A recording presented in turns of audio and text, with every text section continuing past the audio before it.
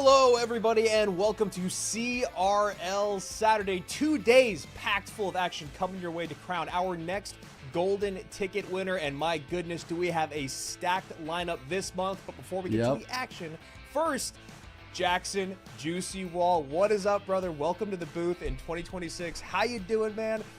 What have you been up to? Talk to me about the meta. It's great to see you. Man, Clash Royale has been so fun recently. Ever since the hero change, I feel like the meta has been really balanced. I've been having a lot of fun, even kind of dipping my toes back into competitive recently.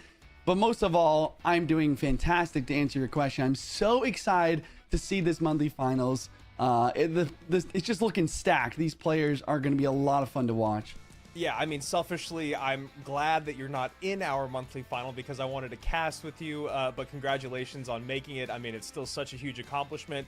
And for everyone at home that maybe didn't make it to monthly finals, there's still things that you guys can win. We changed up the way that we're giving out rewards this month, but we have great rewards to give away, including an exclusive emote, which I know everyone wants to get their hands on any sort of exclusive emote. So make sure you guys go to event.supercell.com/Clash Royale. You can put in your predictions there, just like we do at World Finals, and predicting this month is going to be very, very difficult. We have both of our world champions ever since we started the solo era in this month's competition. We have repeats from World Finals. We have repeats from last month. There's so much to get to, so many matches. So first, Juicy, let's get to our format. Yeah, format a little bit different than last year. For the better, we have 1,500 players from the ranked season instead of 1,000 now, which is amazing. And then the monthly qualifiers still pretty similar. You have 9-round Swiss stage, and then whoever qualifies from there gets to the 64-player group stage, and it's just a bunch of different groups, and the top 2 from each group is going to make it to what we're doing right now, the monthly finals. 16 players, double elimination bracket, $50,000+ prize pool, and the winner wins that golden ticket to qualify for the world finals. That's right. And of course, Mohamed Light did take home that golden ticket last month and the huge prize pool. So if he does win again this month, it will go to the person in second place, but that is so far away from here. And last month, he really had to earn it from our boy Sandbox. This is our prize pool for the month. As Juicy said, it is a huge prize pool. $14,000 going to the champ, $8,000 to second, $6,000 to third, $4,000 to fourth, so on and so forth. But the great part is the group stage. You can also make money in the group stage. This is something that we added in this year to encourage more players to compete. It's very, very difficult to get to the monthly finals, so it's a great way to earn points and earn some cash while you work your way up to, hopefully, your monthly final and your golden ticket. And on top of the cash, there is also leaderboard points. Juicy, let's take a look here at our CRL leaderboard. So even if you don't make it every single month, even if you don't get to the group stage, you can still get some points. These are our top players at the moment. Yeah, the leaderboard is important for 2 reasons, right? You know, you're going to be able to make it to the last chance qualifier if you're in the top 16 leaderboard, but also the top 8 on the point leaderboard just qualify and get a golden ticket to world finals. So consistency, like winning a monthly final and being like, wow, this is my month, I'm the best this month in the world to make it to world finals is really good. But also, if you can consistently get into monthly finals, you can consistently stack up those points, you're going to be able to put yourself in a really good position. Yeah, that's a great point that you make there about the leaderboard, because we are inviting a lot of leaderboard players to our world finals as we've done in the past. Consistency is key. Now let's take a look at our group stage results. As Juicy said, the top 2 players from each individual group made it through to our monthly final. So you can see our 16 players here and some absolutely stacked groups out there. Yeah, I mean, you look at Group C, you look at Group G, you look at Group B. There are so, I mean, literally every single group. We have world champions and so many of them from the teams era. And then also when you look at something like Group G, this is one I was looking at last night when you're talking about making it through to just our monthly final. Samuel Basoto, OP Sam, both of those guys had the exact same win-loss record as Erbache, but they did not have a good of a game win percentage, which is why Erbache is here. And Juicy, you know, you played in the Swiss stage. It is just, the competition is absolutely stacked. Every year that we do CRL, it seems like it gets exponentially better. And the top 2 from each of these groups made our bracket, which this bracket, as you mentioned at the very top of the show, this is going to be an exciting bracket to talk through. As you know, double elimination, 16 players now. When we look at the matchups that are happening in this bracket, is there anything that really stands out to you? One that you're dying to see, or is it just all the way across the board big time hitters? Man, there's a lot of great matchups. I think the two that I'm really looking at is Ian77 versus Droy. These are the two best competitive players right now in the United States. So that's gonna be really fun to watch. And I don't know how much they practice together, but maybe not. Either way, that's gonna be great. I also really am looking forward to Wallace versus Niuzi.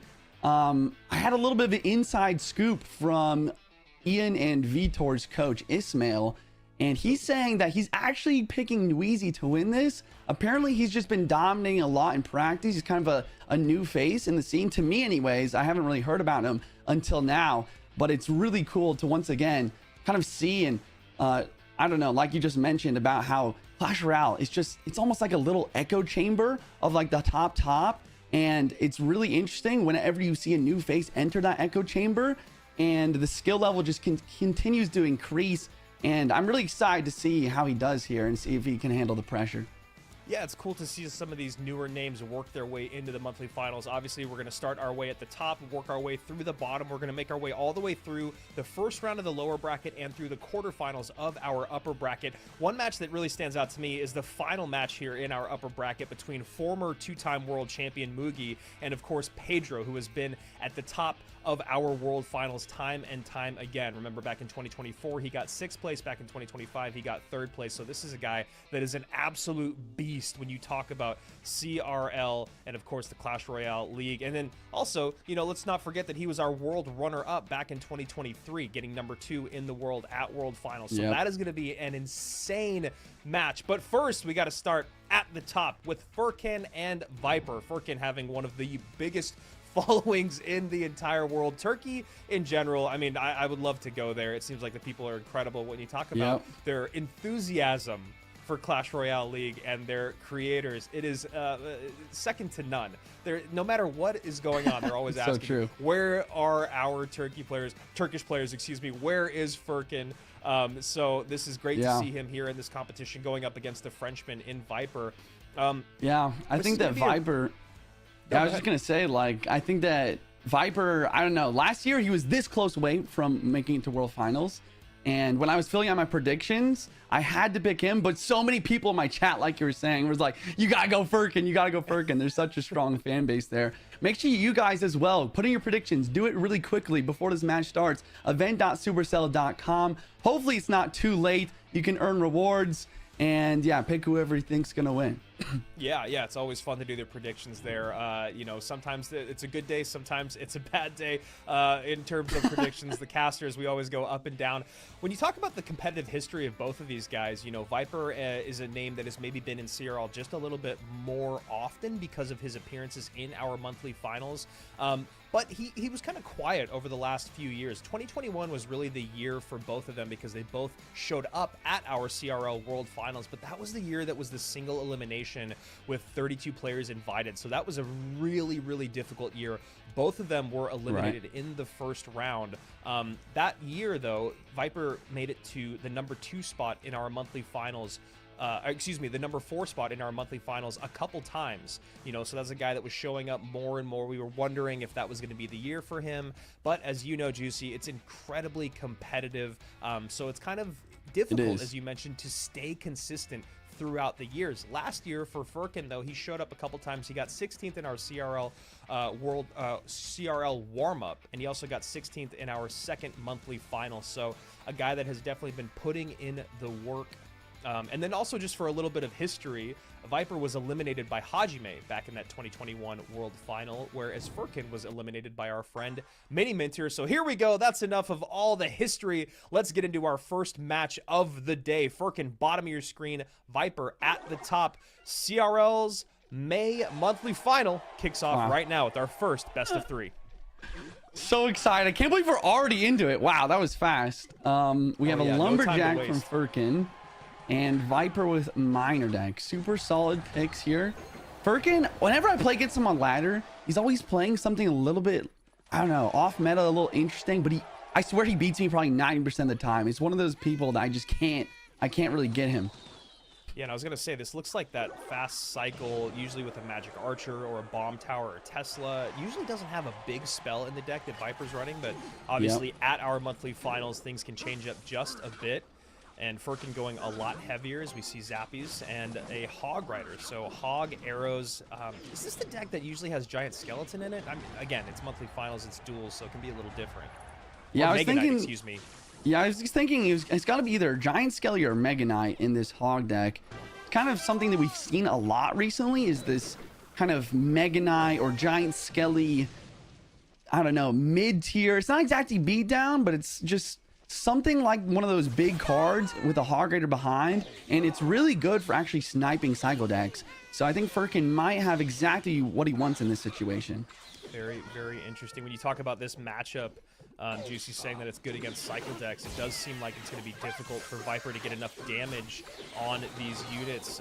You know, Spirit Empress, one of the most difficult cards in the game to deal with when you don't have a lot of air attacking units, especially when the only thing in terms of strong DPS is your bats. You've got to deal with the arrows. Magic Archer obviously going to do some help, but while we love the Magic Archer, not the most powerful card in the game in terms of single target DPS. Right. Okay, we're heading into double elixir. Miner coming through with some bats. No arrows and cycles. Zappy's gonna be forced out. Yeah, as soon as like we're just gonna like continue to see that. Okay, here's the Mega Knight, like you called out. We're just gonna continue to see this like get more and more difficult for Viper, especially since he didn't get as much damage as he wanted in single. And Furkin's just gonna continue to make up these huge pushes, and it's really all on Viper to get good defense. This is why I love having you in the booth. That's exactly what I was just going to call out was, you know, obviously in single target, or excuse me, in single elixir, you want to get a lot more DPS with the quick cycle deck, but not a lot of damage came in, and they're obviously only separated by about 500 HP at this point. EQ is going to be great work for that bomb tower as this matchup moves on. So Viper going to have to figure out a way to not only just stay ahead in damage, but create a lot of pressure as this matchup goes deeper into double and into triple elixir. And this is a great way to do it. Magic Archer at the bridge. Magic Archer bridge, Mega Knight to respond. Magic Archer ability gets chip damage, but Arrows takes out the Evo Bats and the Marcher. And now here's the Evo Lumber. This is a huge push. Oh my goodness. Evo Lumberjack on the tower. Evo Lumber on the tower. Gonna have to put something there to distract, but obviously the Lumberjack getting tanked for. And now this the is ground huge. That's tower down. Wow. And there you go. That's what this deck is all about. You make it to double elixir without taking too much damage. You get your Evo Lumberjack. You get your Evo Mega Knight all in one lane, and you just power through. And Viper just doesn't have the big spell. He doesn't have, like you said, the big DPS from like a Mini P.E.K.K.A. or an Inferno Drag to deal with this huge push. And he's just going to absolutely steamroll for the first victory of this best of three. Yeah, I mean, you talk about the pressure that that deck creates. You know, the Mega Knight or sometimes the Giant Skeleton gets in front, and we've seen that with Giant Skeleton, Battle Ram, Ram Rider a lot over the last couple months. Is just you have that big tank up front, especially the Evo Mega Knight that's going to clear the path, and then cards like your Win Condition in the Hog Rider is going to come through, but then also that Evo Lumberjack. It is one of the most. I mean, when you talk about the scariest Evo when it's at its fullest power is the Inferno Dragon, probably, right? Every time a charged up Inferno comes down the lane, you're like, oh man, this is going to be difficult to deal with. But when you talk about the Evo Lumberjack, especially when it's got a tank in front of it, the single target DPS is insane, and then you have to basically sacrifice a unit to throw right in front of that tower if it breaks on through. And that's exactly what you saw Viper struggling with. Not a good matchup for game number one for Viper there, Juice. I mean, it just seemed like there was no way to create enough pressure. I mean, because sometimes with those quick cycle decks, you want to be able to distract in the opposite lane, but I don't think there's any way to create that much pressure with what he was going up against. I do really like what you said about the ops lane. I think that from a macro perspective, like for anyone new watching or anyone that doesn't understand Clash Royale like a super high level, basically there's two like ways that you can kind of think about each game. You have a micro and a macro perspective. The micro is like the little nitty gritty placements that are really important, especially for like defense, but macro is just big picture strategy. And Viper really messed up in that scenario because you're right, he's going same lane. You cannot go same lane against a Mega Knight, Spirit Empress, Lumberjack, Golden Knight deck.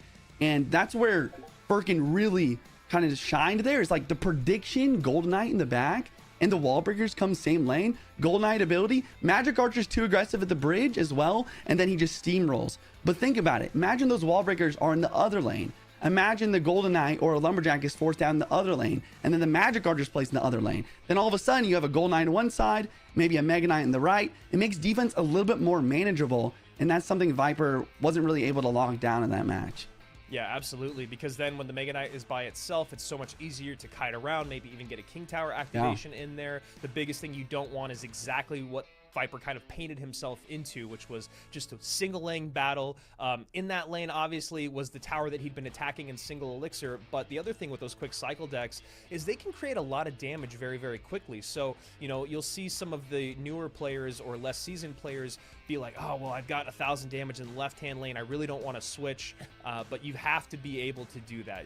Wall breakers can create so much damage. Miner plus evil bats can create so much damage. So game number 1, as you can see, Viper at a 2.5 average elixir versus a 4.4 needed to get a little bit more out of single. So let's see if he can turn it around here in game number 2. And I just got to say, Juice, it's great to have you back, man. I love to hear your analysis. I love to hear your breakdown. It's always so fun. Oh man, Andrew, thanks so much. Like, for real, like you're the guy for me, man. I think whenever we're on the desk together, I just feel I have no fear. Like, I know that we're gonna always do a great job. But anyways, chat absolutely losing it over Furkin, of course. So great to see that. Glad to see you guys in the chat. Remember, event.supercell.com, and that is a great value fireball, and that Rhinoceros barely gets stopped in time. Yeah, I was gonna say another beautiful match. Okay, interesting. It's RG. Okay, giant skeleton, most likely graveyard from Viper. Yeah. And then Furkin with Evo Cage, Royal Giant. And I really like this aggression, actually, from Furkin, because he's already back to Evo Cage since he started out with that. And that's kind of where you get... Like, this is where Evo Cage really shines. It's just almost free value, taking out the whole giant skelly. Yeah, and I think... Yeah, the Brawler, well, I guess with the bomb going off, it's going to be perfect, right? It's going to take the Cage off the board. Brawler will be at 100% health, creating a little bit of a counter push. How are you feeling about the Hero Dark Prince at the moment?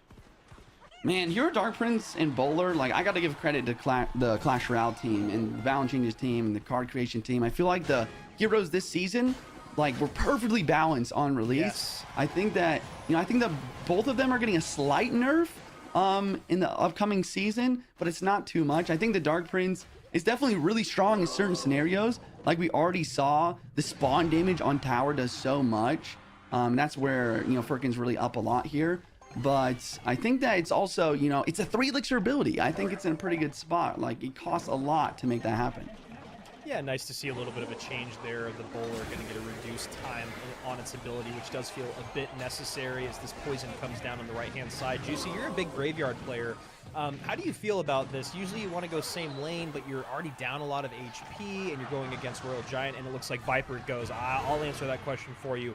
I want to switch lanes. Man, this is so interesting, because I think that he should have played opposite lane in the last game. And in this game, I think as a graveyard player, I pretty much always want to play same. So this is interesting. He does have a little bit more damage left side. So maybe he's like, wow, I've taken so much damage already. Like, I need to min-max every HP right now. But then you get in this situation where it's RG at the bridge, and you got to deal with it. And RG coming through here. Going to clear. That log does not clear the path quite in time for the RG to get back on tower. 1495 to 2231, and Furkin just really utilizing these heavy HP or difficult to deal with flying cards so far in this best of 3, using Spirit Empress in game 1, using Phoenix in game 2. Skeleton Dragons have gotten a huge tick in usage over the last couple of months. They've always been great, but they are just one of the more frustrating cards to deal with. They're just squishy enough. They do just like a small enough amount of damage that you never really know exactly how you want to deal with them. Sometimes you're like, oh, I just need to let them through. Sometimes you need to spell them off the board. But they're just a card that kind of makes your opponent play a little uncomfortable. No Fireball in cycle. Evo Fern's going to drop down, one of the strongest cards in Clash Royale right now. Yeah. But Furkin's back to his Evo Cage here, which is one of the best counters to Giant Skelly. Plays it early, though. Graveyard Darkman's other lane. Viper sees an opportunity here. Yeah, he's going to use the Evo Snowball to move those Skelly Drags off the board, and that is a lot of damage on top of the tower there. Wow. And Evo Furnace also working on the right-hand side. 5:35 with the poison ticking in. 45 seconds remain. And while Furkin was able to open this up early on, Viper has thrown a huge uppercut to scream into the lead. Fireball onto the hut. I think he can hit tower in that scenario since Goblin Hut is a passive building, has a larger hitbox. But the Spear Goblin, the poison dropping down, maybe it just doesn't matter at this point. Strong defense going to come through. Dark Prince going to try to clear the path. Although the Rhinoceros does break through for a little touch on that tower. RG still pretty healthy. 17 seconds remain. Furkin's putting everything at the bridge right now. He knows the poison's going to drop down soon. There it is. 10 seconds. Fireball comes through, but the poison is faster. And Viper coming through with a 2-0. No, sorry. Now it's 1-1. I do that so often. 1-1 in the best of 3. Yeah, evening things up is Viper there. It looked like it was going to be really rough goings for the Frenchman, starting off with a lot of damage coming in on that right-hand side.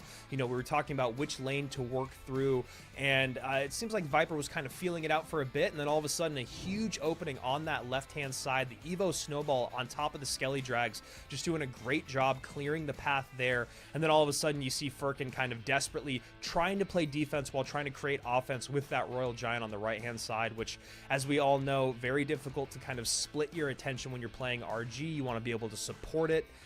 So great stuff there. And then when you talk about that Dark Prince hero ability, didn't really create much of a threat for Viper. Got very close a couple times. Got a little bit of damage on tower, but maybe not quite the layering that Furkin was looking for. Yeah, I think that, I don't know. Viper's like playstyle, I feel like is always so interesting to me because his main deck is Hog Exinado, and Hog Exinado is just one of those decks kind of similar to RG where it's not really similar to anything else in the game. Like the way that you play it is so interesting, and that's what I love about Clash Royale, because I feel like most of the time a lot of pros will actually have one main deck that they start out with, like usually Logbait, or you know, Ian, it was Exbo, Viper, it's Hog Exinado. You have like one deck that you get really good at, and by doing that, kind of like trains your mind to understand like cycle tracking and all these other things, but then it kind of also influences your playstyle in everything else that you do. So Viper, I thought he should go same lane in that matchup, but instead he kind of played this dual lane thing where he's like blocking the left side with Giant Skelly, then got the perfect opportunity with that Graveyard Dark Prince right lane, and then one misstep from Furkin at the end there to play the log on the Evo Furnace on the right, and not having that log for the Graveyard, along with the fact that the Evo Snowball was in cycle for Viper, it just like spelled the perfect storm for him in that situation.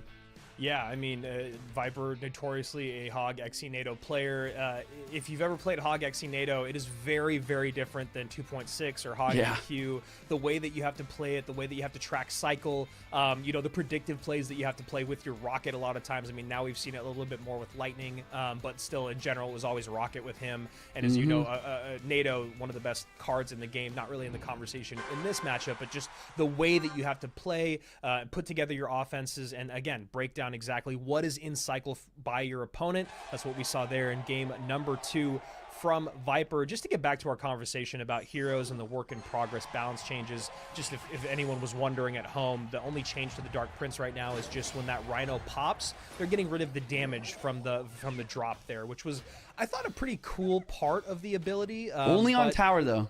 It's still gonna do damage to troops, but like the tower damage will be removed, so you'll still be able to like use it to break through. But like in that last game, we saw that it dropped down for so much damage in the tower. Yeah, exactly. And that's one of those things that feels like, all right, you've already got a tower seeking troop coming out. I do agree. Right. It's a great way. It's a great ability in terms of clearing, you know, troops on the ground, whether it's like a, you know, a Skarmy is just like one of the easiest ones to look at and see it drop. The drop damage come through. And then also one of the other changes to the heroes in the game, we talked about the Bowler, we talked about the Dark Prince. We're also going to deal with the Skeleton Trooper landing damage from the hero Balloon, which was showing up quite a bit last month. So here we go. Looks like we're going to see Graveyard now out of Furkin. Yeah, Graveyard Hero Bowler, there he is. I don't know. Can I call Boulder LeBron on broadcast? Can I do that? What do you think? You just did, and you absolutely can, because it is one of the more fun things It is so fun. for lack of a better term, that has been introduced into the game. I mean, everything about the hero bowler, the sound of the ability, just like the light show that happens when it uses its ability. I'm just a huge fan of the hero bowler's design. All right, Hog coming through for Viper, coming back to a little bit of comfort. Not Hog Eggsy NATO, but instead this Hog Mega Knight deck that we've seen kind of take over the CRL scene as of late. Not going to be the little bit of heavier version, but still adding some cycle elements to this. And wow, so if you guys hate the hero bowler, this is how you do it. This is, watch the pros. Look at this. This Berserker, any high speed unit will just continue to distract every single shot. It's beautiful. Perfect placement and timing there from Viper to make that ability completely useless as this Mega Knight clears the path for the Hog behind. Lightning going to also do some work there. Doesn't get on top of the hut, but doesn't really matter as it hits the other units in support. Bowler going to do a good job, but still one Hog hit comes through, and that Hog hit definitely hurts. Juicy, how do you feel about matchup? We have Evo Tesla here to deal with the Graveyard as well as the Berserker and the E-Spirit. Oh my goodness. Oh, wow. Never mind. Yeah. That changes the conversation quite a bit as the bowler does get on tower. Okay, bowler's getting some damage. Mother Wish gets taken out. Nice thing with the bowler is it does a good job of clearing out all those piggies. He's a little bit low in elixir though. He might have Evo Snowball, but the Hog's on tower. Yeah, nothing to get on top of that Hog. No the Mega building. Knight. As the Mega Knight leaps too, and Furkin knows he is in a lot of trouble. 609 remains, and the pressure is relentless here from Viper at the bridge. E-Spirit's going to connect. Another bowler. Furkin's kind of smiling. I think he knows that he's just 2 lightnings away from losing this game now. And Viper's just playing stone cold. He's setting up another Evo Mega Knight. And wow, even the Tesla here. Everything's going wrong for Furkin right now. Yeah, Viper nodding his head going, yep, that is the Tesla that I wanted. Snipes that Furnace off the board. Hog in behind. No way to clear. Lightning comes down, and that is a beautiful come from behind 2-1 victory. Do not worry, fans from Turkey. Furkin is not eliminated yet. While his CRL monthly finals started very strong in game number 1 with a great matchup and great play, it is Viper who turns things around with a great 2-1 victory. Reverse sweep here from the Frenchman. Unbelievable. Man, we're so blessed for this gameplay today. I don't know. I think that I'm just so impressed with Viper, as always. I think that he always just stays calm. He stays collected. I feel like he was a little bit shaky in that first match, but then he kind of, I don't know, it seems like he got rid of those nerves, locked down some really great gameplay. And then Furkin, on the other hand, just struggling there in this last matchup. I mean, you asked me, I didn't really have a chance nor a need to answer your question. I think that, you know, we all know that a Mother Witch for that Graveyard, I mean, that really just changes everything. It really shifts the tides, all those piggies coming through. And then, like you said, Evo Tesla as well. Evo Tesla, one of the best counters, not only for Graveyard, but it's actually really good versus Bowler too, because you can activate King Tower. It's really like got a solid amount of HP and DPS to DPS down that Bowler. Tough matchup for Furkin. Looking at the best of 3 in general, I think that, you know, first game, once again, Furkin definitely not only played fantastically, but really locked down that matchup. Game 2, I feel like this is kind of anyone's game here. I think that even Furkin has like a solid chance, especially with Evo Cage for Giant Skelly. But we just saw some big outplay from Viper, or maybe rather just a kind of a big mistake from Furkin. You either need E-Spirit or Log and Cycle for the Graveyard every single time, and the Log on the Furnace on the right hand, along with a couple questionable fireballs, put Furkin in a pretty tough scenario. Yeah, that's a good call there. And honestly, when you just look at the matchup on paper, it seems like maybe there was a way to create a little bit more discomfort for Viper from the Phoenix and the Skeleton Dragons, really only having one air attacking unit in the Furnace. Obviously, the Goblins from the hut can do a little bit there, but, you know, it felt like it was just kind of poisons to deal with those units that I just mentioned. So I don't know if he could have created a lot more pressure for Viper there, but it just seemed like it was maybe just a little bit misplayed. And then you go into game number 3, not only a tough matchup, but just really, really well played there by Viper. I love that Viper also saved, you know, Hog Rider for his third great game. Not Hog Exy NATO, but obviously he understands the layering of how to break through with spells there. So as you guys can see, Viper moving on through to our quarterfinals in the upper bracket. Furkin still alive down in the lower bracket. 4 players will be eliminated by the end of our day. If you missed the top of the broadcast, we're going to get through all of our first round matches in the upper bracket, first round of lower bracket, and then the quarterfinals of our upper bracket. 16 players means more Clash Royale for you guys at home. And remember, event.supercell.com/Clash Royale. If you missed the ability or the opportunity to put in predictions for today, remember that you will have the opportunity to do that for tomorrow once our broadcast ends today. And of course, a lot of great rewards there, more rewards than we've given away in our previous monthly finals, including that exclusive emote. But now we move on through to Riley and Vitor. This is a very, very exciting matchup. When you talk about Vitor, a guy that has just been tried and true. He's been at 5 of the last 6 world finals. Highest finish, was back in 2022 where he got 8th place, I believe. And then you look at Riley, who did miss World Finals last year, but he got 2nd place in 2024 to his good friend, Mohamed Light. 2 very different personalities on camera as well.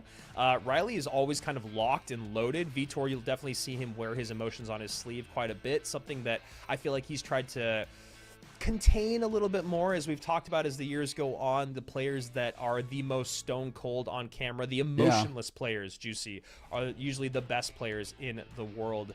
Talk to me a little bit about both these guys. You know them well.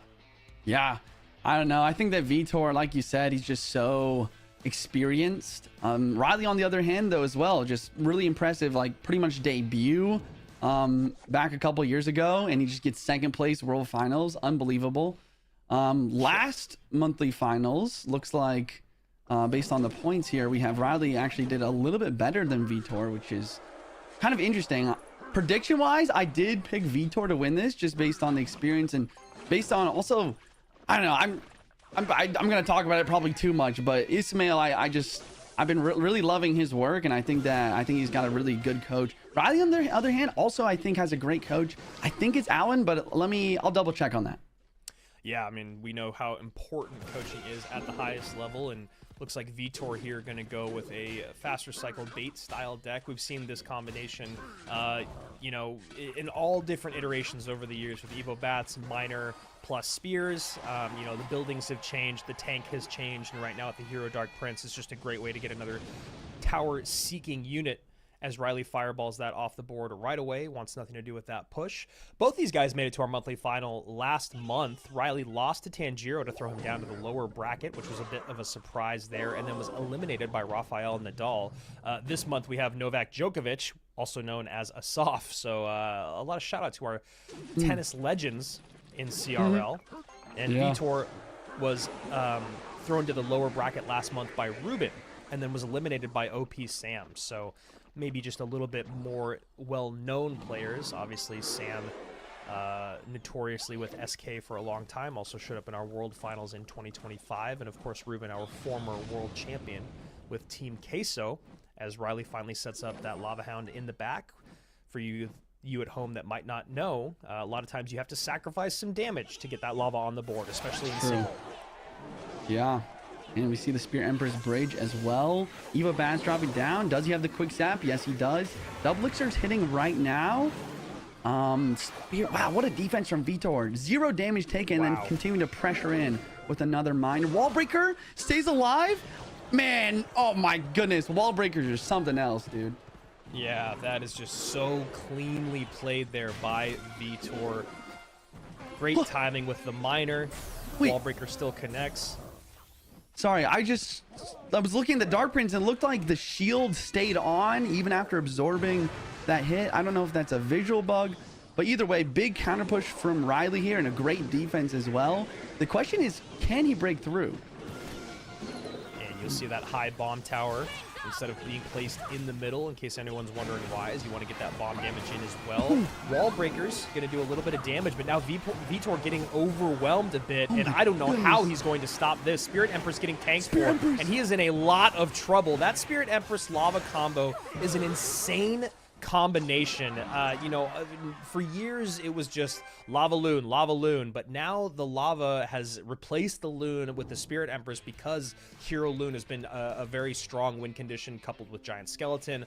That Spirit Empress behind the lava, especially with a deck like this, is very, very difficult to deal with, Juice. Yeah, and I hate to say it again, maybe I'm just wrong, but I just don't understand why we're not seeing duel or ops lane pressure once again in this sort of matchup. This is very similar to what we saw in the last set, where it's just, Vitor just continues to push down this lane, and once double elixir hits, it's just a huge overwhelming push after that defense. And that's the thing about Goblin Cage as well, is you just defend with it, you drop it down, and then it is able to counter push. And then, like you said, with the hero, we don't see the balloon here, but we do see the hero Dark Prince. And the hero Dark Prince is kind of interesting because it's applying a lot of pressure, but then also for 3 elixir, you're just spawning in that Rhino. And when the lava is tanking for that and everything's pushing down the lane, it's so hard to stop if you don't have just like a solid amount of DPS. Yeah, it really felt like after that first perfect defense came from Vitor, recognizing what Riley was doing, which lane he wanted to focus on. Would have been great to see a little bit of pressure opposite lane.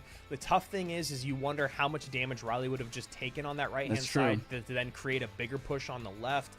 Defending lava with that deck and the spells that Riley had is just really, really tough when you're talking about bats plus spears, right? Like it's just cards that are very easily spelled off the board, or cards that again, since they have lower HP, if you do go opposite lane, it's just, you don't know. It's like, do I really want to get in a 2-tower game against Lava Hound? I don't know. And so Vitor having to make all those decisions, regardless of the matchup, it felt like maybe the incorrect decision was made. So a strong start for Vitor in game number 1, but then Riley playing nice and patient, puts together a huge push.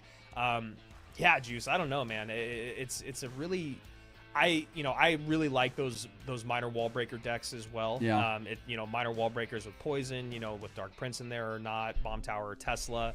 But I will say, Lava is a deck that I struggle with a lot. Yeah. No, it's definitely a tough matchup, especially with that zap just to clear out bats. And then, like you called out earlier, the Spirit Empress is so tough there because it's like, okay, I'm gonna drop bats onto the zap, and now what? Now there's an air mini P.E.K.K.A. flying towards my tower, taking out literally everything that I have on the map. And then we saw at the end there, just locks on tower. And once it locks on tower, it's kind of like a flying machine. It's so hard to get it off, but it has so much more HP too. So it's definitely just difficult to deal with there. Yeah, that's a great call. I definitely, and that's why it's been coupled with, Lava Hound so much now instead of Loon, is you have that lava in front tanking, and then all of a sudden the Spirit Empress, which has a lot of HP, is tanking for the pups, which we saw at the end of that. And then finally, as a last-ditch effort, the Evo Bats, I think, came down. Riley already probably hovering the zap, waiting for it. Just perfectly played by him. Both these guys went through some great players to get here. Riley was able to beat Hasael, Ruben, and Codigo in his group. He lost to Furkin and EGW. As a hog comes down the lane here for Vitor. Vitor on the other side of it was able to take out Lucas, Sosa, Viper, and Pompeo in his group. Yeah. Yeah, definitely. I mean, once again, we just talk about how stacked this month has been. Not only in this monthly finals, but in the qualifiers. So, always impressive. Just getting to this point is impressive. But these players are not happy with it. That's the thing about Clash Royale players, man. They are never happy with any semblance of mediocrity, even though it's like, this is your top 16 in the entire world if you make it to this point. But they want that golden ticket. They want to make it to World Finals. They want to make a statement. Okay, so looking at the decks here a little bit, though. Vitor looks like he's playing probably another one of those Mega Knight Hog Rider decks. And then Riley with a minor exit. Maybe it's probably going to be a Loon deck. There it is. Yeah. So our first hero Loon of the day as a barrel comes out early to catch that minor. But still will get a drop on tower here. Vitor just recognizing that he's going to have to eat that damage. Doesn't have a lot of air defense. You talk about the Mother Witch not going to be huge on single target DPS. The cannon you're going to have to pull, at least use to pull the balloon, but can't attack the skies. So Lightning, Mother Witch right now looking like the best options for Vitor, which is not great options. Yeah. And it's so fascinating. Look how much elixir Riley's lead compared to Vitor. He's just waiting. He's just very patient. And this is a lot of the time what you do with these executioner decks, especially when your tank is a giant skeleton as well. He's just very patient, and he gets the giant skeleton down for defense. A big lightning for Vitor though, and the Mother Witch is starting to put in a little bit of work. And the oh my gosh, spirit. Wow, and the Mother Witch stays alive. Is this balloon a mistake? And with the ability, maybe not. Yeah. We're going to have to pull that back up top. And then the Skelly Trooper comes down, something that we were just talking about earlier. This balloon does not get a drop, but will get death damage. And Vitor cycles the Evo Mega Knight in the back. Evo Mega Knight actually does pretty good versus the giant skeleton, just keeps knocking things back. But with the executioner here, I think it's probably going to be enough to shut this thing down. And cannon coming down here. Evo Cannon does miss the drop there on the balloon. And this is trouble for Vitor. Has to go defensive lightning again. Yeah. And will stop the death damage this time. Okay, nice stop with the death damage with the giant skelly. Sorry, the Mega Knight didn't get to the tower here. And it This just giant kind of skeleton executioner combo just feels like Vitor cannot keep playing in the same lane, but I think he's kind of forced to. He doesn't have the option to go opposite here. All the elixir that he has to use defensively with the cannon plus the lightning, and that is just not what you want to have to do time and time again. As the MK does get to tower though. Wow, I was so focused on Vitor's defense and the balloon getting the tower. I did not see how he got this giant skelly to break through, but well done. And now the Evo Mega Knight, so now he's another great chance. And the longer this game goes on, Vitor with the lightning here is going to be able to even this up pretty quickly. Riley really needs to find a way to get this loon to the tower one more time. Yeah, I love the patience here from Vitor to not use that lightning too early, maybe offensively. You see him use it time and time again here on defense, and now he's starting to clear these bridge battles quite a bit. Now he goes opposite lane with the MK Hog push, and there it is. Hogs were going through. He has a tornado, of course. Oh my goodness. Can't believe I forgot about that. Lightning drops down once again, clearing out the Evo Exi, and Vitor does take the damage lead for the first time this game. It all comes down to really good defense for Vitor at this point. Yeah, 30 seconds remaining. Riley does not have a way to break through these cannons. While he doesn't have a lot of single target DPS, he can clear the miner and use the lightning defensively. Ooh. Now he goes with the snowball to clear Hog to create some pressure. Wait. Death damage. Does the balloon get death damage here? It does? It does. Close. 9 seconds, Andrew. Zerker in. Snowball to clear the path. Can Vitor get another lightning down in time? He cannot. As you can see, he's off by a half of a second. Oh, wow. Lightning's dropping down, but it's not there in time. It would have been enough to win the game. But now Riley takes the 2-0 sweep versus the 5-time world finalist. Wow, and you could just see the look on Vitor's face a few seconds out, just recognizing where his elixir was at and how long it takes for that lightning to get on tower. So well played by both of these guys. I mean, Riley looking like he had a great matchup early on. It looked like Vitor had no way of continuing to defend against that balloon, but great cannon work, great lightning work, and then winning some bridge battles put him back in that conversation. But Riley stays true and is able to take the win by a lightnings away. That lightning was the lightning was in. The damage was not. Juice. Wow. Okay. Great best of 3. Looking at the decks here. First game, once again, we saw this super quick cycle deck. But the big thing here, I think, to note is just the bomb tower, right? You know, maybe Vitor was kind of hoping for playing against Royal Hogs or something like that. But Riley, you know, once again, Alan being his coach, I mean, one of the best coaches in the game, coaching Mohamed Light to #1 last year. And yeah, I mean, the big thing here is we're not seeing a Tesla, right? If we have one other thing, one building that has a little bit more air defense, it's going to make dealing with these lava hounds a little bit better. But Riley just steamrolling through once they hit that double elixir mark.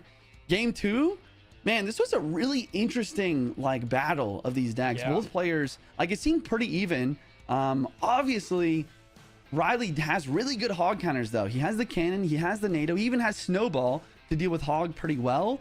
But Vitor realizing that really just switched from playing lots of Hogs to playing lots of Mega Knights. He was just playing a Mega Knight whenever he had the chance on the board.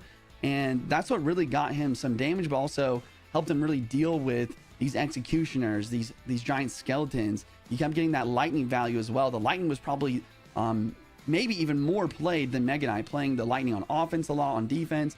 But in the end, Riley gets that one death damage through, and the lightning not in time. Just a beautiful match there. Yeah, crazy that death damage from the balloon was just enough. Riley doing a great job creating a ton of pressure. What Vitor would have given to have a Tesla in either of those games. As you said, shout out to Riley's team there, just putting together great matchups for him. We get our first sweep on the day, as we will see Riley versus Viper a little bit later on. And Vitor makes his way down to the elimination bracket. We'll see him again towards the end of our day, but not quite at the end of our day, as we are going to work through, as I said before, that quarter finals of our upper bracket. Furkin and Vitor. That will be a very, very interesting matchup to look at in just a little bit. But now we move over to the States, as you mentioned. Droy versus Ian. Ian is one of the few players that got a 100% win rate in our group stage. Ian, Ta, and Mohamed Light were the three players that all got 100% in our group stage last weekend. And you talk about, you know, a guy that also had a huge coming out party at World Finals at DreamHack in Atlanta was Ian. You know, he ended up getting 6th place, so not quite as high as Riley in his World Finals debut, but a guy that had a lot of fans and a lot of great stage presence there. As he gets older, he just gets more mature. Going up against a guy in Droy that is, you know, he's just less known. I mean, Juicy, is there anything, you talked about him a little bit at the top of the show. Is there anything that the fans at home should know about him? Have you played against him? Does he have, you know, I can take a look here at his decks that he played in the group stage, but anything that you have to add to the conversation about our newcomer to monthly finals? Yeah, I mean, I have a lot of great things I could say about Droy. I think that he's just a grinder. I mean, I can see that he's been practicing a lot recently. Leading up to this monthly final, he's got hundreds of games under his belt. He's a very versatile player, and he's been in the competitive scene for a very long time. You're definitely right about him being a little bit less known from like maybe the public eye, but when it comes to the competitive scene, I think that Droy has a lot of respect from a lot of different players, and I'd definitely be interested to see how this match goes. I think that I would personally say that Ian has like a small edge against Droy, but I think that Droy has been putting in a little bit more practice. And man, when it comes to anything in life, but especially in Clash Royale, I mean, the other day I saw Muhammad, like I was just watching Mo's stream, and he was like, "Oh, I didn't play for a day. I'm washed now." Like he's like, I'm. It's like, bro, there's no way. But yeah, I mean, every single game that you put in, every single day that you put work into, it's just so important, because in the end, Clash Royale, especially at the super high level, a lot of the time, with the help of your coaches, you're going to get that pretty 50-50 matchup. And at that point, it's just about every little micro, every little macro decision that you make. It really can all stack up, like we saw in that last game with that victory. And this is a fun new addition that we're going to be using a little bit more on broadcast. Heat maps. And for those of you that aren't familiar with maybe heat maps in basketball, it's just showing where units are placed. You know, this is a fun one because it's every unit that was placed. As you guys can see, 437,000 cards used over 54-ish hundred games.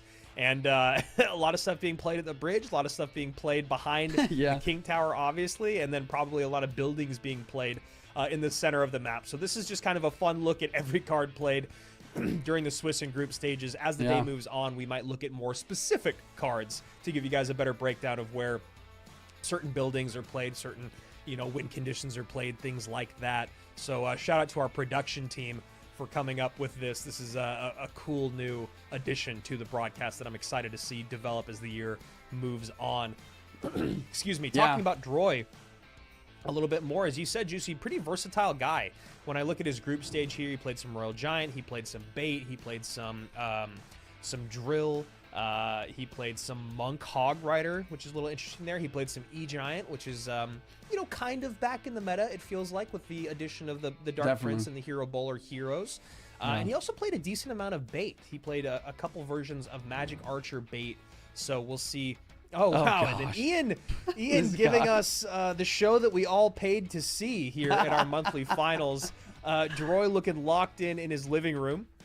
And Ian just probably, you know, it's early here stateside. I mean, they're obviously both in the States here. Probably looking like they're more so on the center of the country or on the East Coast with where that sun's at. But Ian didn't want to get out of bed, as he is notoriously known for playing in bed in his monthly finals. You know what? That's the thing. We've talked about it year in, year out. You got to be comfortable, man. And if you play Clash Royale in bed a lot, then why not do it at your monthly final? You know, as they say, practice like you play. As we get into our game number 1 here, Ian bottom of the screen, Droy at the top. Ian had a strong group that he had to play through, where he was able to beat Morton, Dominic, Kimchi, and Rockin. And Droy on the other side of it, his group maybe a little bit less stacked. But he still had EGW, Tanjiro, and Pedro, where he got, excuse me, that was last month, where he was just barely missed our monthly finals. As you can see, EGW and Tanjiro and Pedro, 2 or 3 players that are very, very good. 2 of them showing up in our monthly final. And as I mentioned before, Ian going 7-0 this month in his group stage.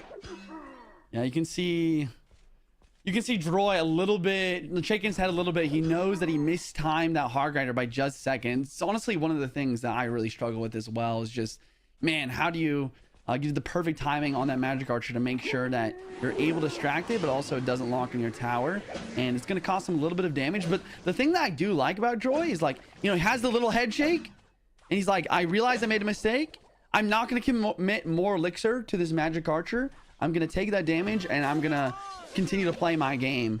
But now it's definitely up to Droy in this scenario to make some sort of play to get some damage through, and here he's going for it. Going in with a pretty big push here, as that hog rider should get 2 shots on tower, and it does. Golden Knight stopped at the bridge, and Droy pretty happy about that interaction as he evens things up, 23-37 to 23-64. And Ian, a guy that has never shied away from emotes, also from calling good game very, very early on. It's kind of like his lock-in power when he calls good game. It's not necessary BM, and it's not necessarily saying that he thinks he's going to lose, but he does call good game and then win quite a bit. So do not be fooled if you are new to watching Ian. Yeah, true. Miner comes through. Magic Archer actually locks on tower instead of the Skelly drags, and so much damage with the poison coming through to get some more chip. And the Evo Mega Knight opposite lane from Droid, maybe trying to get some sort of dual lane pressure going. And Ian responds with an Evo Mega Knight in kind. Maybe a little bit of nerves here from Droid. Juicy just missing a couple interactions early on against that Magic Archer. Definitely. Tesla going to drop down from Ian, just setting up this defense. Even a Miner coming through to try and deal with the Mother Witch. And then an Earthquake from Droid, seeing his last card. Golden Knights dashing around, and the Mega Knights continue to battle out on the left side, pretty much fully canceling out. The dust kind of settles here, and it looks like Droid's actually up some solid elixir. He's going to reset with another Mega Knight in the back right away. And Ian does the exact same here, recognizing that he has quite a good lead on that right side. Happy to move the conversation to the left-hand side just to play some good defense, which is really the smartest thing to do here. He knows he can get a Miner on tower. He knows he can get a poison on tower, so happy to just play wherever Droy is asking him to. And assuming he's going to do the exact same thing here on the right side as a Miner comes out, hog behind, and an Evo Tesla. Yeah, I really like that Miner placement that Ian used there. And I also like the general idea that Ian's kind of recognized that Droy has Earthquake. So now he's just spamming Magic Archers. Every single time the Magic Archer's in cycle, he's going to get that down, because Earthquake Snowball does not take that out. So Ian's recognizing some great things here, but Droy does continue to get some damage through. I'd be interested to see if some more miners start coming out from from Ian to try to get some chip damage in. And a nice hero Magic Archer ability there to get another shot on tower. Probably not going to be thirsting for much elixir, as we were deep into double here, as a Mega Knight and a Mega Knight duke it out on the left-hand side, but no connection. And that's a great call that you make about the Magic Archer. The amount of times that I have lost a game and then been like, man, if I would have just played more Firecrackers or Magic Archers, recognizing the spell power from your opponent, I should have had like 6 of them on the board. But instead, I was just not thinking about the macro conversation there. And Ian recognizing that early, being able to stack these magic archers. Hog Rider does not get a hit, but damage getting a lot closer here in the final 40 seconds. 1524, the strongest tower on the board, to 1190, the weakest tower on the board for Droy. Man, this is so fascinating how the Mega Knights keep dropping left side, and Droy just basically wants to keep kiting or forcing out the Mega Knight left side to try and get the Hog through. But these defenses are so good from Ian. He even uses the anti-Earthquake Tesla placement this time and a Mega Knight. There's only like 15 seconds left, so Ian's looking pretty here. And does not get the Magic Archer lineup at the top of the bridge here. Mega Knight leaps on top of tower, and Ian takes game number 1. And yeah, Juicy, a lot of really interesting macro decisions made here by Ian throughout the game, recognizing he's up early on, happy to play defense on the left-hand side. As you called out, Mega Knight's being just kind of used as, are you going to make a mistake in the left-hand lane, as we both know this game is going to be won on the right-hand side of the board. So fun to kind of see the mind games going on there between the two of them. Man, that was really fun to watch. Honestly, that's one of those games where I just want to replay that after the broadcast in like 0.5 speed just to really figure out everything that's going on. Because when there's two Evo Mega Knights on one side just bouncing each other around, it's like just sheer chaos. And then the Evo Lumberjack on the right is definitely always scary. But Ian just locked down that defense so well. And like I called out before, just the fact that he's recognizing, okay, this Evo Lumberjack is a big threat. I'm going to play safe. I'm going to use my miner up top. He's baiting on my Mega Knight left side, but I'm going to use my wing condition as a solid tank to make sure that Evo Lumberjack stays as far away from my tower as possible. And then also just the Tesla recognition. Sometimes you use the Tesla in the low placement to try and get that full like pull from the Hog. And sometimes he goes for that high placement to dodge the Earthquake.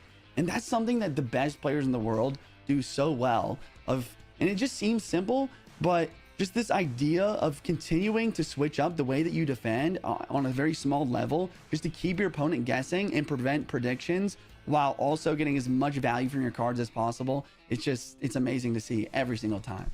Yeah, that's a great call that you make, because the mind games of Clash Royale are absolutely massive in terms of competitive scene, right? You know, we've seen in the past the Knight at the bridge to make you think that they're going to play a graveyard to bait out your response, and this is another great example. You know, moving miner placement. Where are you going to play it early on? Where are you going to play it as the game goes on? And then exactly as you're calling out, the Tesla in the center of the board to get help from both the Princess Towers, maybe units on the other side, but then you're going to go up high to put it in the anti-earthquake spot, you know, giving it that little push, or if the Hog's placed, you know, more towards the center of the map, just varying everything up so it makes your opponent have to respond just a second slower, right? Because getting a pre-earthquake in on a building that's placed instantly is one of those things. You know, if he's going anti-earthquake spot throughout the entire game, then Droy goes, all right, I'm just going to drop an Earthquake in the center of the board up high. Happy to not get the tower damage. I want the Hog to break on through. But when you vary that up, that's when things get really tough. And as the years have gone on, we've talked a lot about playing Miner Poison Control at the highest level. Sometimes it's a really dangerous thing to do because it allows for very, very few mistakes, if any mistakes. But as we saw in that first game, Ian just playing completely lights out. The last piece of that conversation as we hop into game number 2 is the nerves. It did feel like Droy had some nerves at the beginning of that game that allowed the Magic Archer to give Ian such a big lead, which then, as you mentioned, Juicy, it allows him to play his miner, which is the win condition, defensively more freely, because he already got so much damage early on from the secondary win condition. Man, I just love how you broke that down. That's so true. But yeah, hopping into this next game, we'll see if Droy's able to shake off some of these nerves. Looks like he's got the Evo Furnace and a Hero Bowler with a Knight, so makes me think most likely Graveyard. And then Ian, on the other hand, going with this very popular and consistent Royal Hogs deck. And Ian's so good at these decks. Hog and Royal Hogs, both of those decks, he's able to play really well. So I like this idea from Ian, just to go to Comfort and try to break through to win this best of 3.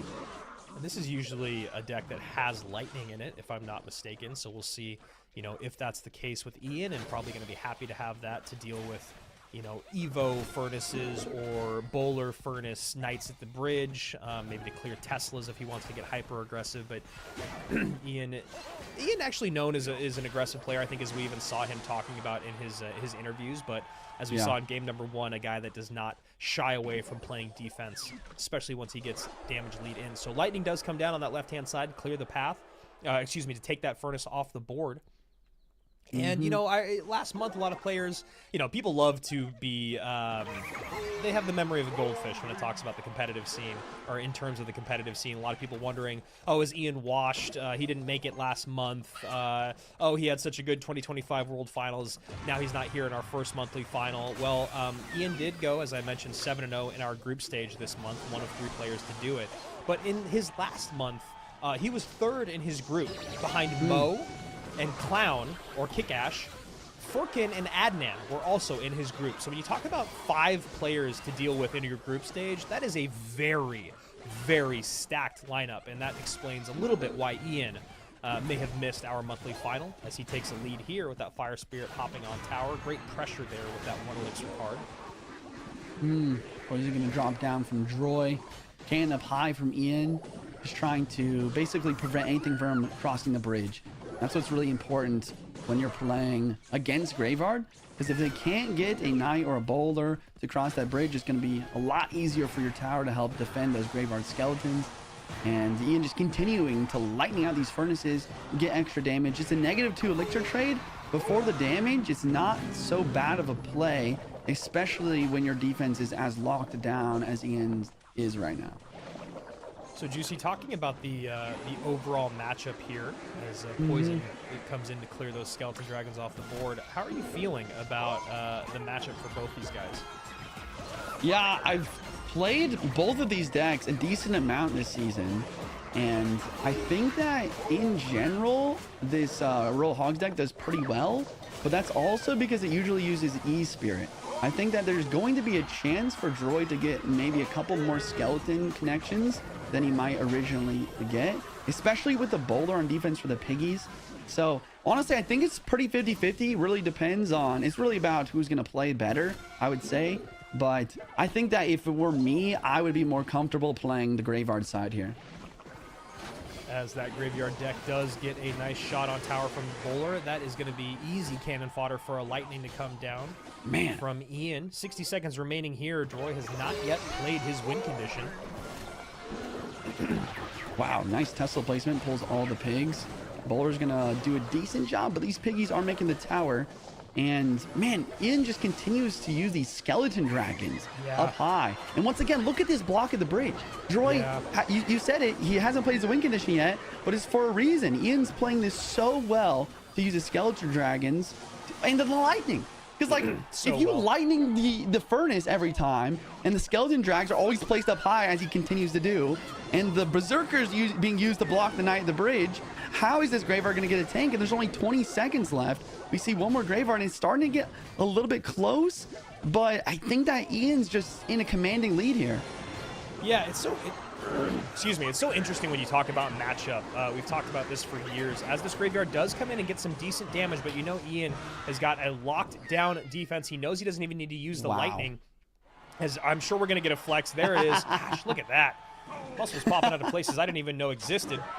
Dude is yoked. What I was going to say, though, is when you talk about matchup in the matchup conversation, you know, Royale API, Stats Royale, 2 sites that are great to look at that conversation maybe after. And there's the flex, of course, there as well. The boys flexing just all over the place with a nice 2-0 sweep. He has earned it. I swear I'm going to get through this sentence. It's just every time Ian flexes, I get flustered. But the matchup conversation, you know, it looks different on paper sometimes, especially when you're taking aggregate data from all the players out there in the world. But if you look at this game number 2, Ian just did a great job of recognizing, if I just lightning where and when I need, play defense, and keep getting hogs through, I don't need to change anything ever. And then when it gets to that final minute, he knows that Droy has to get on offense. So waiting to block at the bridge is the most important thing in terms of defending that Graveyard. So finally, when we're like 50 seconds remaining in the game, the first Graveyard comes through, but there's skeleton dragons already still on the board, and then he blocks at the bridge, and then it's just an easy cannon defense down low. So Ian, while maybe having a 50-50 matchup or a close matchup, he played this more like a 60-40 just because he was so patient. He recognized the macro problems that he might run into, and honestly, the most damage that came through for Droy was just honestly from the hero bowler ability and the poisons. True. You know, so Juice, talking about these games, anything that you want to shout out from game 1 or game 2 in terms of matchup or decks? Or never mind, they're gone. No time to do it as we're moving through our day. Ian. Yeah, Ian with a another sweep on the day. So Riley gets his 2-0 over Vitor. Ian gets his 2-0 over Droy, as we will move on to Ta versus Morton next. The winner of that match will be facing off against Ian, and whoever loses in that match will be sent down to our lower bracket. Furkin and Vitor and Droy. Sorry, Juicy, what were you going to say? I was just gonna say, this low bracket, we are going through the first round soon, so we will see these matches. And yeah, Droy's not out of it. I think that, you know, we did see him like some nerves in this best of 3. I think that, you know, there's a couple plays that, you know, he's probably a little bit hard on himself, but I think that the big thing is he just needs that mental reset. We talk about it all the time in CRL. It's just so important that you don't let these losses affect your mindset. You reset completely. We've seen it so many times. Mohamed Light lose first round and see that huge lower bracket run. I think that this is something that Droy can pull off, but he's definitely going to really have to lock his mental, and he's also going to have to lock down his gameplay because, once again, I mean, these players are just on another level in this month's monthly final. I can't wait to continue to see some of these matches. I mean, honestly, I think, you know, if not the most stacked, top 3 most stacked monthly finals that we've ever had. People were talking about it online, just relentlessly, just seeing, wow, whoever makes it through this monthly final and gets the golden ticket, that is a huge accomplishment in and of itself. And then we get to see what they can do at World Finals. And then, yeah, the other thing, you know, if you're talking about silver lining, when you get sent down to that lower bracket, you get the opportunity to play more if you're winning, right? If you're going to make it all the way through to that grand championship at the end of tomorrow, you have to play a lot more matches than someone that is just staying in that upper bracket. So while it does suck to lose, and while it is a more difficult path, sometimes that experience of playing on broadcast and playing against these players in a monthly final is really what you want out of it. Remember, there's a lot more months that are coming. There's a lot more leaderboard points to be given out. So, you know, maybe it doesn't happen for you this month specifically, as it won't for 4 players by the end of today. But the experience you get doing a lower bracket run, working on that mental fortitude that you talked about, is just something that is very, very important in and of itself. So as we move on to our next match, Ta versus Morton, you know, 2 guys that have actually become staples in the CRL scene. Morton, it goes without saying, you know, he's a guy that has been there since the teams era. He has showed up in many, many world finals, you know, from 2019 to 2023. He showed up in every single world finals. You know, I hate to say it, Morton is a man that I love. He's a guy that I've watched for years. Always a bridesmaid, never a bride. He's gotten 2nd place at World Finals a couple times. And then obviously the famous 1 HP moment against Surgical Goblin, which even though SK Gaming got 4th place in that 2019 World Finals, it really did feel like whoever won that match between Liquid and SK was going to win the World Finals. Sometimes that just happens with bracketology. You know, one side does feel a lot more stacked than the other. And that was a moment for Morton, for all of us, that has been painted in Clash Royale League history. So happy to see him back. He had a very non-existent 2025 in terms of the competitive scene. You know, 2024, you know, he was still in it. He didn't make World Finals in 2024, but 2025, he didn't even show up in monthly finals. And then on the other side of it, a guy in Ta, who when he first showed up in our monthly finals, people were like, this is just a fluke. You know, who is this guy? And then he showed us. It was just crazy, right? Again, you know, you talk about the crowd here in CRL. While we love them, they are very critical of our best players in the world at times, especially on their journeys to becoming well known. And Ta's a guy that, you know, he showed up in World Finals in 2024, but it wasn't a great World Finals for him. You know, he ended up getting 0 wins, period, in games. You know, so he went 0-2 against Riley, and then 0-2 against Pedro. Riley and Pedro, 2 world number 2s, so very, very difficult in terms of where he was at in the bracket. But a guy that, you know, the first time we saw him was back in 2021, where he won that monthly final. Who is this guy? And then again, you know, he shows up in 2024.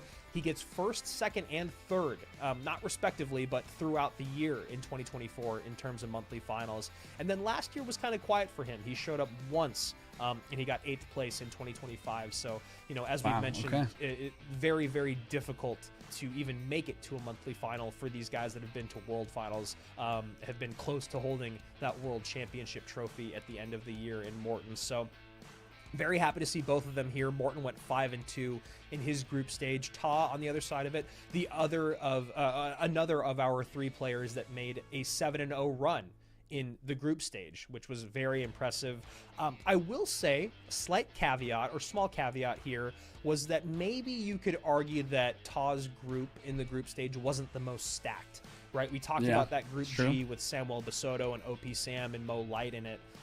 Ta's group, he was able to beat Droy, Kaffer Hubie, and Benzer Rydell, a guy that was actually at the 2019 World Cyber Games, which Juicy won. Just going to throw that out there. But Benzer showed up in that teams format. He was a guy that people talked about a lot as being maybe the next big thing in Clash Royale League. Benzer Rydell obviously not maybe making it to be a household name, but if you've been following the competitive scene, he's definitely a name that you've heard quite a bit. So Ta was able to take down those guys on his journey to a 7-0 run in the group stage. Juicy, I'm sure you, I don't know how much you watch Morton's streams, but I'm sure you play against him time and time again on ladder. Talk to me a little bit about our boy Morty. Yeah, I have so many great things I could say about Morton. I did actually play against him in the Swiss stage for the qualifier. And I won one, I lost one, and then I ended up repeating cards accidentally in my 3rd match. But so I said, you won the set. You would have won.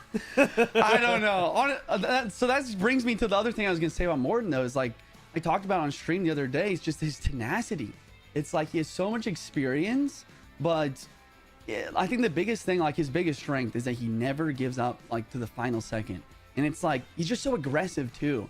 You know, he loves those bait decks, those wall breaker decks, those mortar decks, those pressure decks, where he's just constantly applying pressure, and he's constantly like basically adjusting his gameplay throughout the match to how you're defending in order to make certain plays that's going to make him be able to break through. And I think that's his biggest strength, and that's going to be something that's going to be difficult for Ta to deal with. But Ta, as we've talked about, he's just such a great player. He's been practicing a lot this year. Probably a little bit more than Morton. Morton obviously, you know, has been leaning a little bit more into content the last 2 or 3 years, but he continues to just show up and show why he's one of the GOATs of this game. Definitely. GOAT is a nickname that he's earned. Yeah, he just has so much consistency. He's always putting in the work. And it'll be interesting to see like what decks they choose as well, because I think that another thing that I have been really realizing throughout, you know, kind of the evolution that is competitive Clash Royale is the fact that these players just continue to be more versatile. I think that back in the day when I was a pro, you know, you had like a couple decks that you were really good at and that you were always ready for your opponent to play, and then you had like kind of some auxiliary decks from there. But every single month, every single time that there's balance changes, the entire meta shifts in a big way. And from that, there's a wide variety of decks that show up. And for example, this season, we're seeing these kind of weird roll hogs test the lightning decks that weren't always a thing. We're seeing these Mega Knight Hog Rider decks. We're seeing a little bit less of RG with the Fisherman being gone. And it's wild to me how these players are able to not only adapt, but completely master these different decks and these different archetypes and these different metas within literally just days and weeks to be able to play in CRL at this super high level. Yeah, and just to add on top of that conversation, you know, for Morton, he was the guy that took first place in our Mega Draft ladder that happened this year. So one of those things of being able to understand matchups, being able to understand macro, being able to understand and keep up with balance changes is that guy at the top of your screen. Morton, top of your screen, Ta at the bottom. Morton, also known as maybe the greatest 2v2 player of all time. Him and Sam also were first place in that 2v2 ladder that happened last year, I believe. Looking like Let's see. Royal Giant, bottom of our screen, question mark, and there it is. Yeah. Roll a Up Giant against Graveyard, most likely. versus Graveyard. This is interesting. I think that most of the time when I'm playing Graveyard, it's versus RG, it's pretty 50-50. But this time, Morton's got a Giant Skeleton, even has Ice Spirit. But the Fisherman, that's the thing, is the Fisherman is so good versus this Giant Skeleton. And he does a great job of pairing it with that Hunter as well. But still, good counter push for Morton here. And my that goodness. Rhino should get on top of tower without the charge, but still some damage comes in as it gets a little shove there from the Monk. 2694 to 2745 on this opening battle. Yeah, I think the nice thing Indeed. for... Yeah, I'm just like really trying to still analyze this matchup. Because I think the nice thing for Morton is the fact that he has 2 tanks. Because, I mean, we talk about it a lot, but RG is kind of a tank bait deck. You know, sometimes you need a tank for the Monk. A lot of the time you need it for an RG for DPS. And a lot of the time you need it for the Fisherman. But Morton having the... basically the Dark Prince and the Giant Skelly, I think is pretty solid. On the other hand, Ta also has the Log. The Log is usually pretty good versus Godput, so he's going to be able to break through there. A lot of different dynamics here that I'll be interested to see who ends up winning this one. That's a great Fisherman pull to pull that Giant Skeleton out of Princess Tower range, so that tank for the Graveyard is taken off of the board. Goblin Hut, not a bad defensive building to have. You know, Goblin Hut does have a decent amount of HP here, and you get some Gobbies to pop out to create a counter push. So we'll see how that matches up against this Royal Giant as the game goes on. One thing that you were talking about the other day on your stream, Juicy, was that E-Spirit maybe not quite as good at cleaning up graveyards now that Graveyard's, skeleton population has changed a bit. The way that they populate the board, E-Spirit maybe not as effective as it has been in the past. It's true. I think that... I don't know. The other thing is like these players... Oh, wait. Hey, he's going for the King activation. This is a really risky play. But it Good does play, pull. though, going up against Graveyard. But look at the Dark Prince on the right side, Andrew. Oh, my goodness. At what cost, we always say, for the King Tower activation. So now Morton does have a huge lead. And now maybe going to have to think a lot more about defense and poisons as this game goes on with that King Tower activated. Ta going for the macro win of activating King Tower against Graveyard. But again, as I said, at what cost? As that tower is down to 1100 HP on the right-hand side. Yeah, and you see Morton already shifting here to just, okay, I'm going to get a poison on this tower. And it's really up to Ta now to try to break through. RG in the back, but once again, these Giant Skellies and these Godputs are going to continue to block the lanes pretty well. This is that was a fascinating decision to make by Ta. We'll see if it pays off. This is why I love CRL, is, you know, those decisions that these great players make. They don't always work out, but maybe that was the killing blow for Ta. We're going to find out as this game goes on. A little bit of reflection there by the Monk as this Evo Snowball comes down to get that RG off the tower, but just Look as at his quickly as that left RG... Oh, the skeleton! Oh my wow, goodness. just enough kiting there, but the Dark Prince maybe connects. No, High Monk, as the RG does not get a shot on the right-hand side. 16-10, 9-18. Incredible plays by both these guys. Morton creating a ton of pressure in the opposite lane. No, the Fisherman doesn't pull in time. and the Dark Prince gets a hit. RG doesn't break through as well. Man, this is crazy. The Log just keeps being forced down the Dark Prince, and he never has it as an opportunity on offense to break through the God Hut. Morton, once again, like I was saying before, his tenacity, his aggression, his best defense here is just keeping up pressure with these Dark Princes, with the Giant Skeletons, and here comes a final Graveyard Poison, and Todd knows it's over.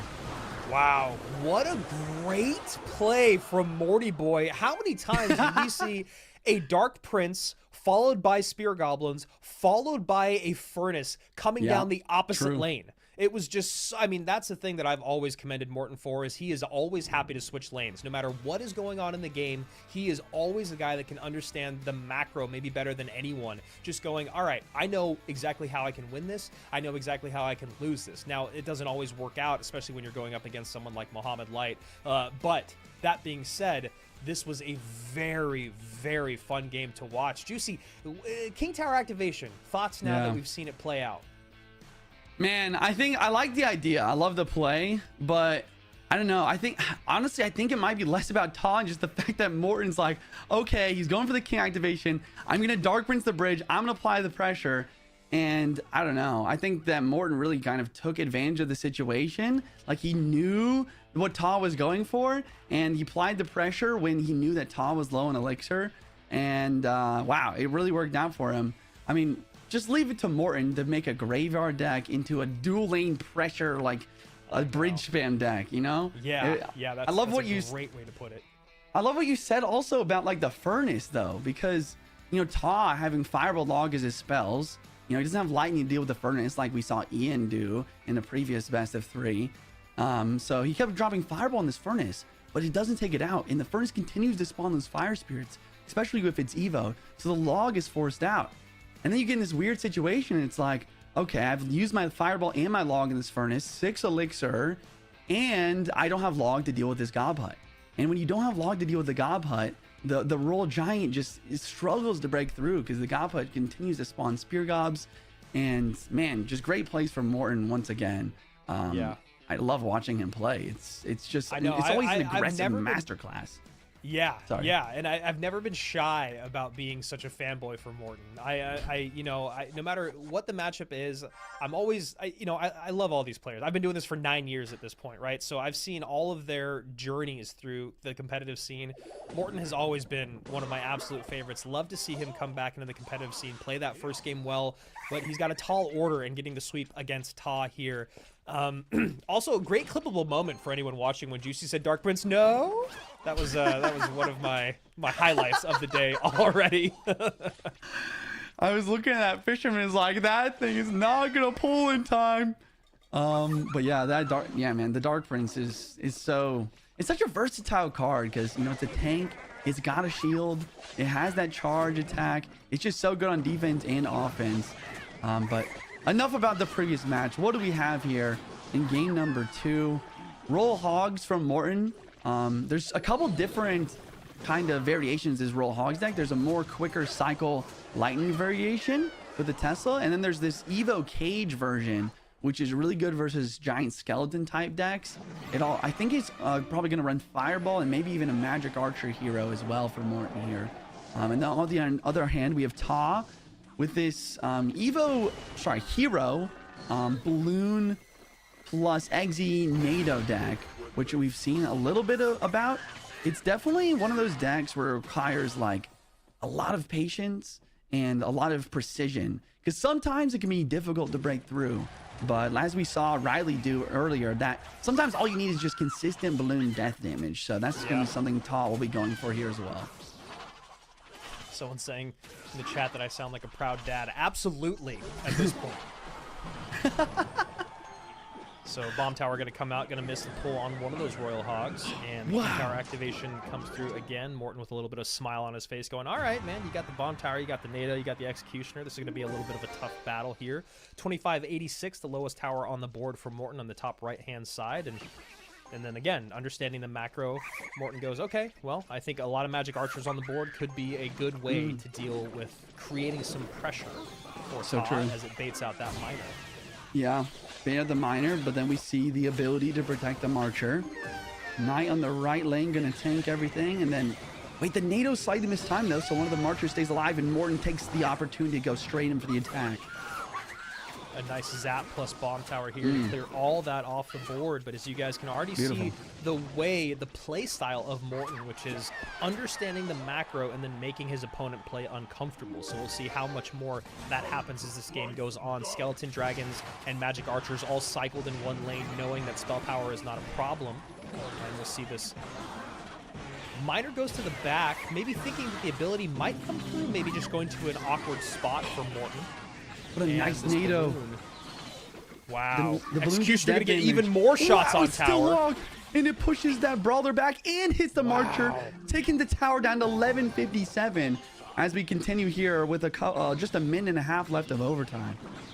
Morten going hyper aggressive here. Piggies plus Marcher up high. Skeleton Dragons behind, just trying to create anything, any path. And you keep seeing that shake of the head from Morten. That is a signature move when he knows that he is in a very bad spot. This is not a great matchup for him, and Ta is also playing this very, very well. Another balloon coming through. Good timing on the Royal Hogs, the pressure, but the Bomb Tower, especially with Fireball, that's the big thing here.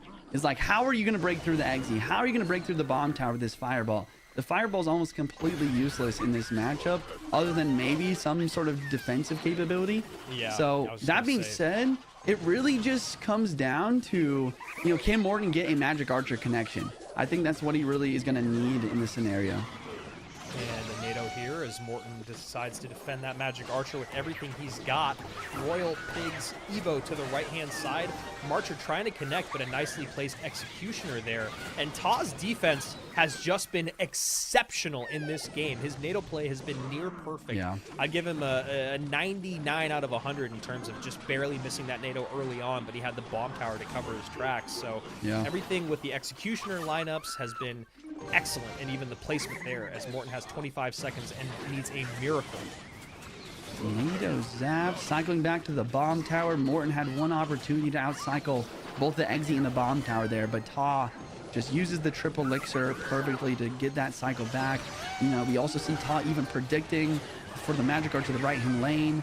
The Eggsy NATO zap just cleans up everything, and my goodness, like you said, just a defensive masterclass from Ta, really just locking everything down. I think Ta is like a perfect example of like the antithesis to the gameplay that Morten brings, of just solid, consistent defense, especially when you have the cards that he had here in this game too.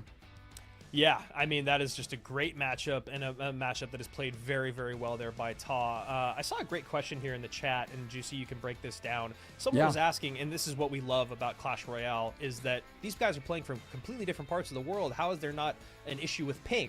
Well, we have something called drop delay, Juice. Yeah, that's why Clash Royale, I think, is not only one of the, probably the best mobile game of all time, but it's just one of the best games of all time. Because every player, no matter where you are in the world, has a 1,000 millisecond ping.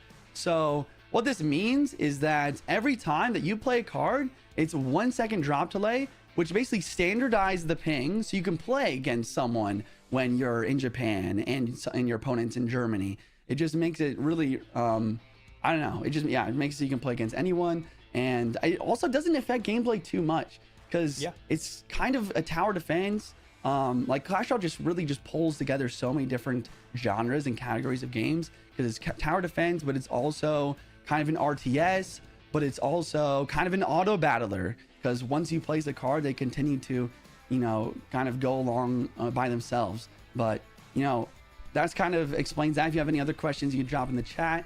But Andrew, tell me a little bit about these locked cards and kind of what this means for this game 3 here between Morten and Ta. Yeah, this is cool, man. This is another cool, great thing from our production team. Shout out to them and Stats Royale and that partnership and giving us all these new graphics. So this is, you know, in the past we've always seen the played decks, played cards. This is a great way to see all of it in one place with every card on the board. So everything with a blue X is something that Ta has played, and everything with a red X is something that Morten has played, and those are all cards that cannot be repeated. So as you kind of can look through here, and it's all broken down, obviously, as you can see, win conditions, spells, buildings, other cards, even though I know Juicy would have something to say about Mega Knight being in the win condition category, as I've heard that over the years many, many times. But this is a great way to kind of look at the grand scheme of all things available in the Clash Royale universe as we get into game number 3. So shout out to our producer there as we hop in to our third and final game of this best of 3. Good luck's coming out from both these players. A lot of respect from them to each other.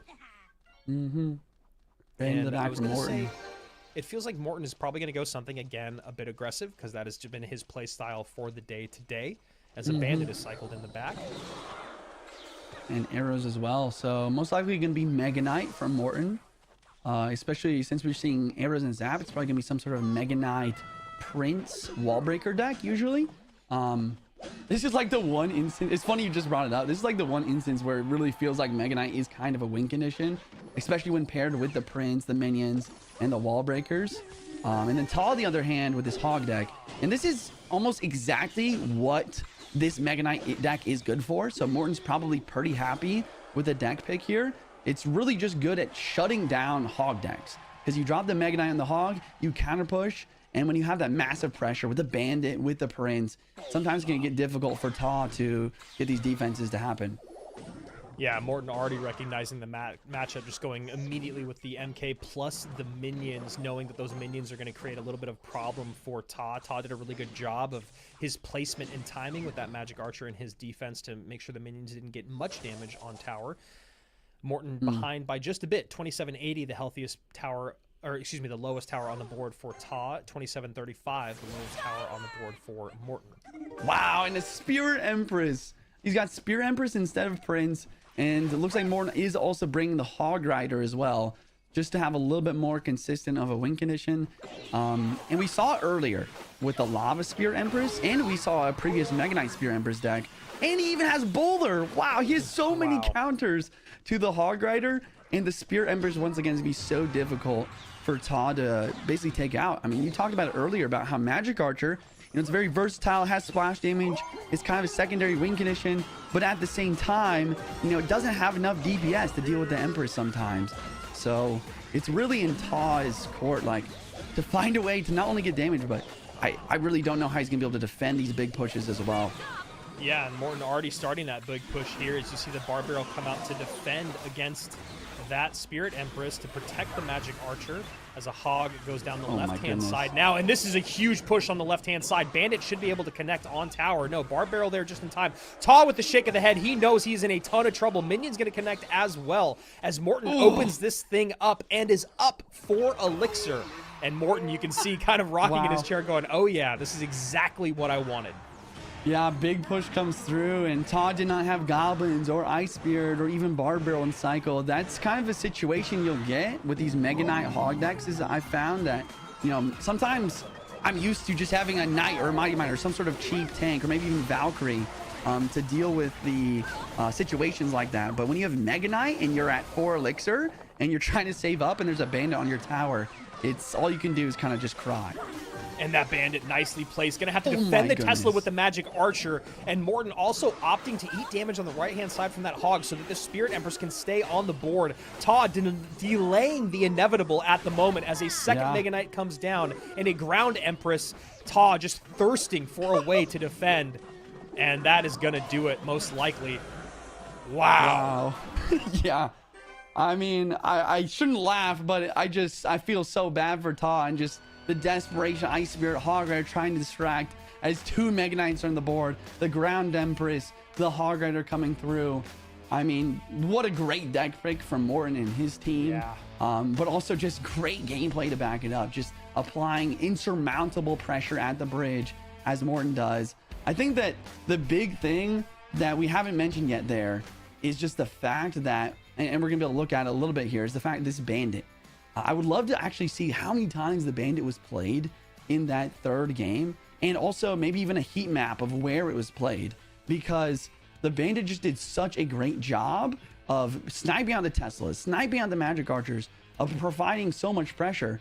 You know, a lot of the times we think of like, okay, what card can I use to break my Hog Rider through a Tesla or through a building? A lot of time we think of like Lightning and Earthquake and lots of spells, but this Bandit is such a nice supporting card for this deck because it synergized so well with the Mega Knight with the jump plus dash combination to break through. Yeah. But we also seen the, I mean, you called at the end there, like literally Todd was trying to protect his Tesla from the Bandit with a Magic Archer. I'm sure that was a misclick, but anyway, either way, just like the fact that it is able to dash over the river there is just wild to me.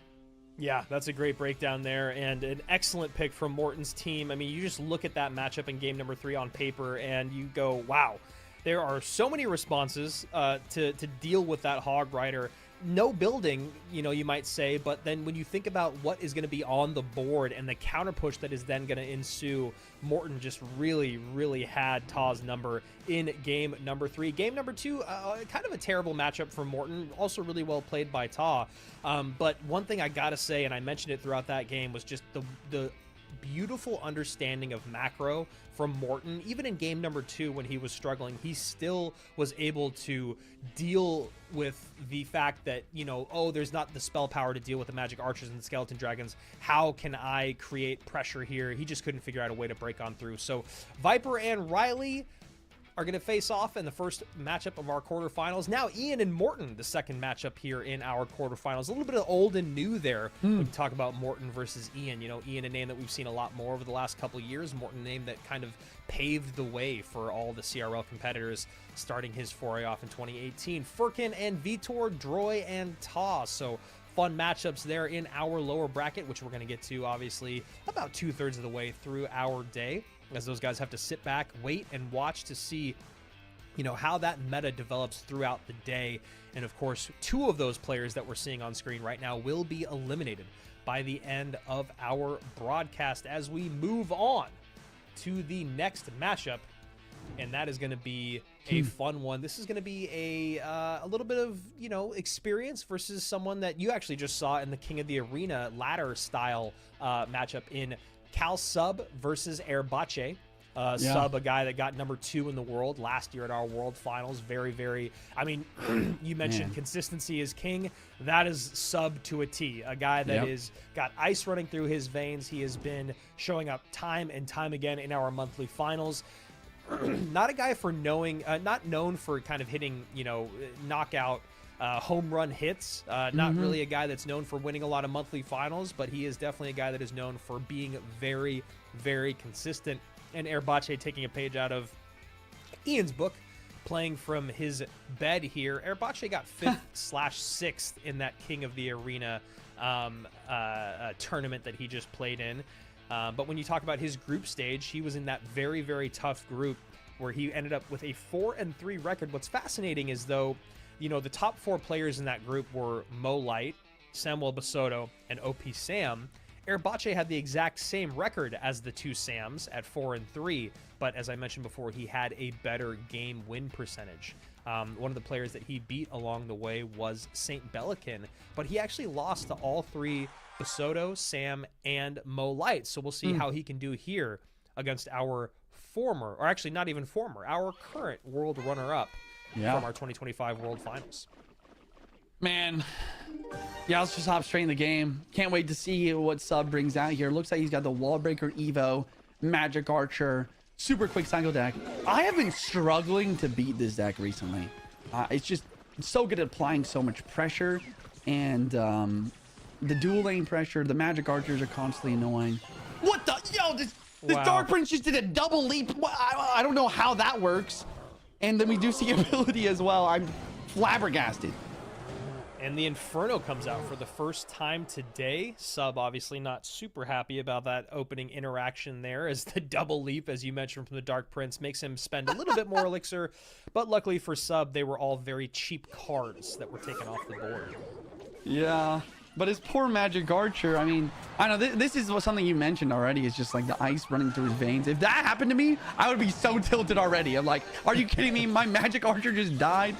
But it looks like I also got the deck wrong a little bit. It looks like this is actually going to be some Hypno Hyper Bait with the Magic Archer variation. I played this deck yesterday in a grand challenge, and it's honestly ridiculous because on paper, you know, there's certain matchups that are just really difficult. And he uses the Fire Spirit to boost his Magic Archer to the tower. I feel like I don't know, I'm kind of ADHD squirreling right now with so many different things happening on the screen, but love this deck, and I can't wait to see Sub continue to make these wild plays with those 1 elixir spirits, tanking for the Goblin Barrel, pushing the Magic Archer forward, and also defensively speaking, it'll be really fun to watch.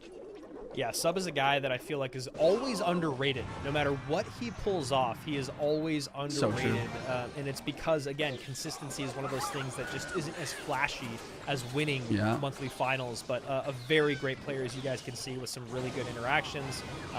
In the damage lead by just a hair at the moment, and as you guys can see, no spells really. I mean, obviously the delivery and the spirits combined can create that spell power, but an interesting deck here, as you mentioned, a bit of a hyper bait deck. And you talk about Sub's group stage, a guy that went 6-1 in groups. The only person he lost to was Remy Ellie, and a guy that's very respected in the community, but he was able to beat Capgun, Clown, and John, who is a guy that showed up in our monthly finals. He was also able to beat Assaf, who was under the Novak Djokovic. Man, I am just hypnotized right now by Sub's defensive gameplay here. With the oh wait, he doesn't have enough elixir, but the iceberg goes down in time. Still a little bit of damage from Erbache, and here comes the Evo barrel though. But the thing that I'm like really impressed with right now is Sub's usage of the magic archer ability. He'll just play the ability seemingly randomly just to continue to, and there's just 3 magic archers on the board that they're getting geometry every single way. We see another perfect ability from Sub to continue to protect it, and this is the strength of this magic archer deck. My goodness. I mean, that first Magic Archer gets a huge lineup. Then the second Magic Archer comes down for a lineup and the ability lineup, while the third Magic Archer is on the right-hand side of the board creating pressure. Absolutely insane pressure and so much to be keeping track of for Erbache. This is a masterclass from Sub. Everything is just so clean at the moment. So true. Another Magic Archer on the board yet again. Like, it seems like when one dies, there's always another one down. Before the first one is even gone, for that matter.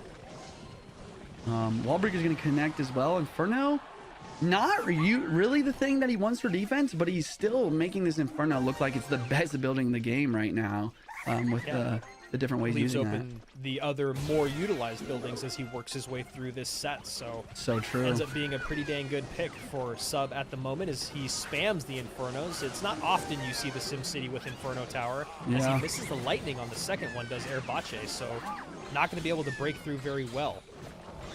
See the Dark Prince ability, but another Inferno on the board yet again. 28 seconds left, and this is the power of these 1 elixir cards. I mean, they just do such a good job. Inferno is so tanky here. Iceberg can drop down. The continued pressure from the Evo barrel on both sides getting damaged, while the wall breakers connect on the left as well. Magic Archers lined up. I mean, what else is there to say here? I mean, this is just beautiful. Beautiful game. I am frustrated for Erbache just thinking of even playing this game. He ends up actually making it a lot closer than maybe it felt. As you can see, Sub doing so much damage on both towers, only separated by 18 HP, both of them below 200. But if I'm Erbache, the one thing I take away from it is I still almost won that game, right? With the power of the lightning, you know, if he had a little bit more time, Sub probably still would have ended up winning, but he was able to make that very, very close considering how bad things looked with, you know, even a minute remaining. Sub's towers were barely even touched. So Juicy, what stood out to you in that game from either of these guys? Wow, I am still processing the fact that Erbache almost came back and won that with the Evo Pigs lightning at the end. But Sub just like, I don't know, Sub was am I the only one that's freaking out about that? Like, Sub is just so calm. He's just sitting there chilling like, I let him get that damage at the end on purpose.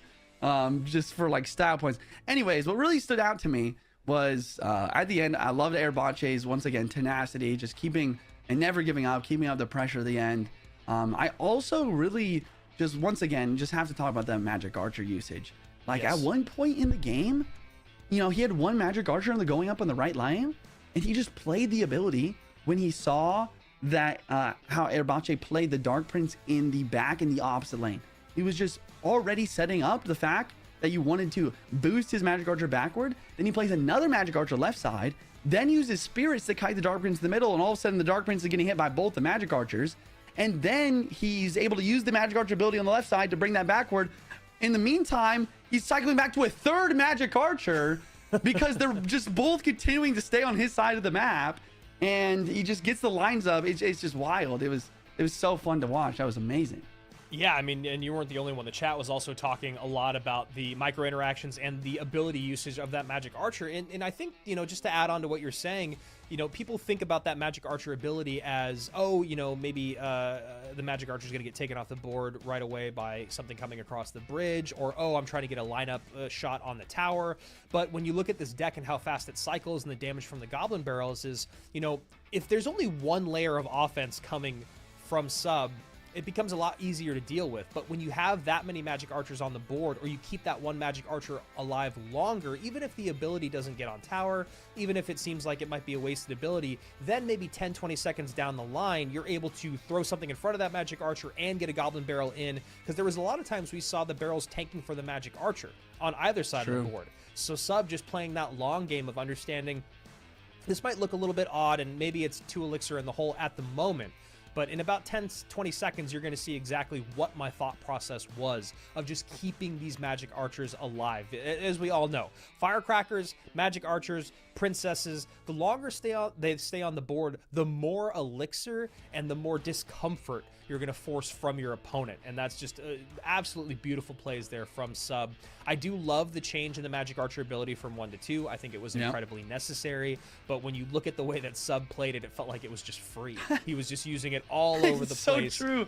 It was so good. And then that quick cycle, you know, you have that heavy building in the Inferno Tower, but when you have 2 1 elixir cards on the board in the 2 spirits, you're able to get back around to it over and over. There was one moment when we literally saw basically 3 Infernos on the board.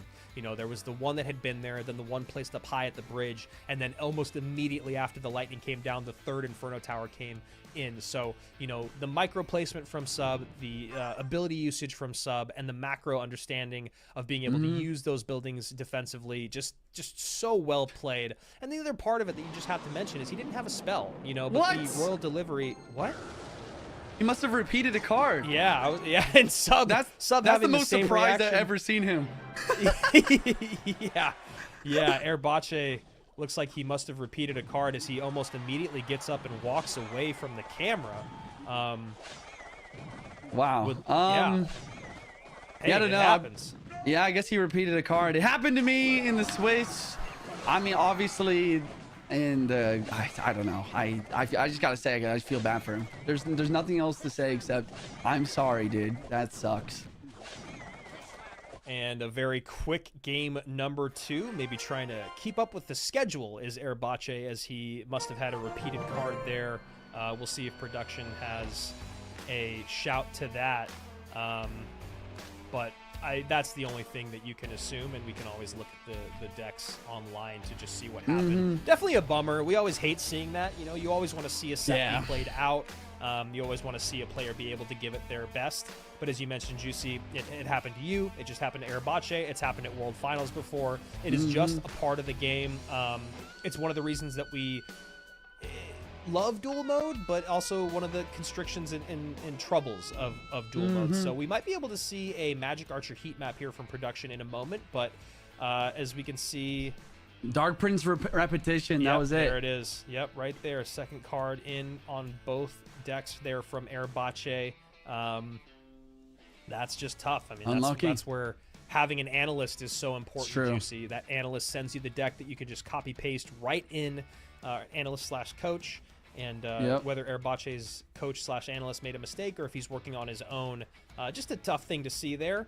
But in terms of game number 1, which is, you know, kind of all we can talk about, we just saw Sub's relentless pressure, great usage of that Magic Archer, using the delivery to its utmost defensive capabilities, and a quick 2-0 win from our world runner-up. Yeah, I think that hopefully we'll have a Magic Archer heat map. I mean, I know we might be beating the horse that's already down, but I mean, this first match, once again, guys, I think the thing that we haven't talked about yet of like how impressive that first match was just the fact that the matchup on paper, I feel like, is actually for Airbache. So Sub playing very well, but you know, as we're looking at the bracket here, talk to us, Drew. How is this bracket shaping up here? Well, I mean, one thing that we have the potential for is a Mo Light Cal Sub matchup, which is really exciting once we get to our quarterfinals. But moving through our actual bracket here, Mo Light versus Assaf coming up next, and we have Wallace and Niuzi, and then Mugi and Pedro, as we only have 3 matches left in our upper bracket. And then, of course, getting to the lower bracket will be Airbache, who hopefully will be able to lock down the analytics and not have another repeat card, as we would love to see, just a much more competitive set from him. Furkin and Airbache, Furkin and Vitor going to be facing off in our lower bracket. Droy and Ta, and then Airbache waiting to see who is the loser of Assaf versus Mohamed Light. Yeah. And talking about that heat map, it looks like it was going to be a compiled data from our Swiss and group stage. So Juicy, as you can see here, it's very interesting how it does create this T, though. Never played anywhere other than really just right down the center, up at the bridge or behind the King Tower. Any thoughts there? I could nerd out on this for hours. Obviously, we see the most played placement is behind the King Tower. And this is important because you, once again, as we saw from Sub, you want to keep that magic guard. You want to protect him on your side of the map as long as possible. The second is kind of in the corners, also staying there quite a lot. But then we also see in the middle of the map.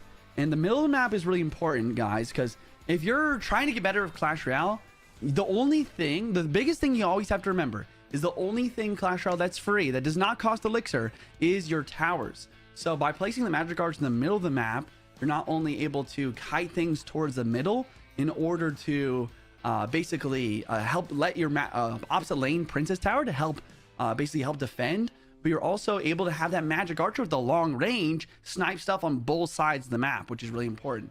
And then finally, we also see the aggressive placements at the bridge. We see high at the bridge in the middle. Those are mainly used to snipe buildings that are across the river. And then we also have the ones directly on the bridge to try and snipe through defensive units to lock on tower.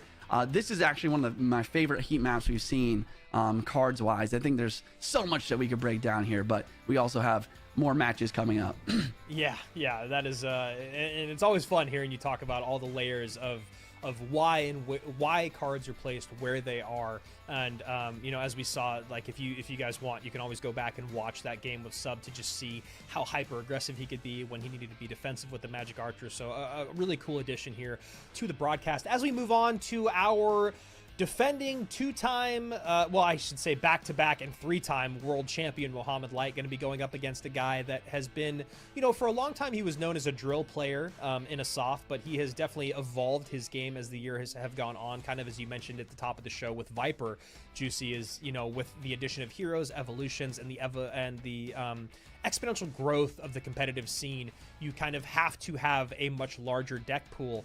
And when you look at what Assaf did in his group stage, he was 6-1, and he had a great group stage. He was able to beat Clown, Remy Ellie, Capgun, again, John 77, who is a guy that started to show up a little bit more. The only person that he lost to was Sub, who he had an 0-2 victory, or excuse me, an 0-2 loss against. So 6-1 in terms of his matches, and then that one game dominant by Sub, which, as you guys just saw, Sub, an incredible player, and again, #2 in the world at our 2025 World Finals. The guy that beat him is Mohamed Light, who at this point, you know, what's there to say about the guy? Yeah. He is the standard in terms of Clash Royale competitive. Everyone in the world knows that he's the best that there is, the best there has been. You know, the conversation between him and Mugi is still a fun one to have. You know, we've been in the solo era for 5 years now. This is beginning our sixth, you know, journey to our 6 World Finals in the solo era. But only 2 guys have ever won.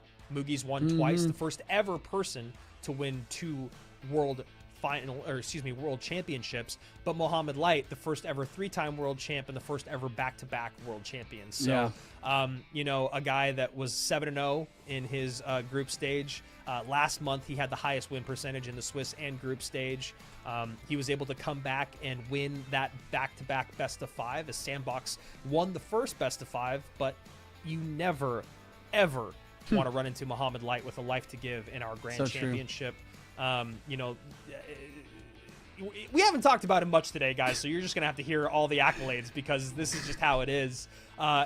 He's also been someone that is known for just having the best team around him, which is why when you get in those best of 5s, it is so brutal. So, as we mentioned at the top of the show, Juicy, our format. Why don't you break us down to the format once again so that you guys could be here at our CRL monthly final?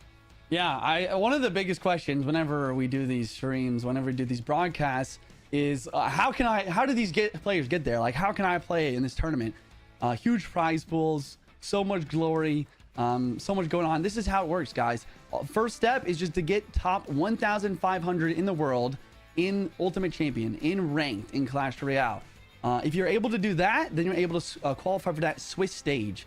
Swiss stage just takes all of those 1,500 players, puts them in Big Swiss. If you're able to get at least 6-3 out of your 9 best of 3s, or more likely 7-2 in your 9 best of 3s, you're going to be able to qualify for that group stage, those 64 players. Now, out of those 1, 2, 3, 4, 5, 6, 7, 8 groups, there is going to be 2 players from each group that make it to this monthly finals. That's how we get to these 16 players. And once again, the winner of this monthly final is going to win that golden ticket. Last month, Mohamed Light did win the golden ticket, just kind of continuing to solidify himself as such a great player. And we'll see who's going to be able to make that golden ticket happen this time with this very stacked bracket. One other thing that I was going to talk to you guys about, talk to Andrew about this, about Mohamed Light, is just the fact that he keeps practicing. Man, yeah, it's just so wild to me, where it's like I said earlier, he didn't practice for one day and then he's like, oh, I'm washed, oh, I'm rusty. It's like ridiculous how he's so good, but he continues to put in insane amounts of games. I'm looking at this season in the last 23 days of how many games he will put in. The number one was Sandbox at like over 900 or not over 800 games, which is crazy. But Mohamed Light is really high up there in the top 10. He's had over 400 games this season, and his win rate outpaces everyone, which is wild. So for reference, Sandbox out of 879 games won about 56%. And when it comes to like playing ladder and practices, this is pretty normal because matchups are a big deal. But Mo Light, his win rate is 74% of the last 400 games that he played this season, which is insane. 74%. You're winning 3 out of 4 games, no matter the matchup, no matter what game mode, no matter the ladder or practice or whatever.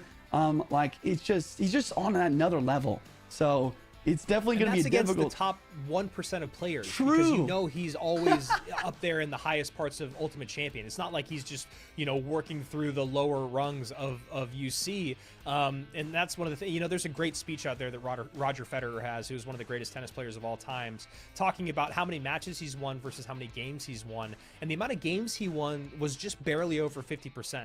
And again, one of the greatest tennis players of all time, arguably the greatest. And then you talk about that translating over to Mo Light's win percentage being in the 70s. It's just unheard of. And then when you look at the decks that he played in month 1, it's the same thing here in month number 2 in the group stage. His versatility is next to none. He's playing Evo Piggies, Dark Prince, he's playing Graveyard, he's playing Hyperbait, he's playing Lava, he's playing Balloon, he's playing Royal Giant, he's playing Hog Monk, he's playing Minor. This is a very interesting minor control deck with Fireball, Hero, Musketeer, and Mighty Miner, which is a deck that I haven't even seen anyone play. So Andrew, look here we go. Mo's wow, camera. everyone's playing from bed today. So Mo's literally doing a crunch right now. He started to add in a workout. There's no way that's comfortable. There's no way. There's no way. But it is kind of sweet that you can see his screen. I like that. Yeah. Okay. Assaf, on the other hand, maybe needs a little bit of media help as we can only see his shoulder. Okay. All right. I'm having too much fun. What do we got matchup wise? Looks like Mo Light's going to once again this consistent Royal Hogs deck. This is such a Mo Light deck pick. Just some sort of consistent damage with cycle cards and good defense. And that's what he set up. Now, Assaf, on the other hand, he's got a really strong Mega Knight deck, which is honestly what you want versus this Royal Hogs deck. But honestly, I would not put it past Mo to win this matchup anyways, and he's already starting off great with a King Tower activation versus the Mega Knight. And he gets damage on tower here, so just kind of demoralizing. But we'll see if Assaf can turn things around. There's just no way that's comfortable, bro. There's no way. But if anyone can do it, it's Mo Light. Man, at least get some like neck support, like a pillow behind, like yeah. Anyway, man, okay. Hog also from Assaf. I also am gonna be interested to see what Assaf's big spell is, because if you have an earthquake or something for this Tesla, all of a sudden it really starts to be difficult to defend. Mo Light definitely, he has some solid opportunities, especially with the King activation. But once we see double and triple elixir come through, it might get a little bit difficult, even for the GOAT. Someone's saying neck light in the chat, and that just absolutely killed me. Bro, there's no way. In the second game, he's going to be like in a plank playing. All right, that's enough of that. All right, here we go. Okay. So Mo Light in the lead here, not taking any damage yet. Looks like he has pretty much all the responses he'd like to have for that hog Wow, it is at the moment. And it is Earthquake, as we see that high Earthquake placement. So Assaf already thinking about anti-Earthquake placement, as he knows Mo Light is someone that can easily pull off that placement plus push when necessary. So we'll see how that kind of plays out throughout the rest of this game. No King Tower activation there from Assaf on the E-Spirit. Would have liked to see that, but you understand what he's doing here on the right-hand side, just trying to win this bridge battle. Man, yeah, it's very similar to what we saw with Ian versus the Graveyard deck earlier. It's just this blocking of the bridge with the Skeleton Dragons. And then as soon as he wins the bridge battle, he's like, all right, it's time for the Evo Pigs. And look how much damage comes through. And Assaf has not even had the opportunity to not only make a push and make an actual offensive attack, but he also hasn't even touched Mo's tower, which is insane. And the great placement there from the Tesla just to distract the Evo Lumberjack, goes underground just in time to not take any damage, bait out the Earthquake, and stop the Evo Lumberjack. And yeah, as you mentioned, Juicy, not a lick of damage has come through from Assaf yet until that Earthquake.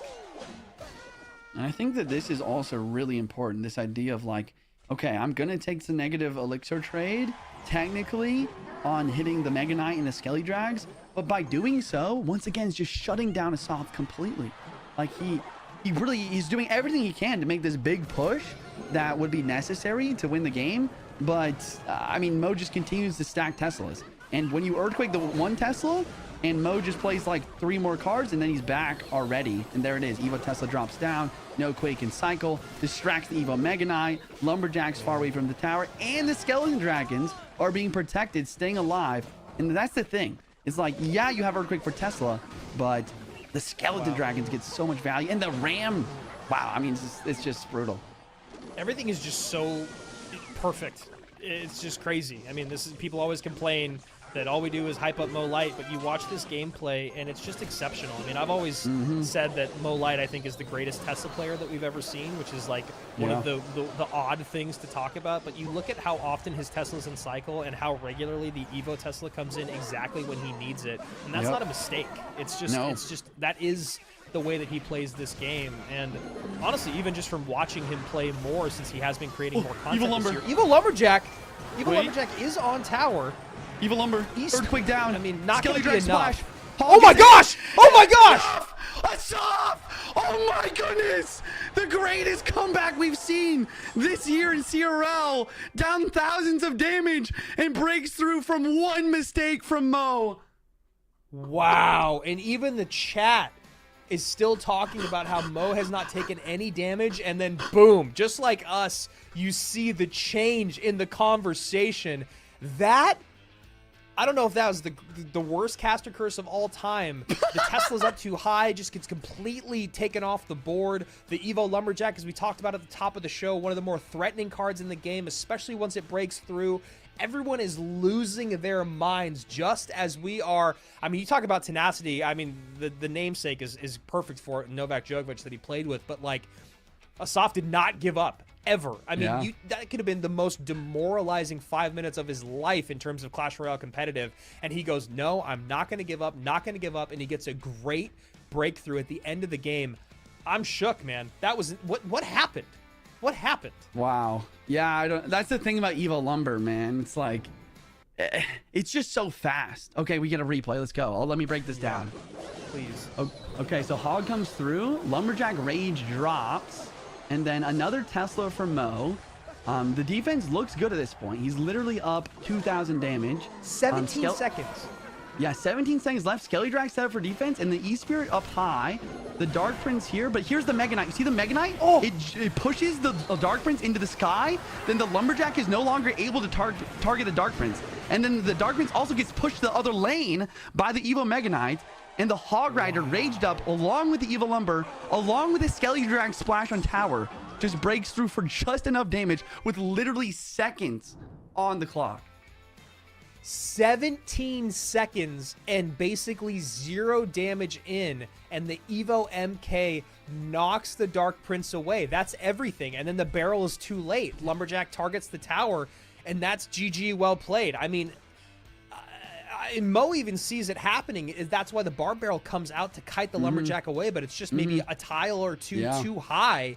That is such an insane breakthrough. And even with the change of the Mega Knight coming in, that's not going to change how far it hits away the Dark Prince, I don't think. It's only on the heaviest units in the game, like Giants, Royal Giants, other Mega Knights, things like that. So that still is going to happen even after the change. I'm speechless, man. Yeah, it's actually one of my least favorite interactions is the Evo Mega Knight when it's paired with a Prince specifically, because whenever Evo Mega Knight hits something in the air, in the game code, that card becomes an air card for a second. It's similar to like a Hog Rider or a Prince or Dark Prince when they jump over the river, like in an Expo targeting. Like in this situation, the Evo Mega Knight, as soon as it hits that Dark Prince into the air, that Lumberjack says, actually now the closest thing that I can target is the tower. So he runs there and he's so fast. That Lumberjack, he's so fast. He's such a unique card in the way of sometimes he's just a Hog Rider, it feels like. Sometimes he's just a tower targeter because he just runs straight there. And Light is able to deal with the base form. But that's the problem, is that Evo Lumberjack, when it's in cycle, especially when paired with the Mega Knight in this scenario, is like if you get close to the tower, then that Ghost Lumber just starts hammering. And then all of a sudden, you're starting to spend a lot of elixir to try and get the ghost off the tower. But that's when the Skeleton Dragon and the Hog Rider comes through. And all of a sudden, when everything's raged up, I mean, it's crazy how much damage can come through all at once. That was absolutely crazy. And then when you talk about Mo's ability to distract the Evo Lumberjack, he can't play skeletons to start off because then the skellies are going to get taken off by the rage. So then he has to play the E-Spirit, then the skellies late, but that's obviously not going to be enough. Then because the Dark Prince is out of cycle, the Barbaro was played too high. There's just nothing to stop that Evo Lumberjack. And then, like you said, the Skelly Dragons plus the Earthquake plus the Hog Rider, it all just piles on. 17 seconds is sometimes all you need to win a game of Clash Royale. We've all been there before. Mohamed Light now is sent there by Assaf, and that was an that game was 100% perfect by Mo Light until that final 17 seconds. I am so excited to see what happens here in game number 2. That was absolutely insane. Shout out to our production team for giving us that replay. Great job breaking it down, Juicy, because in real time, no idea how that happened. That was just absolutely crazy. But as you mentioned, that Evo Mega Knight turns that Dark Prince into a flying card. Nothing for the Lumberjack to attack. And here we go. Game number 2 coming your way in just a moment. Mo Light down a game against Assaf after playing basically a perfect, a no-hitter until 17 seconds remaining. So absolutely crazy. We're going to have to see how Mo bounces back. Man, that was something, dude. Yeah. And you saw in Mo's face at the final moment, he's like, dang, man. Like, he knew that he played a perfect game. But I also I know, once again, if that was me, I'd probably be pissed off throwing my iPad. But he's just like, you know what? 2 freaking very strong Evos, like Evo Mega Knight, Evo Lumber coming down the lane at one time. Like, even on paper, once again, I feel like this matchup is actually pretty dang good for Assaf. And he's got to be proud of himself of like how he really played it just phenomenally until the very final moments. And I like how he's not being hard on himself. He's still got a little smile on his face and he's ready for game 2 and he knows he can come back. Here we go, game number 2 after one of the craziest come from behind victories I have ever seen. And this is my 9th season of doing CRL. Assaf giving us something for the highlight reel. Here we go, game number 2. Okay, so Assaf going with the Hyperbait deck with the Spirits and the Berserker, and Mo with the most Mo-like deck I can think of. Minor Magic Archer. Mega Knight, a little different, but maybe he's like, that last game was crazy. I need some of that. Yeah. Yeah, MK, just kind of notoriously called the mid-ladder king, has now become the CRL king, as it has shown up. Maybe almost more than any other card in this month and last month, as Assaf can get another connection here. Oh man, Mo Light's in an awkward cycle here. He's gonna kind of sacrifice a Gob Hut here to prevent the Valk from hitting tower. He does cycle back the log for the barrel. This is pretty common. Don't count Mo out yet. This Hyperbait deck does a really good job of just applying insane pressure with those wall breakers, the Goblin Barrels, and single elixir. If Mo can really survive to double and get some Mega Knight Magic Archer pushes, there's definitely a comeback that's very possible here. Yeah, Assaf doing the correct thing and creating dual lane pressure here so that he's not kind of painted into one corner of just attacking one side as we get into double elixir, but Light also doing the correct thing and taking the damage that he needs to keep the towers even and to conserve that elixir. Main Knight drops down. Does a great job of defending. Assaf does have that Tesla preset for defense. Magic Archer going to try to snipe through, and Berserker to prevent that jump. Mega Knight's going to keep knocking that back, though. And it's synergized pretty well with the Marcher, because as it pushes stuff back, it's going to help that Magic Archer try to line up on tower. But Assaf does a good job as well of dealing with the opposing Magic Archer with his own. Ooh, oh, that's a really nice high Evo Ice Spirit there to clean up those wall breakers and to stop the Magic Archer. Will get a shot, though, on tower as this double barrel push comes in. Or I should say Evo barrel push. Nice Magic Archer to deal, and then Ice Spirit to deal with the opposing Marcher. And you see Mo's kind of starting to make a little bit of a comeback, and as well just applying pressure. And his defense is starting to shape up a little bit more in double elixir as well, as he has kind of more elixir to deal with. And there's that Magic Archer you were talking about, JC. Yeah. Magic Archer in, Miner in as well. Tesla up high, but can get taken off the board by this Spear plus that MK. 1860 now, as Light is in the lead, which is what you do not want to see if you are a soft with this deck. It's so true. Yeah, the later it gets into this game, the more difficult it will be for Assaf to get damage, and the easier it will be for Mo to get damage, as he will start to incorporate some poisons with his offensive plays as well. Magic Archer from Assaf, definitely the main way he's going to be able to break through, but Mo isn't too concerned. He's just making his own attack. Yeah, it's interesting to see how much damage Mo's eating to just create a lot of offensive pressure. Nice Evo Wallbreaker's Kite here, though, from Assaf. That's almost a double connection. Baits the Goblin Hut out of Mo and doesn't get the light up on the left-hand side. So 1529, Mo still in the lead, but only by a bit. His lowest tower, 1669. Yeah, another big thing here is just the fact that, yeah, Mo has that big spell. Oh, my goodness. That's something I don't know if I'll ever be able to master in Clash Royale. It's just to perfectly see the fact that the Goblin Barrel's in the back and using the Ice Spirit, saying log for something else. But then we see the out cycle, though. This is a lot of barrel damage for Assaf. Yeah. And the Valkyrie plus the Berserker on the left-hand side. Only 60 seconds remaining, and now Light behind again. He's going to go in for the Miner. We'll probably see a Poison as well, dropping down the Tesla. Wallbreakers come through. He's going to force out a Gob Hut since they're evoed. Miner is really struggling to get damage. The Berserker does such a great job of picking it up every single time. Light going to have to stay on top of this cycle. Evo Ice Spirit again, going to clean that up. Really, really nice placement there from Light. Is he going to have to go back on offense with the Miner plus MK push? Goes to the safe spot, or the one spot, as the Berserker does pick it up. Poison's going to come in, but there's a Magic Archer lineup on the other side, and that might be enough for Assaf with 20 seconds remaining. Can Light get a lineup or enough Minor Poison damage? Log comes out, but now he might not have the log for the barrel. Berserker! The Berserker! Goblin Barrel in with Evo Wallbreakers. No log in cycle. Assaf with the 2-0 sweep over the goated one. Mohamed Light having a rough go of it to start his day here in May. I'm speechless. I'm speechless. We talked Mo up so much. One mistake in the first game after a perfect game, and then just a couple situations. I think, man, I mean, just Assaf with the out cycle twice there, basically. You know, not having the log for the Goblin Barrel was just really difficult for Mo. I think that, you know, maybe if you can find another way. Here's the big problem, though. Because if you find another way to deal with the wall breakers, like Berserker or Mega Knight, then that's a Magic Archer lineup potential. And yes, exactly. Sometimes you just don't have a Goblet and cycle for it either. So Assaf just played super well, and also macro-wise, he also did a great job of just pressuring other lane. You cannot go same lane versus the Mega Knight there. Looking at the bracket, we do have Assaf moving forward to play against Sub in the next upper bracket.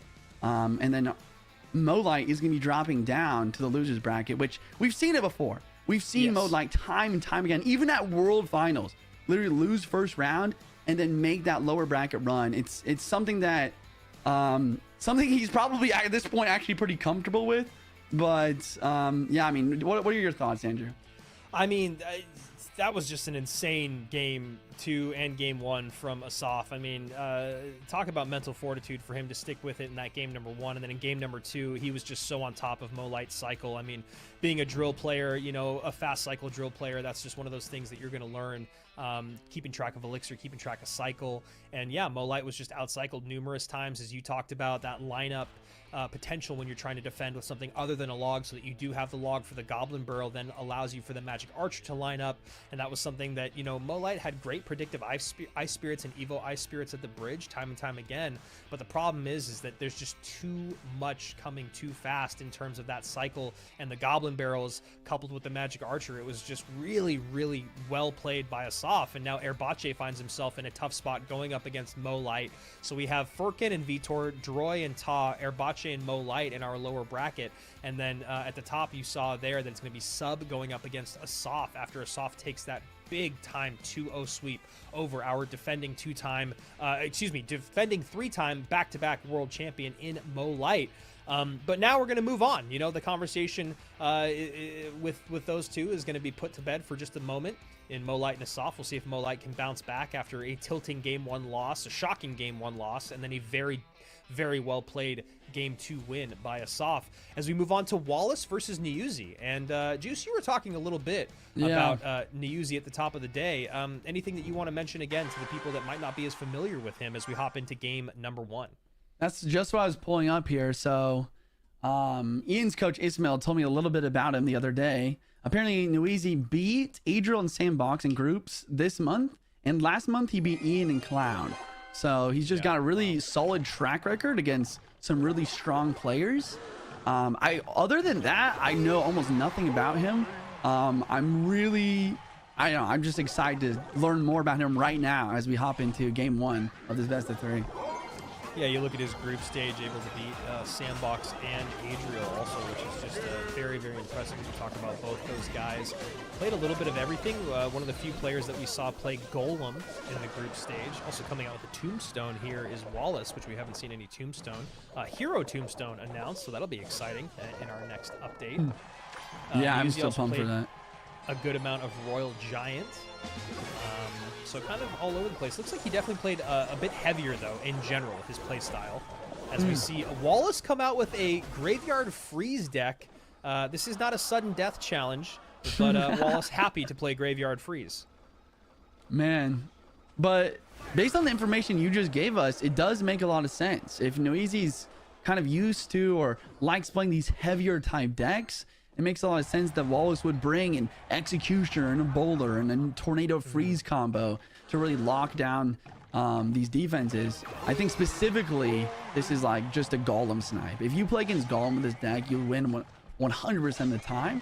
On the other hand, here in this situation, these cards are still pretty valuable because Niuzi has a pretty heavy deck, but the Mother Witch for the Graveyard is definitely going to be something that Wallace is going to have to deal with. But the freeze helped out a little bit. Niuzi's going to have to kind of pivot the placement that he might use. Ideally, you want to play behind the King Tower to prevent the freeze from dropping down right away. Wallace had a great group stage, beating Pedro, Jors, Boss, Surgical Goblin, and Igor there, 2 people that were on that Team Liquid World Championship team. So very impressive group stage for Wallace. Giant slowly dropping down. Bowler as well. And yeah, Niuzi just doing his best to kind of control the chaos here. That's kind of what you have to do with these heavier type bridge spam decks, is just keep cycling your giant skeletons and keep playing your cards, keep defending the best you can while getting as much value from your higher elixir cards as you can. And then once you have that Evo Battle Ram in cycle, that's when you make your move to attack. Yeah, man, that Evo Battle Ram has ruined me so many times. One of the more difficult cards to deal with, especially when you're caught out of cycle or when they have, like you said, that giant skeleton in front. And also one of the very, very few archetypes or decks that is played with the Vines. Vines not very popular, but works well with that Evo Battle Ram plus the giant skeleton. As this freeze comes in. Yeah. Seemed like he thought the freeze. I think he thought the freeze was going to take out the Mother Witch, but then when it didn't, he realized that he had to play Tornado as well. But now, like you're saying, he's down a lot of elixir, and Niuzi's going to get some pretty solid damage through.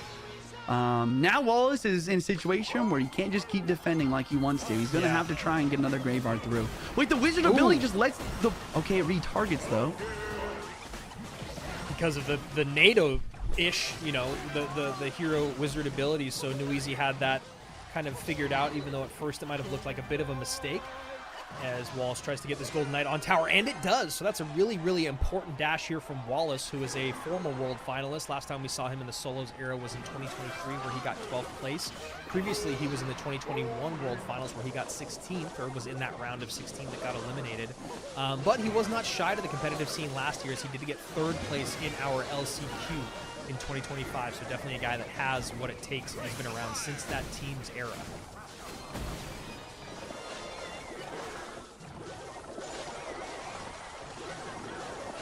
Freeze comes in. Mother Witch, though, spawning some piggies. Wallace down by just a bit here with 30 seconds remaining. And that huge Golden Knight NATO connection. Wow. Absolutely beautiful there. Wow, insane. 24 seconds left. Bat Ram coming through. Tombstone's going to drop on defense. Wizard's trying to snipe over the river. At this point, Wallace just needs to lock down this defense. He may play this bowler ability just to try and keep it on his side of the map for a little bit longer. Niuzi's ready.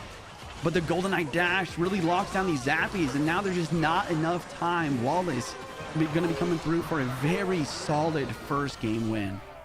Yeah, wow. Wallace there just showing why he's been a tried and true competitor in the World Finals, in the CRL scene. You know, taking that 4th place back in 2020, and as I mentioned in the solos era, also having a decent amount of success. I thought he did a great job of figuring out, you know, early on, okay, I get the freeze in, kind of surprise my opponent. I'm going to get some good damage in. Let me play defense. Okay, maybe the defense doesn't go as well as I want, but Graveyard isn't really exactly going to be great against this Mother Witch. So then maybe I can get a bowler connection. He gets the hero bowler connection when that hero wizard ability is used by Niuzi. And then also there we saw some great Golden Knight connections. One where the Golden Knight was just a sliver of HP, and Niuzi decided to not play anything, which is a bit of a mistake there. And then later on, of course, that great Golden Knight NATO ability combination, which you know all about, Juicy. Being a great NATO player yourself, and obviously being the Golden Knight yourself. Yeah, Golden Knight's one of the favorite cards, and it does a great job of connecting the tower if you know what you're doing. And that's the other thing, is Wallace, this is one of his really big comfort decks. He's really good at Graveyard. He's great with Tornado. He's one of those, maybe the best splasher player currently in the world. But the other thing is, I think that, I don't know, like, how does Niuzi actually break through in this matchup? You know, you have the Evo Exi. Whenever that's in cycle, it's like you have 2 bowlers. And it's like, okay, he's got 2 bowlers. Where am I going to place this Battle Ram? So... Just the fact that the placement from the bowler stopping the Battle Ram, when you talk about that Giant Skeleton Battle Ram combo, when you have a building and that bowler there and the XE, it just becomes very, very difficult. Yeah, as you mentioned, those lineups is something that Wallace is going to be on top of with the experience he has. Right. And I think that the Mother Witch is probably the best thing that he has. And that's where he was actually to get that damage through, is when Wallace froze the Mother Witch but didn't take it out. Ended up being down elixir, continued to attack, but it's just not enough. So game 2 coming up soon. We have Tornado out from Wallace and Freeze. What kind of decks do you think like we might see from Niuzi? You were talking about how he likes to use Golem, E-Giant. I mean, at this point, I don't know. It seems like Wallace kind of has a number. Yeah, it's always so tough to pick decks these days with just how deep things are. True. But yeah, when you talk about the deck pool from Niuzi, we saw him play a decent amount of Evo Pigs plus Marcher, but he had that couple with Giant Skeleton. Obviously, Giant Skeleton no longer in. I don't think you go Golem in game number 2 here. I think it's just too much of a risk. I think you want to go for something that has a little bit more outplayability. He did enjoy playing Graveyard a little bit. So maybe he goes back to that really strong Graveyard deck, even though we haven't really seen the exact version of the most popular one, I don't think, with Tesla and Knight. I think we've seen other buildings in there, maybe saving Tesla. Also, we saw Niuzi play a handful of different Royal Giant decks. So curious if he goes to, I mean, again, he's definitely a guy that likes to play heavier decks. So I think, like you said, Wallace did a great job picking there in that first game. And then when you talk about just the matchup, it's always fun to just look at the matchup a little bit, even though, as we've mentioned before, the matchup does change a little bit at the highest level because of the macro understanding of things. But just on paper, that matchup was heavily in favor of well, I mean, there's not really any aggregate data. That's the other problem with duels mode. It says 100-0 in terms of Wallace, but there's only 2 examples of that. But when you look at 6 or more matching cards with almost 400 examples, it showed that he had the matchup 60-30 or 66-33. But again, that's with only 6 or more matching cards, which those final 2 cards can change that conversation up quite a bit. So true. So here we go. Game number 2. Wallace playing a very, very nice game number 1. Obviously, he has the experience on his side, probably a lot less nervous than Niuzi is, especially going into game number 2. Hero bowler decks that Niuzi played. We saw him play with Golem. Looks like I think we saw it with Royal Giant as well. Bowler, E-Spirit, and there is the Royal Giant, as you said. And we see Wallace with the Tesla, most likely, honestly, almost 100% chance it's going to be a drill deck here. Yes. Drill just synergized so well, as well as the Goblin Demolisher. Just synergized so well with the Goblin Demolisher and Snowball here. Yeah, very rare to see Goblin Demolisher with much of anything else. True. You see that Evo Snowball, as you mentioned, Juicy, and it's basically a sure thing, as Wallace gives a little shake of the head as he takes a shot there from the Royal Giant. Niuzi has more than enough elixir to defend.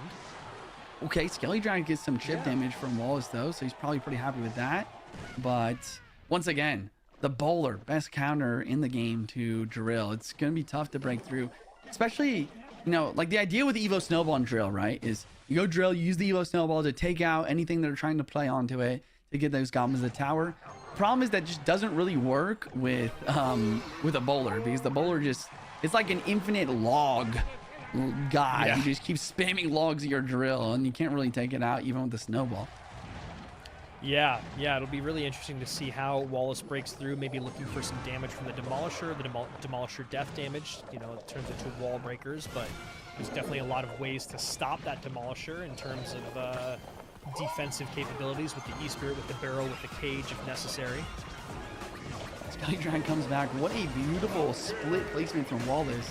Bowler does get a couple shots though. Man, that's really bad, because once again, it's so hard for Wallace to get damage. So his actual best, way to win this game is just to take as little damage as possible and defend. But now this is looking very difficult for him.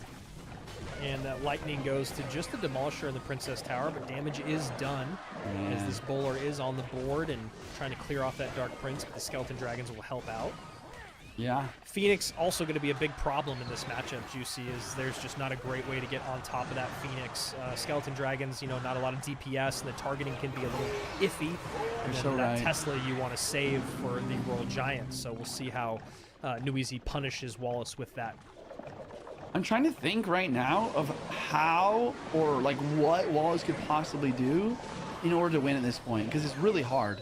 I mean, I think this Tesla placement is solid. Like, you definitely want to stack Teslas. You want anti-lightning Teslas. And I don't know, maybe you need to, maybe it is the Dark Prince. Maybe Wallace is onto something with the Dark Prince here. It's like, okay, maybe I can bait out a bowler with the Dark Prince ability and then go drill left side. But the problem is that costs a lot of elixir. Yeah, that's a great call that you make there, and that might be what we're seeing here from Wallace, who is yet to play his drill as that lightning comes down. RG gets another shot on tower. Yikes. Wallace not wanting to play the Tesla and give too much lightning value, but then ends up taking a shot from the Royal Giant instead. And also, as you mentioned before, a great response to the Giant Skeleton. Well, that's going to be that Evo cage. Yeah, literally the best. Wait, it's a hog! Oh, it's this a whole time hog! It was a hog! Surprise hog comes through, gets a hit. I mean, that's something.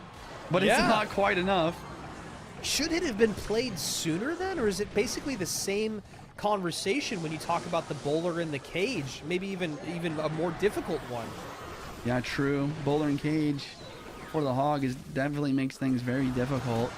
But I kind of agree. I think that maybe you play it whenever the cage has been used on the Giant Skelly or something like this. Okay, big push. Yeah, Skellies take that E-Spirit off the board, so Dark Prince is able to get on top of that bowler. Now a Hog comes through behind the Giant Skeleton, coupled with that Evo Snowball, and a Hog hit comes in, but with only 20 seconds remaining and a Royal Giant coming in on offense, it looks like Niuzi might have this sewn up. That's lightning fodder for sure. Yeah, Tesla drops low to try and dodge a prediction lightning. Pretty successful defense. Hogs come through, but wait, the misclick! Wait, what's going on? That's a misclick! Oh, the push! Pushes the Hog Rider in! Wow! And that's enough! And guys, that is why you never, ever, ever give up until the game is over. We saw it in the last matchup between Assaf and Mo Light. I would have wanted to throw in the towel like 3 minutes into that game, but Assaf ends up coming from behind and winning in 17 seconds. Right there, your opponent, the pressure, the stage, the lights, all that, even though he's at home, you can still feel it. He makes the mistake, misplaces the cage, but the bowler does push the Hog and saves the day. We are at 1-1. Juicy, let's go back to the conversation about the is there a way for Wallace to really break through earlier than he did? Is there a way for him to get the Hog Rider out earlier than he did, or was he just too busy defending? Honestly, it's just so weird, right? It's like the reason why we're talking about how it must be drill is because of the spells combination. Like that's the big thing, right? Because if you have poison and snowball, it's really good with the drill because you're able to like slowly take stuff out whenever they place something on the drill. You're able to use that snowball to try and break through. But with the Hog, these spells have lacking a lot of synergy because if you go Hog and play a poison on a building, it's just ticking very slowly. You're not able to actually break through that building like you would with like a lightning or an earthquake with quick damage. Now, going back to your question of like, could Wallace play this differently in order to break through sooner? I think that there's got to be some sort of opportunity. Maybe like whenever the cage was used on the Giant Skeleton, or when the boulder was used onto the Dark Prince. But I don't know. Maybe the other strategy from Wallace is like, okay, I'm going to play for 4 minutes with what looks exactly like a drill deck. And then at the perfect moment, I'm going to send in the Hog Rider behind a Giant Skeleton and surprise the crap out of him. I don't know. I think that he kind of did something weird in between those two strategies. He just kind of played the Hog randomly by itself when there was like a minute left. It's like, oh yeah, I guess that's kind of surprising, but I'm just going to play my bowler, you know? Yeah. I mean, we've seen the surprise Hog idea before. It hasn't really worked out much, but the idea is still there. I think the point that you make about the spells is probably the most impactful part of the conversation. Fireball with 2.6, Hog EQ, Hog Lightning, Hog Rocket, all these things do exactly what you're talking about, which is clear whatever that building is off the board, or the defensive unit sometimes with the Rocket off the board or Lightning instantaneously. Poison and Hog just don't really ever work together well because of exactly what you're saying. You need that Poison to come in early to clear the path and then send in the Hog, but then that Poison's not there to help with the units around the building. It also kind of forecasts what you're about to do if you're just going to poison and then just like wait and then send in the Hog. It's pretty obvious once your opponent figures it out. I mean, you and I, first of all, you're obviously much better than I am at this game. You play at the highest level. I've been sitting in this analyst chair for a very, very long time. I do like what happened there with Wallace in terms of, look at what I have, these first few cards. You know it's drill. You are 100% sure it's drill, and I can get a sneaky Hog through later, but I think also your point of being kind of caught between two decisions for Wallace throughout that game just really put him in a rough spot. Ends up making it kind of a close game at the end of it, but Niuzi doing a great job there. Now what we have to think about is that Niuzi has played, I believe, is his strongest win condition in that Royal Giant. It did seem like he played it the most and had the most success with it in the group stage. So where does he go next? He also played Graveyard. He also played a Ram Rider Evo Lumberjack P.E.K.K.A. Zappies deck. That had Mother Witch in it, though. Yeah. Mother Witch can be easily switched out. Ram Rider P.E.K.K.A. is something that he did a couple times. He also played a Ram Rider Evo Battle Ram. I always, when I look at the picture of them, I don't know why for all these years, he didn't play Ram Rider. He played Evo Battle Ram. Let me just correct that really quickly. But Evo Battle Ram with P.E.K.K.A. and Evo Lumberjack with Spirit Empress and Golden Knight and Heal Spirit, he did lose that game, but it does seem like that is another direction he likes to lean in, is the Evo Battle Ram plus the P.E.K.K.A. He played Mortar once, didn't win with it. So his deck pool is starting to shrink just a little bit in terms of, you know, where he can go next, whereas Wallace on the other side, I believe, had a little bit more of a deep deck pool. Wallace ended up going 5-2 in his group stage. He was able to take out, as I mentioned before, Team Liquid in its World Championship form with Surgical Goblin and Igor. He also beat Jors and Pedro. But looking at the decks that Wallace ran, looks like they could both just maybe be going... Oh, no, Wallace doesn't have Graveyard, so it looks like we could be seeing Graveyard from Niuzi. Okay. Mega Knight from Wallace. Mega Knight, Furnace, potentially Graveyard. Niuzi with the Mega Knight, Furnace, Evo Lumber. You know, who knows what win condition? Could be Bat Ram, could be Ram Rider. I guess, man, yeah, there's so many. Okay, so like this is the first impression I have from Niuzi. He seems like he's a guy who's very good at heavy type bridge spam, RG type graveyard decks, like these heavy mid-tier type decks. But it doesn't seem like he's locked into specific versions of this deck. You know, it's not like the classic P.E.K.K.A. bridge spam you normally see. It seems like he's very comfortable mixing and matching and playing, you know, okay, I'm gonna play Mother Witch this time because he's gonna play Graveyard by me this time. He used Poison already. Let me get the Furnace. And then the win condition to pair with these cards, like usually he has that heavy tank, right? Like the Monk or the Giant Skelly or the P.E.K.K.A. or the, in this case, the Mega Knight or the Golem. But then he has just a wide variety of different support units or win conditions like Ram Rider, Battle Ram. So I that's like the scary part of playing this guy, or like that's why I would be scared to play against this guy, because yeah, he's really good at this one type of play, but he also has a lot of different ways that he can make it happen at the same time.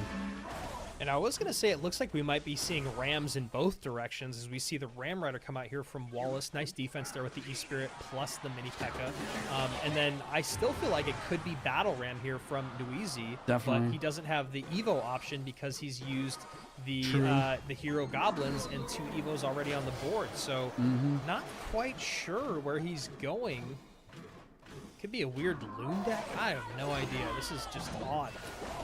Yeah, I think you're right. It's like definitely going to. I guess he had. I guess it could also be Hog too. Because yeah, he's used that's a good call. Just regular Hog. He's used Battle Ram actually previously. I just realized. Oh yeah, game number 1. Wow. So it has to be Ram Rider or Hog for sure. Now looking at Wallace, you know he has great counters for those 2 options, right? He has the mini P.E.K.K.A. and he has the Mega Knight, and he even brought Lecture Wizard, which I think is interesting and also underrated. Because if it is Ram Rider, that E-Wiz stun does a great job. And then when we talk about E-Wiz makes sense for what we've seen Niuzi run in the group stage. Go ahead, Juice. Yeah, I was just gonna say, like I talked about Niuzi and this kind of idea of this kind of play style that I've seen, but like as I said all that, I kind of realized Wallace is actually very similar in the way that he's played this. So if there's anyone that's like really ready for something like that, it's definitely Wallace, and you can see that in the mini P.E.K.K.A. here. Because the mini P.E.K.K.A. is not only good versus a potential win condition, but versus the Mega Knight really helps out. And a lot of fireball value given there by Wallace. A bit of a mistake. Yeah. As these 2 towers are very close. Wallace's lowest tower is at 2092. Niuzi's lowest tower, 2140. Now that Fire Spirit jump is going to actually make it 1960, giving Niuzi the lead on both sides. I'm calling it right now. That Fire Spirit jump right there at the very end is going to cost him this game. I think that this game is going to end up being very close, and that 200 or so damage could be everything. And there's the Ram Rider. E-Wiz out of cycle, but MK comes down. Now the Evo Lumberjack opposite lane. Mega Knight. Another Fire Spirit jump. Evo Lumberjack on the tower on the left-hand side. Mini P.E.K.K.A. comes down late. There's the Fireball to clear the path. Mini P.E.K.K.A. runs away. Evo Lumberjack stays on the tower, and that is gonna do it. Niuzi with the come from behind victory. Great dual lane pressure. We see the smile come out from him here, feeling, I'm sure, the pressure of coming onto this monthly finals stage and going up against a seasoned vet in Wallace. Yeah. Wow, I mean, so well played down the stretch by Niuzi. Juicy, I was going to say this, but the game kind of turned up to the next level before I was able to get to it. But I don't know about Wallace's off-meta deck choices. I don't know if he was just trying a little, as Josh would say, a little too cute, maybe. Yeah, wow, I couldn't have been more wrong with the end of that game. It was, as soon as I said it was me close and that one fire spirit was going to change everything. It was Evo Lumberjack one side, Evo Mega Knight the other. And I think you're right about like the Wallace's deck picks here is like sometimes, you know, it worked really well in that first game. It's like, wow, I got your number right now. I'm clocking the types of decks that you use and I'm ready to go. And this last one though, he's trying to counter, you know, with the Mega Knight and with the Mini P.E.K.K.A, but his cycle's so awkward and the zap isn't very valuable and the furnace is getting a lot of value from Niuzi, and that's going to put him into the next round, and it's also going to send Wallace into the lower bracket as well. The lower bracket's really kind of starting to take shape here. We have one more best of 3 to finish out our first round of the upper bracket. We're also going to be going through the first round of the lower bracket and even the second round of the upper bracket today. If you guys do want to get some predictions and you do want to earn some rewards, make sure you go to event.supercell.com and put in those predictions if you haven't already. But so far, my predictions are doing terribly, let me tell you. Yeah, I think mine are pretty bad too. The Caster Curse has definitely come in a few times for us today as well. Event.supercell.com/Clash Royale. If you can't get involved today, make sure that you are ready to go at the end of the broadcast today for tomorrow's culmination of our May monthly finals. You know, it's wild when you look at some of the upsets that have happened here in the upper bracket. You look at Niuzi, you look at Assaf, but then when you talk about the level of competition that we have this month, the lower bracket is absolutely insane. It's a stacked lower bracket when you look at who we have there. We have Vitor, we have Wallace, we have Mo Light, we have Ta, and then maybe guys that are a little bit less seen but well known in the community, the competitive community. We have Furkin, we have Droy, we have Airbache, and now one of these guys. I mean, this is as good as it gets when you talk about a round one no matchup. Kidding. You have a two-time world champion in Mugi. Wow, Niuzi, Mugi. In Mugi on the left-hand side. And then you have Pedro, a guy that has been no stranger to World Finals and no stranger to the end of World Finals. Just not able to take that championship home, but definitely got very close as he got second place in World Finals just a couple years ago. This is going to be really exciting. Every single year we always talk about what Mugi are we going to see this year. Sometimes he doesn't show up much in monthly finals. Sometimes he dominates them. Other times he's, you know, gotten a good amount of points. How much is he practicing? But according to him, as of late, he's been a little bit more locked in than maybe we've seen him in the past couple years. Pedro is a guy that is known as one of the best micro players in the game, one of the best minor control players in the game. Very excited to see what these gentlemen bring in our final matchup here in the upper bracket round 1. Looks like Pedro has played around 400 games this season with about a 60% win rate. And Mugi's at 270 games with also about a 60% win rate total, which is interesting because I feel like Mugi's usually that guy who doesn't practice at all, shows up and wins everything. But, you know, he's actually, you know, in the top 25 of pros of like amount of games practice and amount of time put in. And for him, that's a really solid amount. And we all know that Mugi, a practiced Mugi, who's taking something seriously, is a force to be reckoned with. Yeah, a very, very scary Mugi. Our world champion in 2023 and in 2021. He was at World Finals last year getting 8th place, and he also just took #1 on ladder last month, 2 months ago in March. So a guy that's definitely putting in the work, and as Juicy said, that is a scary, scary man when he's committing. I mean, he even said last year that he was going through a lot of personal issues over the last couple of years, and that he's ready to get dialed back in. And we saw a little bit of a nod from him just a moment ago, looking like he's also very happy with the matchup that he has at hand. While he is down a little bit of HP, this is the type of deck that you're going to go down in single elixir and then ideally take over in double and in triple. Man, that is the thing about this Rollhogs deck is it's one of the most used decks in CRL right now because of how consistent it is. Like on paper here, like he's literally going up against a bomb tower, a roll delivery, and even a magic archer that he doesn't have too much for. But even then, he still has so many opportunities here if he plays this well, and he still has a chance because he has the Dark Prince, he has the lightning for good damage, and the E-Spirit for the bats, there's always something that you can make happen here. Especially if your name's Pedro. Mugi. Yeah, I was gonna say. Pedro getting second place in his group. His losses were to Wallace and Surgical Goblin, but he was able to take out Jors, Rainbow, Igor, and Boss along the way. Mugi on the other side of that conversation, first in his group, going 6-1 in games, only losing to Adriel. Which we all know Adriel is a force to be reckoned with. It's true.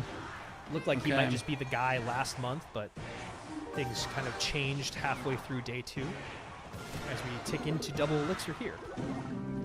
So now that we're in double elixir, as you said, I think, yeah, there you go. We're gonna start seeing more lightnings drop down, and that's his like real win condition right now, because these real hogs are gonna be a struggle to get the tower.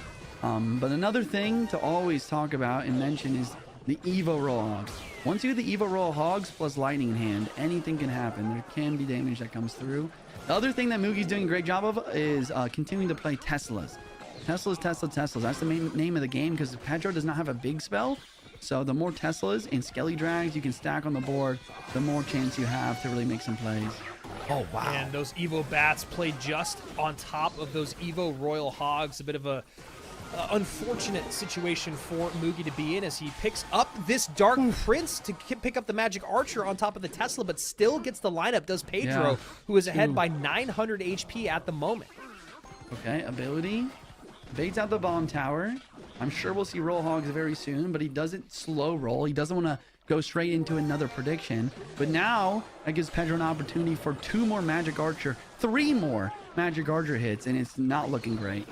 No, and exactly like you talked about, Juice, it looks like Mugi is already recognizing his main win condition is just the lightning. And, you know, for what looked like a happy situation for Mugi to start this, where he was, you know, he kind of had that nod like he was happy with his matchup. Pedro showing him maybe that was not the case. Rhino does touch the tower. And a nice E-Spirit here to clean up, so it's not doesn't have to worry about the Magic Archer lineup. 25 seconds. Barbro coming through. Lightning drops down. Delivery is there. We do see the Battle Ram ability trying to bait out the bomb tower and then maybe go for roll hogs after. Pigs, but I don't think he has time. Yeah, exactly. The seconds tick off. 4 seconds. Skelly Drag's dropping down. He's just defending the final moment. And Pedro with just a very clean victory. Showing up with the bomb tower, the roll delivery for those roll hogs. But most importantly, honestly, was those Evo bats. Because E-Spirit's great versus bats until those Evos come in cycle. And then all of a sudden, you know, those, like, especially on his side of the map, those Evo bats are just really nice DPS. They're kind of unkillable. And especially if you protect them from the Skelly Drags. And then the Magic Archer, man, it was just a constant attack from the Archer as well. Really well played all around from Pedro. Yeah, sometimes the best defense is just straight up offense, and that's something that Pedro recognized time and time again. He got lucky, maybe. I mean, you might ask him, and he's like, I knew the Royal Hogs were going to come in, but it felt more like a bit of luck there when the Evo Bats were played right on top of those Evo Royal Hogs. We did not really see Evo Royal Hogs be a part of that conversation at all in game number 1. You know, as you mentioned, Juicy, just looking at the difficulty to break through with the bomb tower, with the delivery, so many ways to make sure those Royal Hogs were not part of the conversation. Then you add in the Dark Prince hero ability from Mugi. You know, we saw him try to maybe clear the path with that Dark Prince hero ability to take the bomb tower out, and then maybe he could get in the Royal Hogs. But that was also another thing that Pedro recognized and goes, look, I can turn up the offense. I can make this very, very difficult for you to ever put together the push that you need, which is, as we all know, when you're playing Royal Hogs, especially against the bomb tower, you have to have that layered offense where you're able to get the pigs in, get the lightning down, you know, ideally support if bats do come down that aren't Evo with the E-Spirit. There's so many parts of it that need to come together. It makes sense that Mugi would play it, being, in my opinion, maybe the best Royal Giant player of all time. He really understands sequencing, and he really understands cycle, but Pedro is just a guy that, you know, the macro understanding and his defensive capabilities is almost second to none. We saw that a lot back when he was, you know, second in the world on that world final stage in 2023. He was just really, his defense was lights out. You knew what he was going to play. Everyone knew in that best of 3 set what was coming, and they just could not stop it, you know. And similarly to this, it looked like Mugi maybe liked the matchup that he had, unless it was a kind of one of those like, oh man, he's got my number. But I don't think that's what that nod smile was at the beginning of that game. I think Mugi thought he had a better chance than maybe he ended up having toward, as that game one played out. Yeah, I'm just like running through the game in my head here, and I think like if there's one thing that really gives Mugi a chance is those Skelly Dragons. But even then, it's like as roll delivery drops down on the Skelly Drags, it seems so hard to break through. Maybe, I don't know, maybe Mugi needs some sort of more like dual lane pressure there. Maybe he needs like Dark Prince one side, split Skelly Drags, Dark Prince one side, Roll Hogs the other. It seemed like he did play a lot of same lane there, and whenever you do that versus a roll delivery deck, it always ends up being a problem because that roll delivery drops down and gets so much value no matter what deck you're playing. Usually, even if you're playing Golem versus a roll delivery, you usually want some sort of dueling kind of pressure there. Yeah, and then, I wonder if Mugi was thinking about that dual lane pressure and then just thinking, I guess if he plays a bomb tower in the middle, and then he gets that delivery over everything, the Skelly Drags over the bridge, the units that are going towards all of it, it's just a tough spot. And Pedro played that really, really well as we're getting ready for game number 2 here. And just to give everyone a little bit of history on Pedro, he was number 3 in the world last year. It was a great year for Brazil last year. And as I mentioned before, number 2 back in 2023. And in 2024, he was number 6 at World Finals. So no stranger to that World Finals stage as he comes out with what looks like Hog EQ already. As he gets a nice firecracker lineup. And it looks like Mugi with Zappies and Goldenite. My guess would be probably the giant skeleton, like Ram Rider or Battle Ram type deck. But I kind of feel like Mugi really likes. Oh, interesting. I don't know. Honestly, we'll just have to see what he's got here. Because now I'm thinking maybe it's some sort of probably Graveyard with Inferno Drag, Graveyard Freeze. See if he plays the Freeze here. He did not play any Evo Inferno Drag. And he only played Graveyard twice. One Graveyard Freeze deck with Bowler and Exy, and another one with Bowler and Evo Furnace.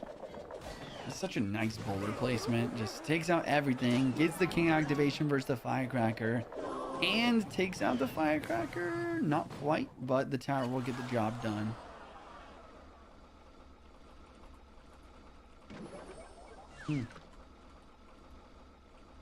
Yeah.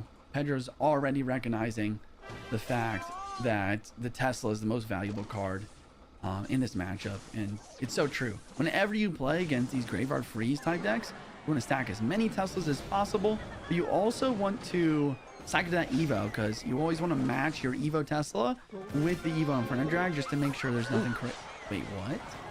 And a dual lane pressure here puts Pedro in a tough spot, and this Golden Knight just going to absolute town on that left-hand tower. Berserker just played a second late. Didn't want to, maybe just didn't have the elixir to defend both lanes with 2 separate cards, so tries to get the Berserker to do both. And now Mugi just adding insult to injury as this Bowler's going to get some damage on the right-hand side as well. Now a NATO to King Tower, and King Tower is activated. Man, this is crazy. I don't know if he lagged or what. I'm certain that he had enough elixir to play that Berserker quicker. Yeah. Pedro Maybe it trying was to... just the timing of both lanes' pressure. I'm not sure either. Man, and then the ability into... Oh my goodness, the freeze on the Tesla. Esports does a great job though. Wow, okay. Great defense from Pedro there, despite a little bit over aggression. And then we see a dual lane pressure. He's really trying to make something happen here. Difficult. Pulls that Hog to King. Zappy's going to be a very difficult... I mean, when you don't have the right response to Zappies, which feels like almost all the time because there's something else that you need to play your spells on, then the Zappies, they still are just one of the best cards in the game. I couldn't agree more. Especially in this scenario with Pedro most likely having either Earthquake or Lightning. It's so difficult to take those things out. And same thing on Pedro's end though. These Firecrackers, look at this. Yeah. I mean, okay, nice NATO there. Evo Inferno Drag actually gets kited back pretty well. Boulder ability plus Graveyard, we gotta watch out for freeze as well, is Pedro, which is why he's gonna defend with Earthquake and E-Spirit. But once again, he needs damage. He needs it bad. It's just very unusual to be down this much elixir versus this deck. Yeah, the synergy between the Evo bowler, or excuse me, the hero bowler and the graveyard is just so fascinating because, you know, you have to defend up high and down low. You know, you don't want your unit to run back towards the skeletons so that the bowler gets splash damage on tower. It's just kind of a fun synergy that has just been introduced in the game. And wow, that bowler does connect on tower again.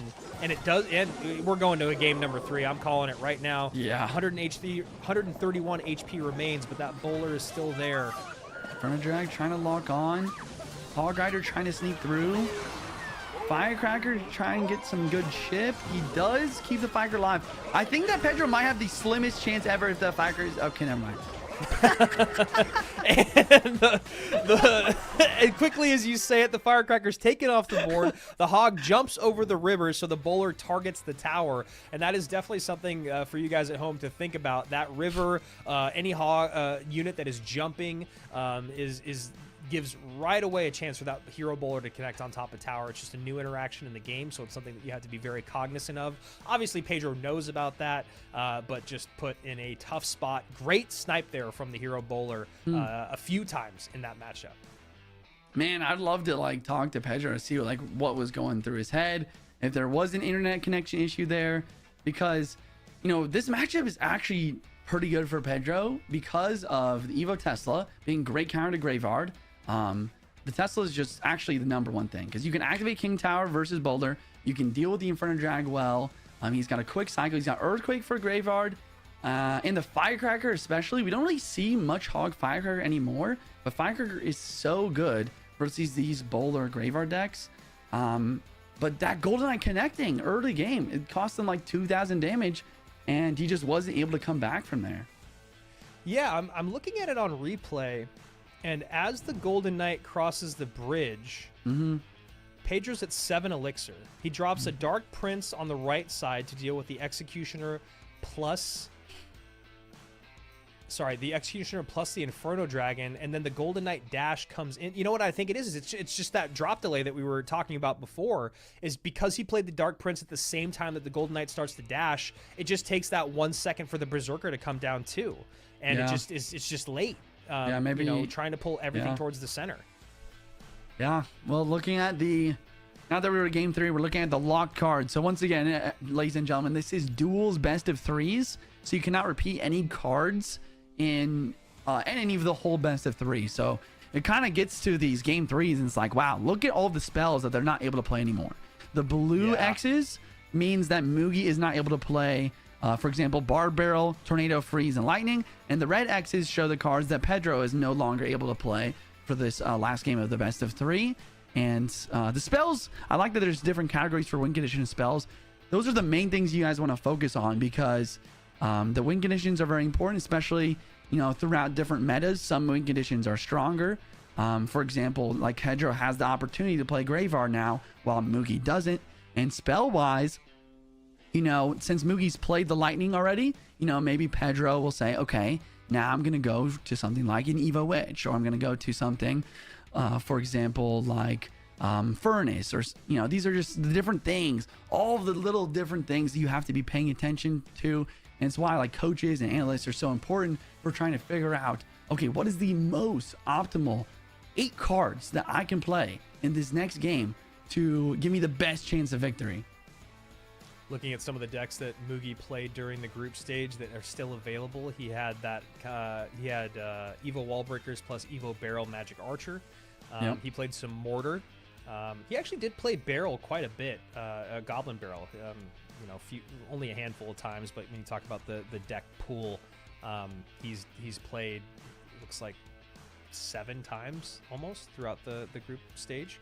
And then he also played some Graveyard. Both players have poison available, though, as we just saw in that graphic. He played some Hero Balloon with Xe and Giant Skeleton. And then on the other side of it, with Pedro, take a look here. Pedro again, his group. Played some Evo 3 Monsters. He played Evo Piggy's hand with Sess kind of up and down. Also played some Hero Loon. He played a little bit of Mortar, that popular Mortar Miner Evo Archers deck, but Miner unavailable for Pedro. He played a little bit of Lava, a little bit of Golem. Has definitely a deeper deck pool than what we saw out of Mugi. Or, you know, maybe not deeper, but just more versatile. He played more win conditions than Mugi did. Right. So less repeats. Played Golem a couple times. I don't know if going Golem is what you want. Mugi also known as a Royal Giant player, but has kind of shied away from it over the last couple years. Could be a good time for him to come out with that, but decides to go quick and fast with the Evil Wall Breakers right out the gates. Evil Wall Breakers, maybe it is going to be that log bait deck. After seeing the Berserker, looks like that's the case. Marcher, Hyper Bait, Fireball though. Pedro with the Fireball Roll Hogs variation is going to really change how this is, because, you know, we saw previously Sub running circles around his opponent in a very similar matchup here with just stacking multiple Magic Archers. But Pedro with the Fireball this time is going to make this a much different story. Yeah, Mugi ran a deck that looked very similar to this, though. It had Valkyrie and Tesla and Ice Spirit, whereas, you know, we could still see Valkyrie. But Tesla is out, and we see the Heal Spirit, the Fire Spirit already, and he's going to go Evo Bats. Wow. It's the Miner, not the Goblin Barrel. I kind of like that idea.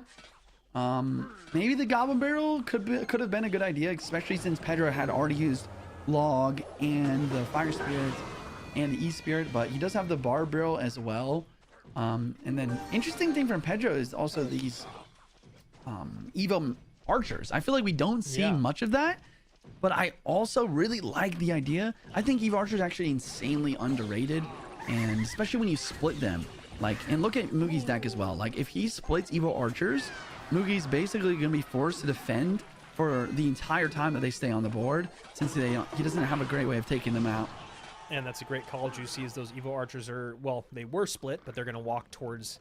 That's the thing with the Archers is even if you split them, if they don't move too far apart and then they're automatically on offense, they will walk towards that lane a lot of the time. Evo Archers definitely getting an uptick in usage, kind of famously only used in Expo, you know, for a very long time. But now we see it in those Mortar decks, and we're seeing right here, does not get the lineup with the Magic Archer, that barrel on top of it. But the Wall Breaker does connect.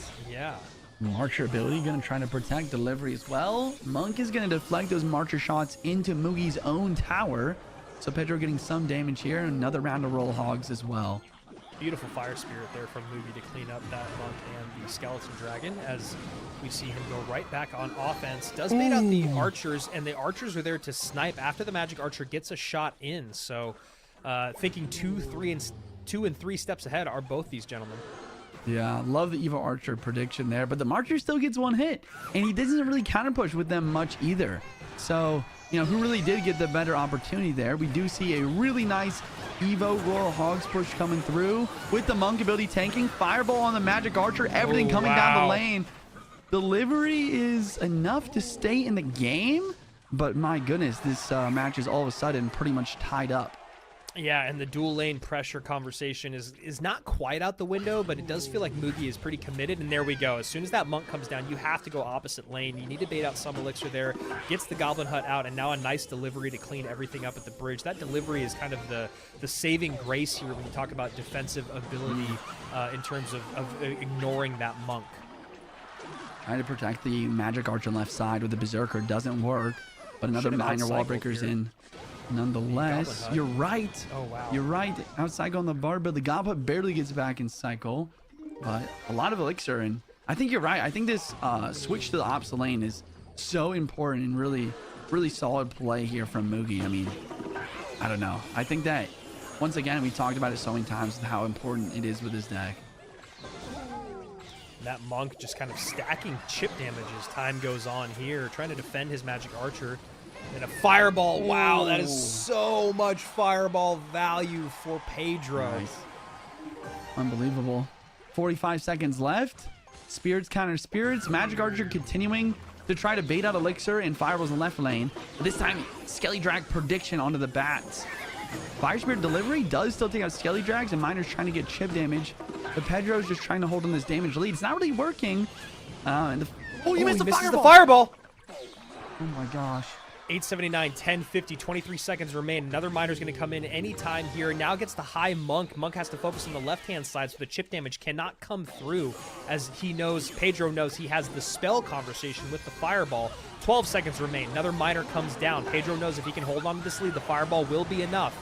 Can Mugi get damage in? It doesn't look like it. You can see the look on his face. Oh my goodness. Pedro, the huge celebration. He's taken down the 2-time world champion in Mugi. Great defensive sequences. And once again, those archers at the end. Those archers, they did so good at putting out DPS, but also they're one of those only cards where it's like, man, how am I going to get this magic archer to connect on tower? Because there's 2 of them. The targeting's kind of weird, but also since they're a range unit, he's able to position them in spots where the magic archer doesn't actually have the geometry to make it to the tower.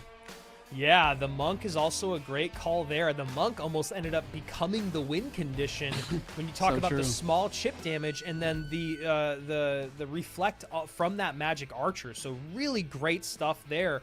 As we finally have our brackets flushed out, Viper and Riley, Ian and Morton, Sub and Assaf, and Niuzi and Pedro, with 2 huge upsets here from Assaf and Niuzi. And as we get to the lower bracket, Furkin and Vitor, Droy and Ta, Erbache versus Mohamed, Light, Wallace, and Mugi. That'll be another great end to our lower bracket. 4 of those players will be sent home very soon, as we are going to work through the first round of our lower bracket and through the second round of our upper bracket. And before we get into the next stage or the next level of our competition, we're going to take a short break with some fun interviews here from our players.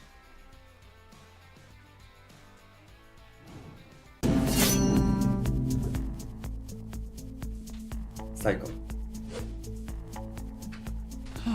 Long. Good work. Evolutions. Aggressive. Keep them on.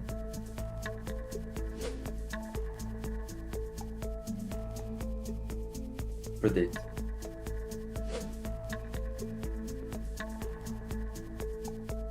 Three crowns.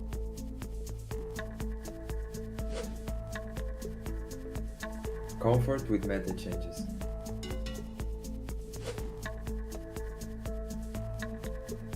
On.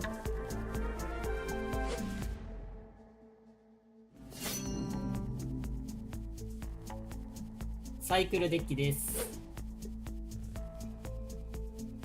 ローリングバーバリアン、エボリューション、ディフェンシブ、ミュート、安全プレイ、タイブレーカー勝利、メタデッキ、ゲームオンはありです。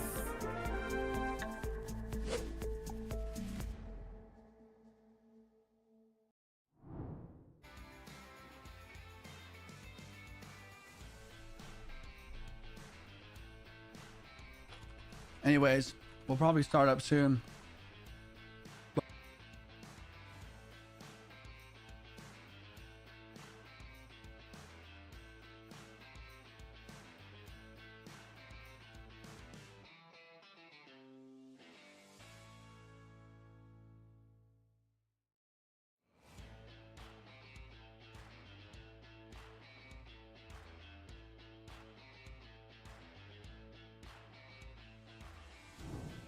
All right, here we are. We are back from our short break as we were about halfway through our day of our first day of our May monthly finals. A lot of great action has happened so far, and we're going to get right back into it with our lower bracket. We're going to be saying goodbye to 4 of our players, which is, you know, it's always the tough part of the monthly finals, but that's just exactly how it goes. And as I said before, we're going to get through the first round of our quarterfinals as well. We're going to be hopping right in with Furkin versus Vitor 75. Furkin went back and forth with Viper. Viper was able to take games 2 and 3 with the reverse sweep.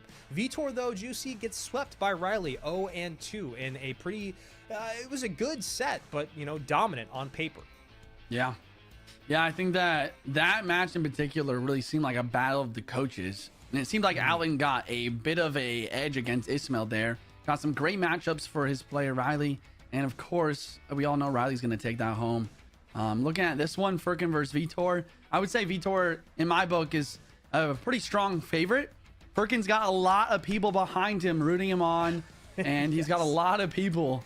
I don't know. I think that means something, though. I feel like it's something we don't talk about. I mean, look at Ian at World Finals last year. You know, he did very well.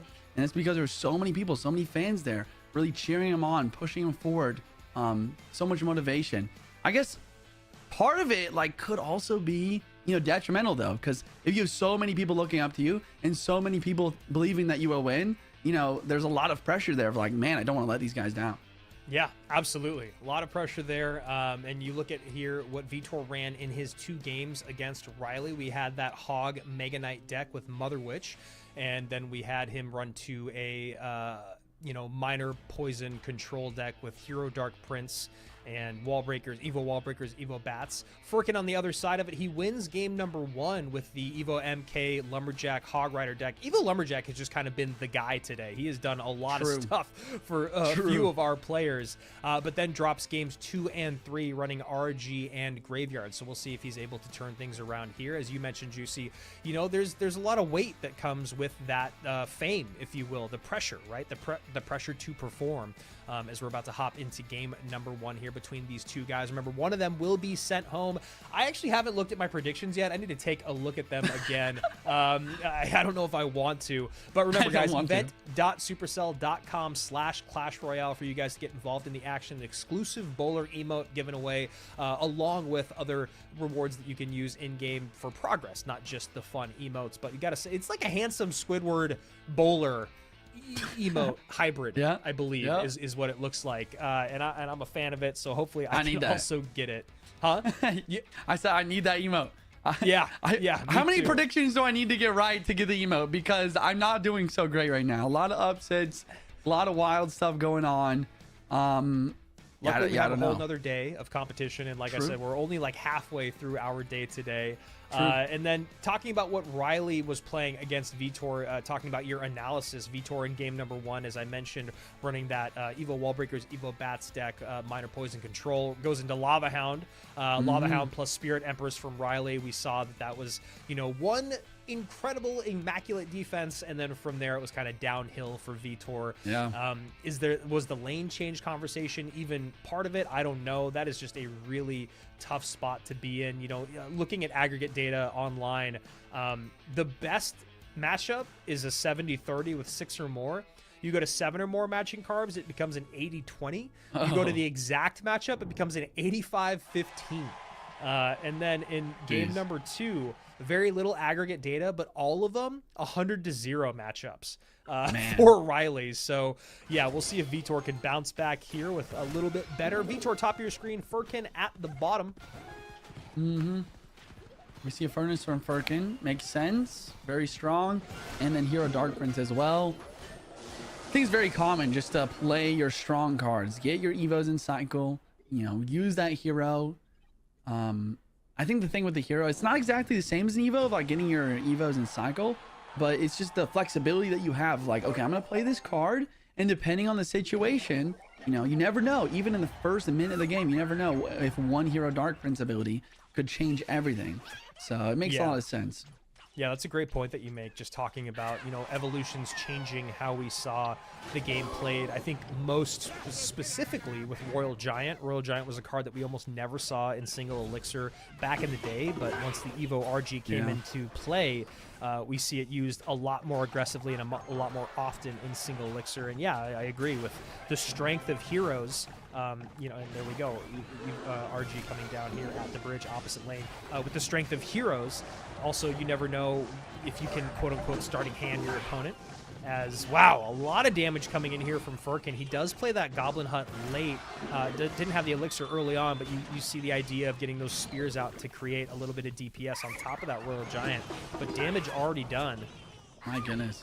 I'm trying to figure out what happened. What went wrong for Furkin here? Because look how much damage is coming through. He does have an Evo Furnace for some sort of semblance of a counter push. Will he play the graveyard here or not is the question. He just lets it go. Yeah, Brutal. he opts not to. Brutal start. Yeah, just recognizing the situation, maybe, not wanting to spend more elixir and find himself flat-footed as he did earlier. And his cycle now a little bit more on track. But Vitor, blood in the water, just going hyper-aggressive here. Probably going to pop that ability, and he does. Yeah, he does. 3 elixir ability, spawn on the Rhino, forcing out an entire Evo snowball. But I also like the way that Furkin's taking this. Like, he's just, I'm down damage. It's okay. I'm going to do whatever it takes to make sure I don't take more. And then maybe somewhere down the line, I'll have the opportunity I need to win and make that push and get that damage through. And Lightning going to come in, and this is just absolutely brutal. And to answer your question from earlier, Juicy, it was a cycled Furnace on the right-hand side, followed by a cycled Giant Skeleton towards the right-hand side behind King Tower. And Vitor just goes, that's way too much elixir to be spending in single. And I'm going to go ahead and punish opposite lane. Makes a lot of sense. Graveyard comes through for good damage. A wild amount of damage. RG from Vitor at the bridge. Giant Skelly plus Berserker. Does he get the Goblin Hut down in time? He does not. The shake of the head. Lightning's down. RG connects. And like you said, that is it. That's going to be first game going to Vitor 75.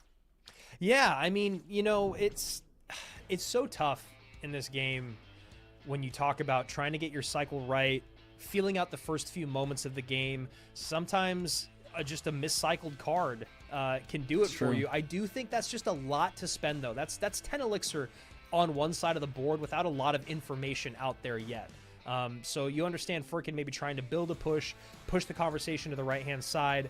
But conversely, we talked about it with Mega Knight before. We've talked about it with P.E.K.K.A for a long time. When that much elixir comes down on the board and your opponent goes opposite lane, all of a sudden that card becomes a lot less threatening. The P.E.K.K.A, the MK, the Giant Skeleton, because you need to support that card. So Vitor doing the correct thing, goes hyper-aggressive opposite lane, pulls out a ton of elixir, and then that Giant Skeleton plus Furnace cycle push on the right-hand side becomes a non-factor because it's very easily controlled and contained. Yeah. And I think I remember also the Phoenix ended up respawning, which is also like part of the reason why it was so easy for him to control. Because he plays the Phoenix, he gets the tanking value, gets the DPS value, it dies on his side of the map while Furkin is doing everything in his power to defend left lane. It respawns, and then that same Phoenix that respawns ended up taking out the entire Giant Skeleton. So you're right, that Giant Skeleton ended up basically becoming not only a non-factor, but also forced out even more defense from Furkin, because now all of a sudden you have a Dark Prince and a full HP Phoenix right side you have to deal with. That ends up putting him in a situation where his trump card, the Evo Furnace, is pretty much completely countered by a Log and an E-Spirit. And he did get one good Graveyard push in there, but at a macro level, Vitor did a great job playing opposite lane, preventing his opponent from having that defense plus counter push capability. Yeah, I would have loved to see that game played back again if we didn't see that early cycle Giant Skeleton, and then maybe as the game progresses more, like you said, that insane amount of damage coming in from that graveyard. Had Furkin maybe been a little more patient, maybe leaked a little bit of elixir early on, which it's always tough to do, he could have just found himself in a better spot defensively. And like you said, that cycle all of a sudden becomes a detriment. Not only is it wasted, but it's also detrimental towards your success. So these are the used cards in game number 1. Still everything pretty much available out there in the world. That's the other thing with the evolution of duels and the evolution of Clash Royale. And one of the reasons why we don't try to pick decks as much as we used to is because there's just so many more options and combinations out there. As the turkey spam in the chat goes wild, trying to cheer their guy on here in an elimination game. Furkin now, if he loses another game, is eliminated from the competition this month. Vitor with a life to give as a barrel comes out from him. And I like this, going with something that is going to, keep your opponent on their toes, an outplayability deck that Vitor is running. Yeah. And one that also, when you feel the nerves, is one that can create some mistakes. That's just two perfect callouts, like two of the things exactly I was going to say, is like the power of this bait deck. I mean, we saw earlier, I forget actually which best of 3 it was now, but I mean, I think it was, oh man, I'm not going to try and remember. I think it was sub But anyways, the point is that this log bait deck on paper should have no chance versus Furkin's deck. He's gonna have a log, he has E-Spirit, he has a quick cycle, but we saw a very similar thing earlier where the magic archers and the quick cycle and the outplay ability this deck has ended up spelling a very nice win anyways. So it's all going to come down to how Furkin is able to deal with the pressure, and if Vitor is going to be able to stack these the pressure while also having good defense.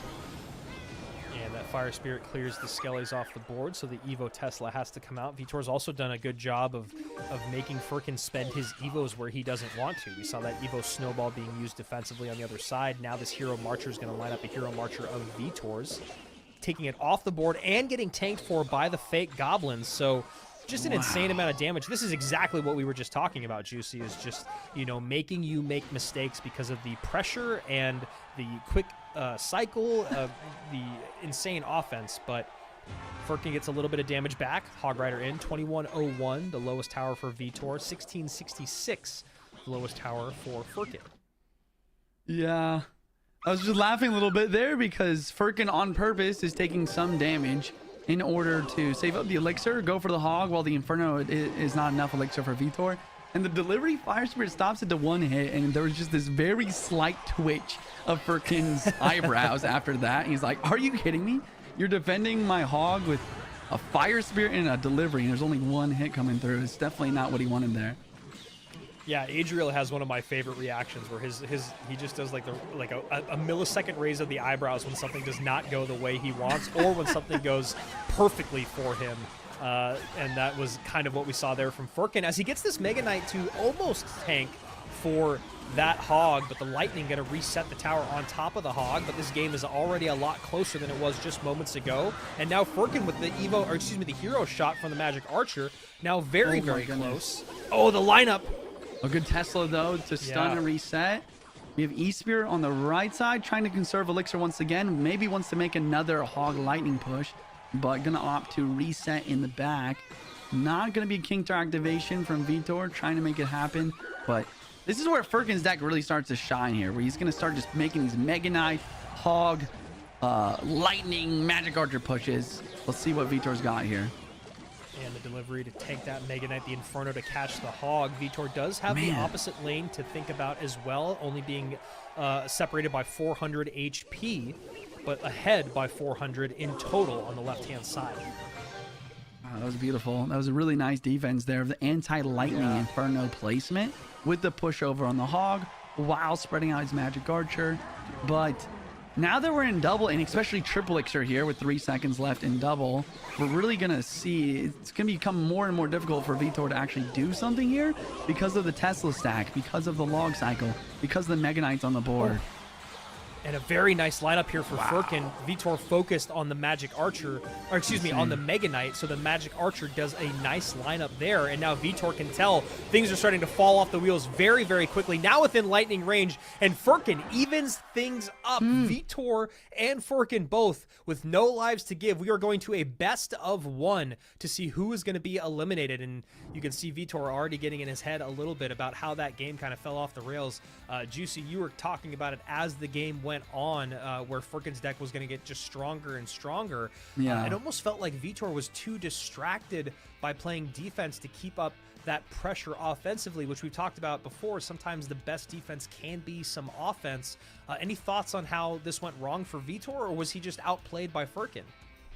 Man, these are some great questions, and I was thinking on a similar line because I think that Vitor has to apply more pressure. I'm just trying to figure out exactly how, because you're right. Furkin actually played quite well of really good Tesla placements. He had his log, he had his E-Spirit. He knew when to take damage. That might be the thing that Furkin did the best in that game right there, is he knew when to allow some damage on both sides. Because that's what that deck struggles with the most. I feel like the situation that you get in, or the problem situation you get in with that deck, like if you're trying to defend against that Hyperbait deck, is, you know, I'm going to really try to fully defend everything that he does. And when you do that, that's when the Magic Archer locks in your tower for 1,000 damage. That's when the Wall Breakers come through. That's when you get out cycled and the Goblin Barrel ends up, you know, putting in an insane amount of work. But he was able to really just continue to let some damage happen on both sides and stay in the damage lead and just keep up the pace while also making sure that he never got cycled and continuing to have the log and the Tesla ready for any sort of situation. So looking here back at our group stage, Furkin first place in his group with the decks that he ran. He was a fan of Graveyard, Royal Hogs. We saw some Hog MK. We saw some Piggies, a little bit of Drill. We did not see... Oh, we did see a very little bit of Lava. And we saw a little bit of Mortar. So Furkin still has, as you guys look over with those win cons, still quite a few available. And in terms of buildings, that Mortar is still available. Haven't seen any Mortar yet today, guys. Come on. Gonna need to see a little bit more Mortar to make me happy. And then in terms of Vitor, when we're looking at him in his group stage, first place in his group, and he played a good amount of Lava. He was 4-0 with Lava. It looks like, at least these versions of Lava. So on the day he was actually 4-1 with Lava Hound. So we could see him maybe going to the skies. And a good luck out from both players, both of them recognizing that this could be, I mean, it is going to be one of their final games. Both of them not wanting that to be the case, as we see a bit of a pause here. Maybe Furkin going Royal Giant, maybe Vitor going to the skies. And there it is. Vitor heard me. He's watching the broadcast. And we do see a Mortar from Vitor. Bowler to counter. Mortar in both directions. Yeah, it's actually a good call. Oh, you're right. It might be a mirror matchup of Bowler Mortar. Insta ability from Vitor. And there is the Rascals, looking more and more like a Mortar deck. Oh, what a nice Rascal placement, actually. That was insane. Yeah, saving the girls, the boy taking all the tankage there, and Rascal's getting a slight nerf, at least a work-in-progress nerf right now, or they're going to lower the boy's HP from 1940 to 1868, so not huge, but definitely something worth noting, as we are seeing a very similar look on both sides from these guys, as a Mortar Skelly Barrel combo with Hero Bowler. Man, I've been playing against this deck recently, and it's so annoying, and it's so good because you just have so much pressure. You have the Mortar and Skelly Barrel Evo combo, which on their own, that is really hard to deal with because, you know, a lot of the time, you know, you want to use your building or you want to use your spells on one or the other, or you want to use them both, but you can only do one or the other. But then you put the Bowler on top of that, where it's like, okay, now there's a LeBron shooting freaking rocks at my tower from like a mile away while there's a Mortar on one side. It's really going to be about who can control the chaos the best here. Yeah, it almost feels like there's always a quote-unquote Mortar on the board with this said deck, and then you have to think about defending low and high with that Skeleton Barrel. And you know, the Dart Goblin is a great way to take the Skelly Barrel out of the skies for cheap. I think another big thing to mention here is these minions, because Vitor has minions compared to Furkin's guards right now. Yeah. And I think the minions are really good for sniping out the Mortars over the river, sniping out the Bowlers over the river, but also just the fact that, you know, neither of these players have very good spells or any way to deal with the minions. And we're already seeing how the minions are showing up for Vitor right now. And Dart Goblin comes down as that Mortar is focused on the Bowler for a second, and then Dart Goblin here to create a little bit more pressure on the opposite side, as those minions that you were talking about, Juicy, have to get kited away by the guards. Yeah. I agree. I feel like the minions are going to be a lot more frustrating to deal with than the guards. Evo Mortar from Vitor already forced Furkin to use his Evo Mortar on defense. This might be the situation that Vitor has been working towards to get a big damage connection. But looks like Furkin's doing a pretty good job of, once again, just controlling the chaos. Can you hold on for dear life as all of these units start dropping down? Nice fireball there. One skeleton should get on tower. No, it's actually a goblin that gets on tower, which is worse for Furkin. True. Another Mortar from Vitor, just trying to keep up the pressure. And then once again, we see these minions. And with Fireball being out of cycle right now, these minions just really shred the Bowler. Really nice Bowler from Furkin, though. It actually hits the Dark Op and the Mortar there. Wow. And he actually, off of that beautiful defense, is going to try and put together his own offense for the first time in what seems like 2 minutes. Yeah, and the Skeleton Barrel not getting pulled by the Mortar, and the Mortar of Vitor distracted initially by the Barbarian, so ends up not... I mean, it's kind of still a straight across trade there for Furkin and Vitor. 24-35, 27-82. respectively for Furkin and Vitor in terms of their tower health and the lowest tower on the board. Nice fireball value there.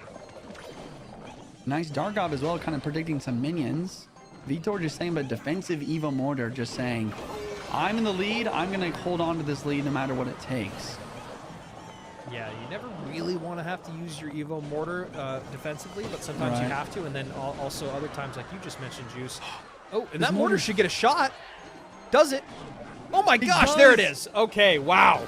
Just taking forever. Yeah. Fireball's going to drop down. All of a sudden, we have a very close game. Wait a second. This pile up at the bridge. Oh, the bowler, the great equalizer in all of this. Now the minions behind, and that should be enough to stop any death damage through. But does he have... Yes, he hits his own mortar on the board. Now fireball's out in each direction again. He needs to play a unit. He needs to play a unit. Wait, the mortar logs. That mortar should get a shot.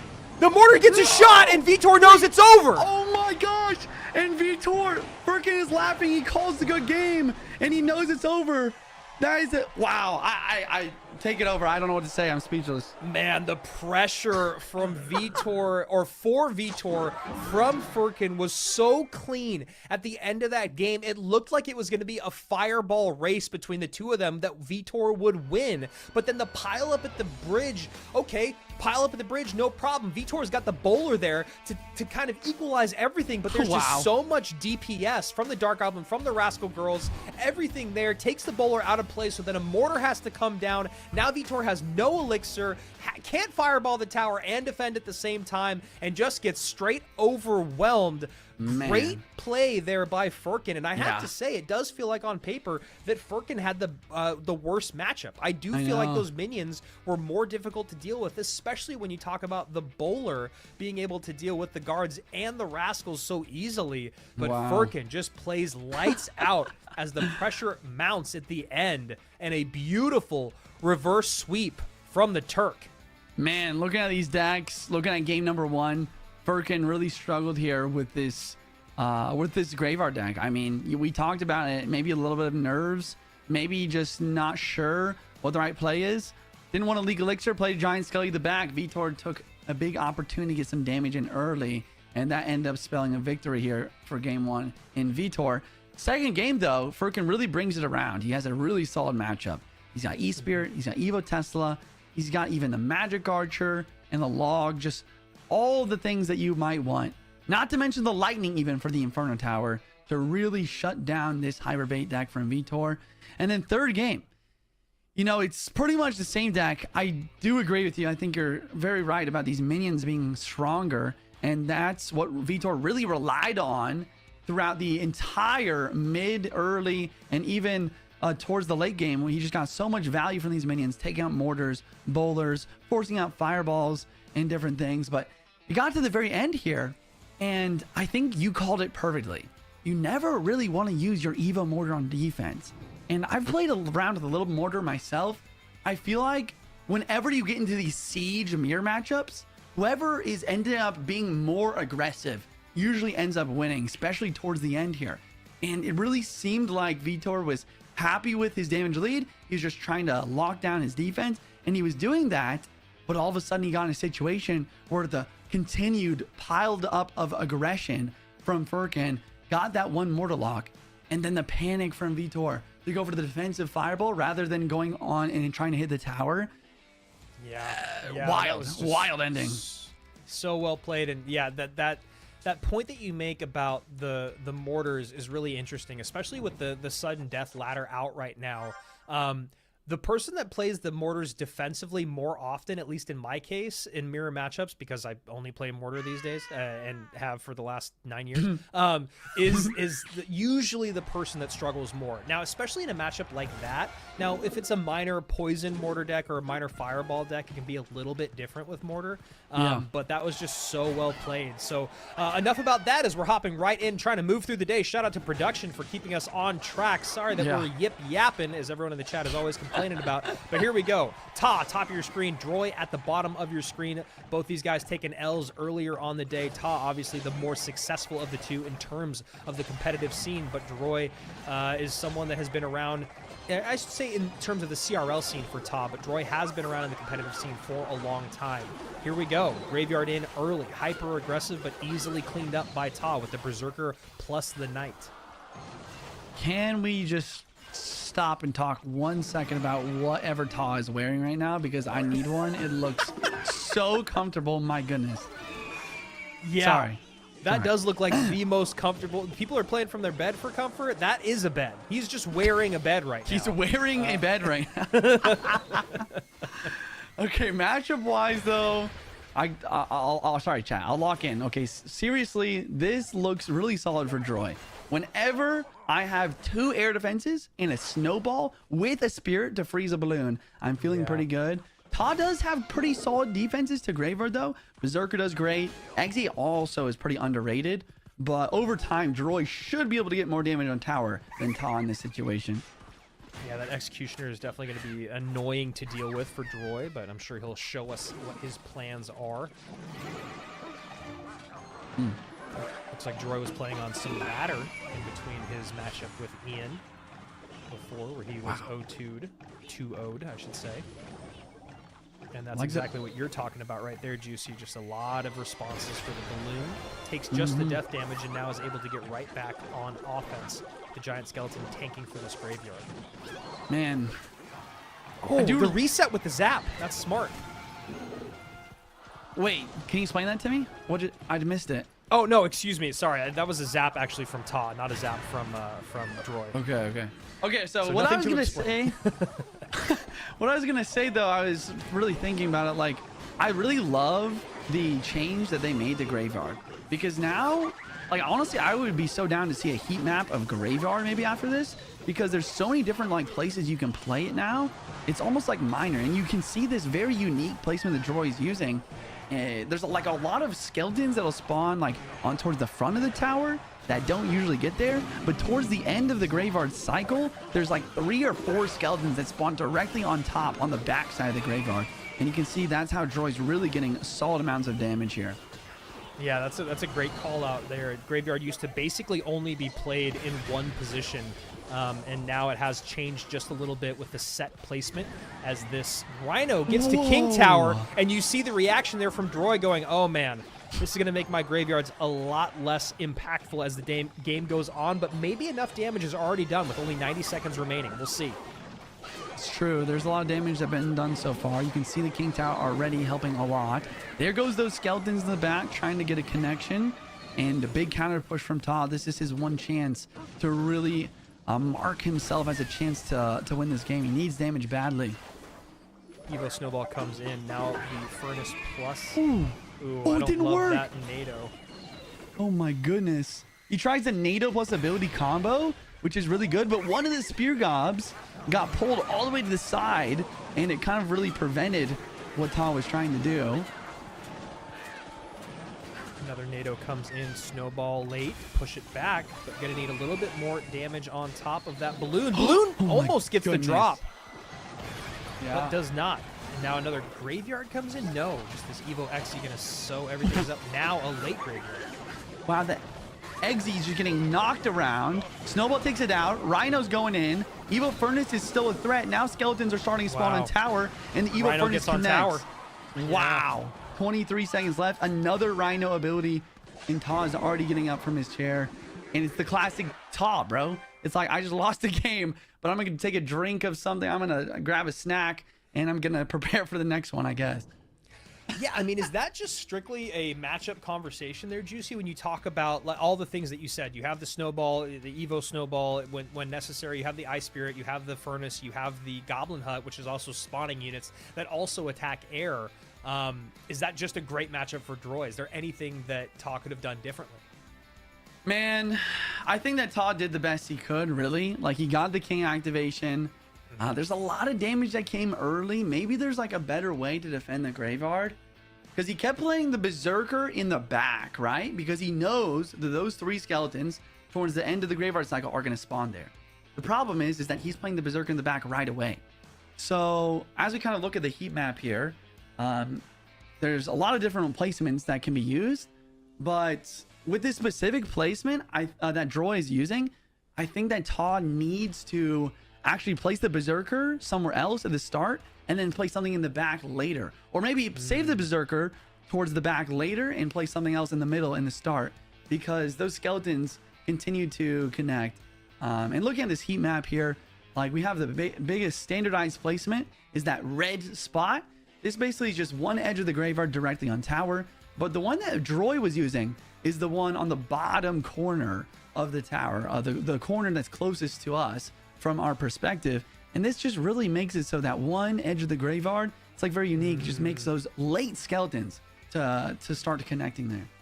So you're saying that bottom right-hand corner, which is traditionally maybe the minor number 1 spot area, that is where you're getting late skellies that spawn directly on top of the tower, which was one of the issues with the previous RNG graveyard, was there was no way to detect where the skellies were going to be, so sometimes they would just pop on tower no matter what.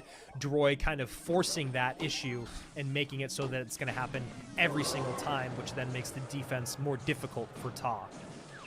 Yeah.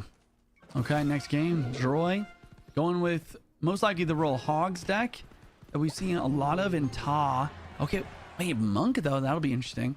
Ta with a mortar deck here. Assuming that Droy has lightning as a mortar connoisseur. You complimented me earlier on my gameplay, but you shouldn't make a light of the fact that you are insane at this game as well, especially with mortar. Tell me about like this matchup, like how difficult is it going to be here for Ta to play against this hog deck? I mean, you can kind of see the frustration on Ta's face already. That Monk is always just frustrating to run into with mortar. It's so tanky. You get the ability to reflect the mortar shots while going opposite lane. Adding in the earthquake, really annoying. You add in the wizard to deal with the minions. This is just a tough spot to be in. This is a great deck pick by Droy, and you can already see the frustration on Ta's face. And then last thing to mention too is just the ability to deal with the regular barrels now with the E-Spirit if you want to just take the damage and save your log for something else. So there's just a lot of options here for Droy to make Ta's life very, very uncomfortable. And literally, the Dark Goblin, the Rascal Girls, what is happening? Minions, Oh my, sorry, what just happened? I'm so confused. You just let a Dargob, like, I mean, I could totally agree with all the things you're saying. I think that even in this situation, Droy could probably come back based on like how good this matchup is, but I swear he just sold like 1,000 damage. I'm so confused. No, 100%, and it wasn't a lag situation. His camera was 100% fine. It just looked like he didn't know what he wanted to play and opted to just play nothing. So we'll see. Earthquake drops down. Now this is a moment where you got to get the mortar out on the opposite lane. You got to go mortar right-hand side if you're Ta, I think, because the Monk's out and the Earthquake's out. Tried to pre-bar barrel to get the Dark Gob connection again. Sneaky plays from Ta, trying to min-max everything. Skelly Barrel opts a lane, trying to apply pressure, while Droy's trying to make an offense. Big Hog, big Monk ability. Monk is not actually deflecting the Rascal Girls, though, so the Hog is taken out. Great defense. Mortar out of cycle now for Ta, which is going to take him about a minute to get back around to another one. Another Monk, minions right lane, forcing out the Wizard.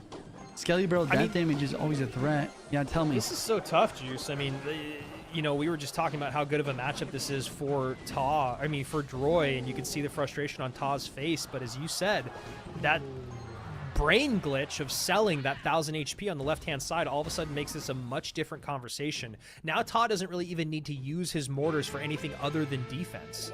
It's true. Monk really not going to deflect this Barbarian Barrel. Monk is deflecting the tower a little bit.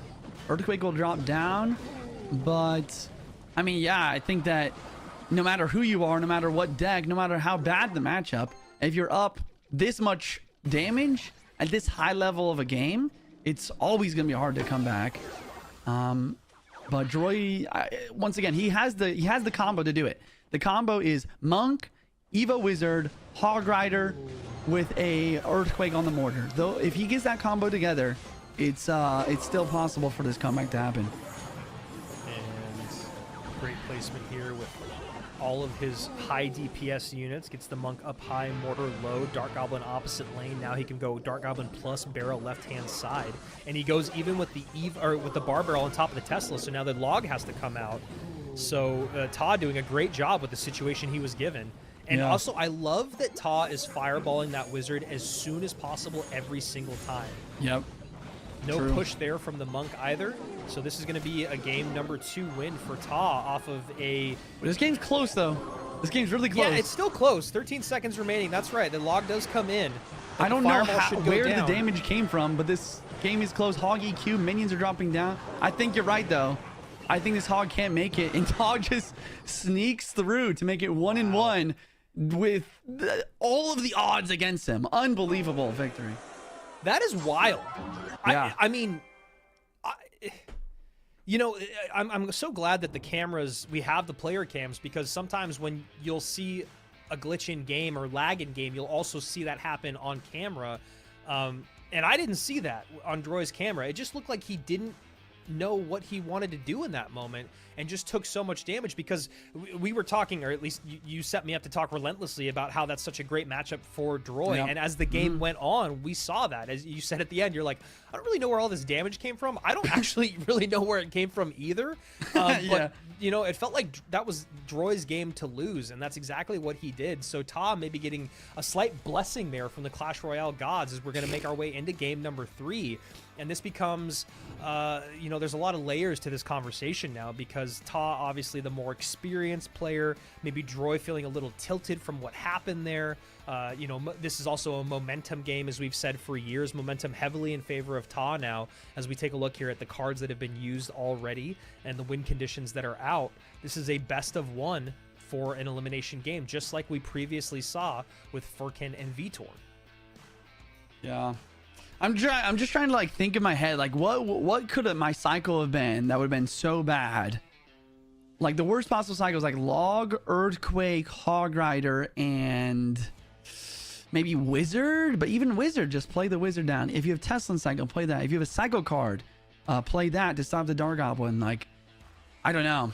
Yeah. Obviously, the only one who really actually knows what happened and why all that damage came through is Droy. Maybe there's lag.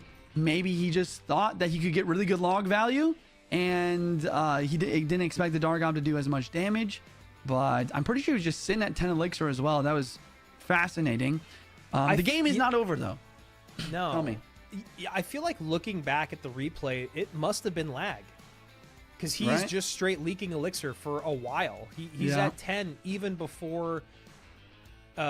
he's at 10 as... Ta's skeleton barrel passes Ta's own princess tower. He's at 10.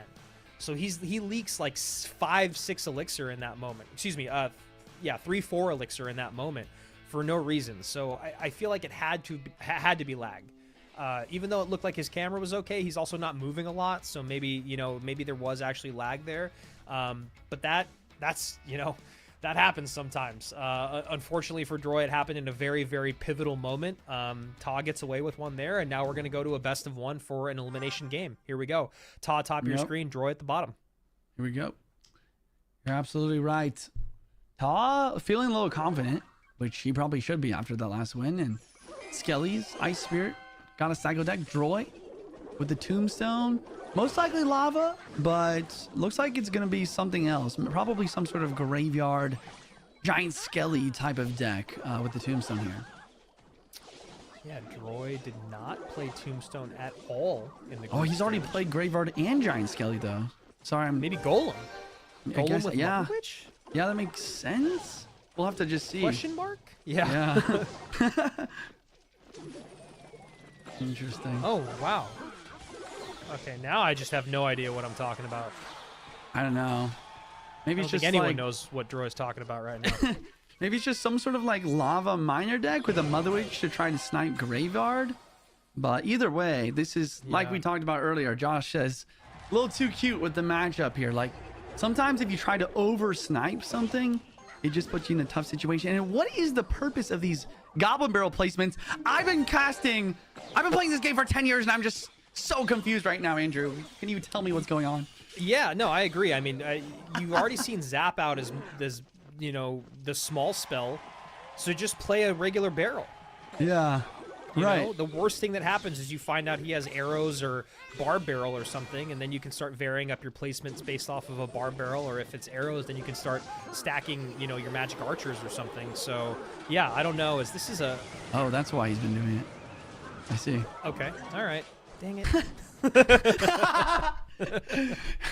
I'm an idiot. He's a genius. What is going on? Now we're heading into Double Elixir in this Minor fever dream Whale? that is Yeah. whatever matchup this is. And ties up a solid amount of damage. We have a Mega Knight. Is this Loon? Is this Mega Knight Minor Loon or something? It's gotta be. It's gotta be. That makes sense. There it is. There it is. You're a genius. I'm a genius. Redemption. Minor goes to Tesla. Hero ability probably not going to be used, as it feels like a bit of an over expenditure. Trying to get on top of... I mean, honestly, the Magic Archer or the Tesla, that Minor is, is a good idea. And there we go. Barrel. Regular placement, because he knows that his opponent doesn't have a good spell to deal with the barrel. NATO comes in, but still a Goblin Stab comes down. Okay. Another Mega Knight in the back. This is definitely another one of those situations where it's like, the later this game goes on for Droy, the better chance he has. Especially if you can put together an Evo Mega Knight plus Evo Baby Dragon plus Hero Balloon push. We've seen the double Evo Hero pushes work before, and it's definitely something that could work again. The Valkyrie here... Oh, never mind. The difference is also like the fact that Droid doesn't have that great of Goblin Barrel damage though, or sorry, counter. So these Goblin Barrels are going to continue to be a threat. Oh my goodness. Wow, massive connection on that left-hand side, and now the pressure is starting to amp up here for Droy. Oh boy, is he going to pull it off? He does have the perfect He does. placement. But Baby Dragon's on tower. That is a completely healthy Baby Dragon that is getting tanked for by the Mega Knight. Now that Miner's going to tank for the Baby Dragon as well. Wow. And that is Wow. huge. I mean, this Baby Dragon is still untouched. Finally gets the retarget with the Ice Spirit, but that doesn't matter. Wow. Tower down to 528. Doesn't have a big spell, but he does have minor chip.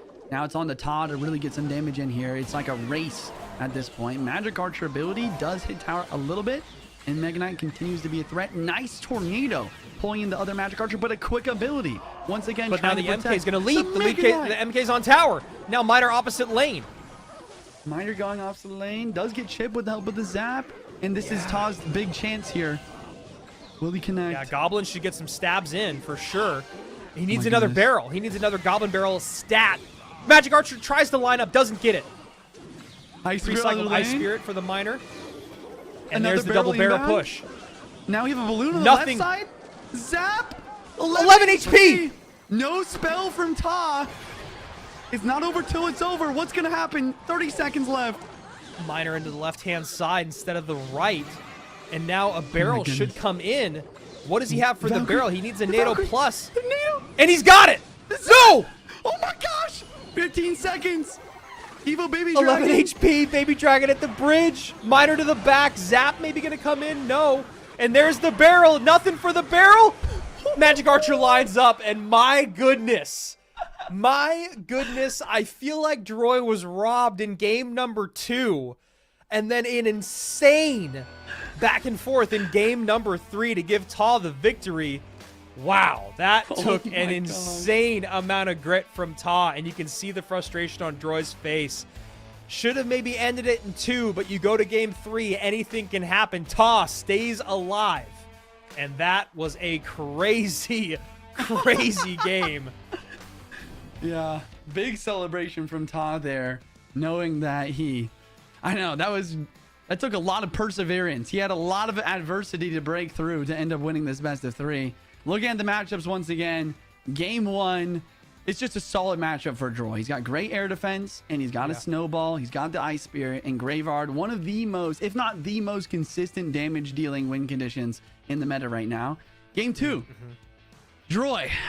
Man, I want to talk to him. I want to see what went through his head. I want to see if he lagged. The world may never know.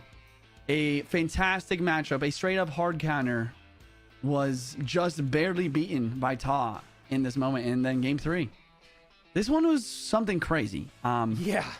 I mean, you talk about that Baby Yeah. Dragon connection. The Baby Dragon comes in behind the Mega Knight, completely untouched, gets on top of tower. Then the miner comes in to tank for that baby dragon. Yeah. And that was right after Ta had a huge uppercut on the left-hand side, and Droy immediately evens the playing field. And then it just comes down to miner chip versus no spells goblin barrels, and Ta just gets by the skin of his teeth as he moves on in that lower bracket. Furkin and Ta stay alive. Droy and Vitor sent home. And don't forget, we still have 4 matches in our upper bracket to get to, but not before we say goodbye to 2 more players. Now we're going to go to maybe, I don't know, I was going to say maybe the most mismatched in terms of CRL competitive experience, but we do have some new players in Niuzi, Erbache, and Droy on the actual monthly final stage. We're going to go to Mohamed Light, who was 2-0'd by Assaf. The game number 1 against Assaf, we saw that Mo Light plays a shutout all the way through 4 minutes and 43 seconds. And then Assaf, never giving up, gets the huge breakthrough. Mega Knight hits the Dark Prince out of line of sight of the Evo Lumberjack, which then goes straight to the tower. Mo Light's bar barrel is a little too high, and Assaf takes game number 1. Then we get to game number 2. The layered offense from Assaf was just so clean. Oh, you want to play a log to defend, or you want to save the log and defend with something else? I'm going to get a magic archer at the bridge. Assaf just did really well in that matchup, but we all know Mo Light has been notoriously a guy that can go through the lower bracket no problem. As you said, Juicy, whether it's at World Finals, Monthly Finals, doesn't matter. He's done it in both situations. Going up against Erbache, who knows he's got a tall task ahead of him. I know. And Mo Light has gone from the crunch to the chair. Yeah.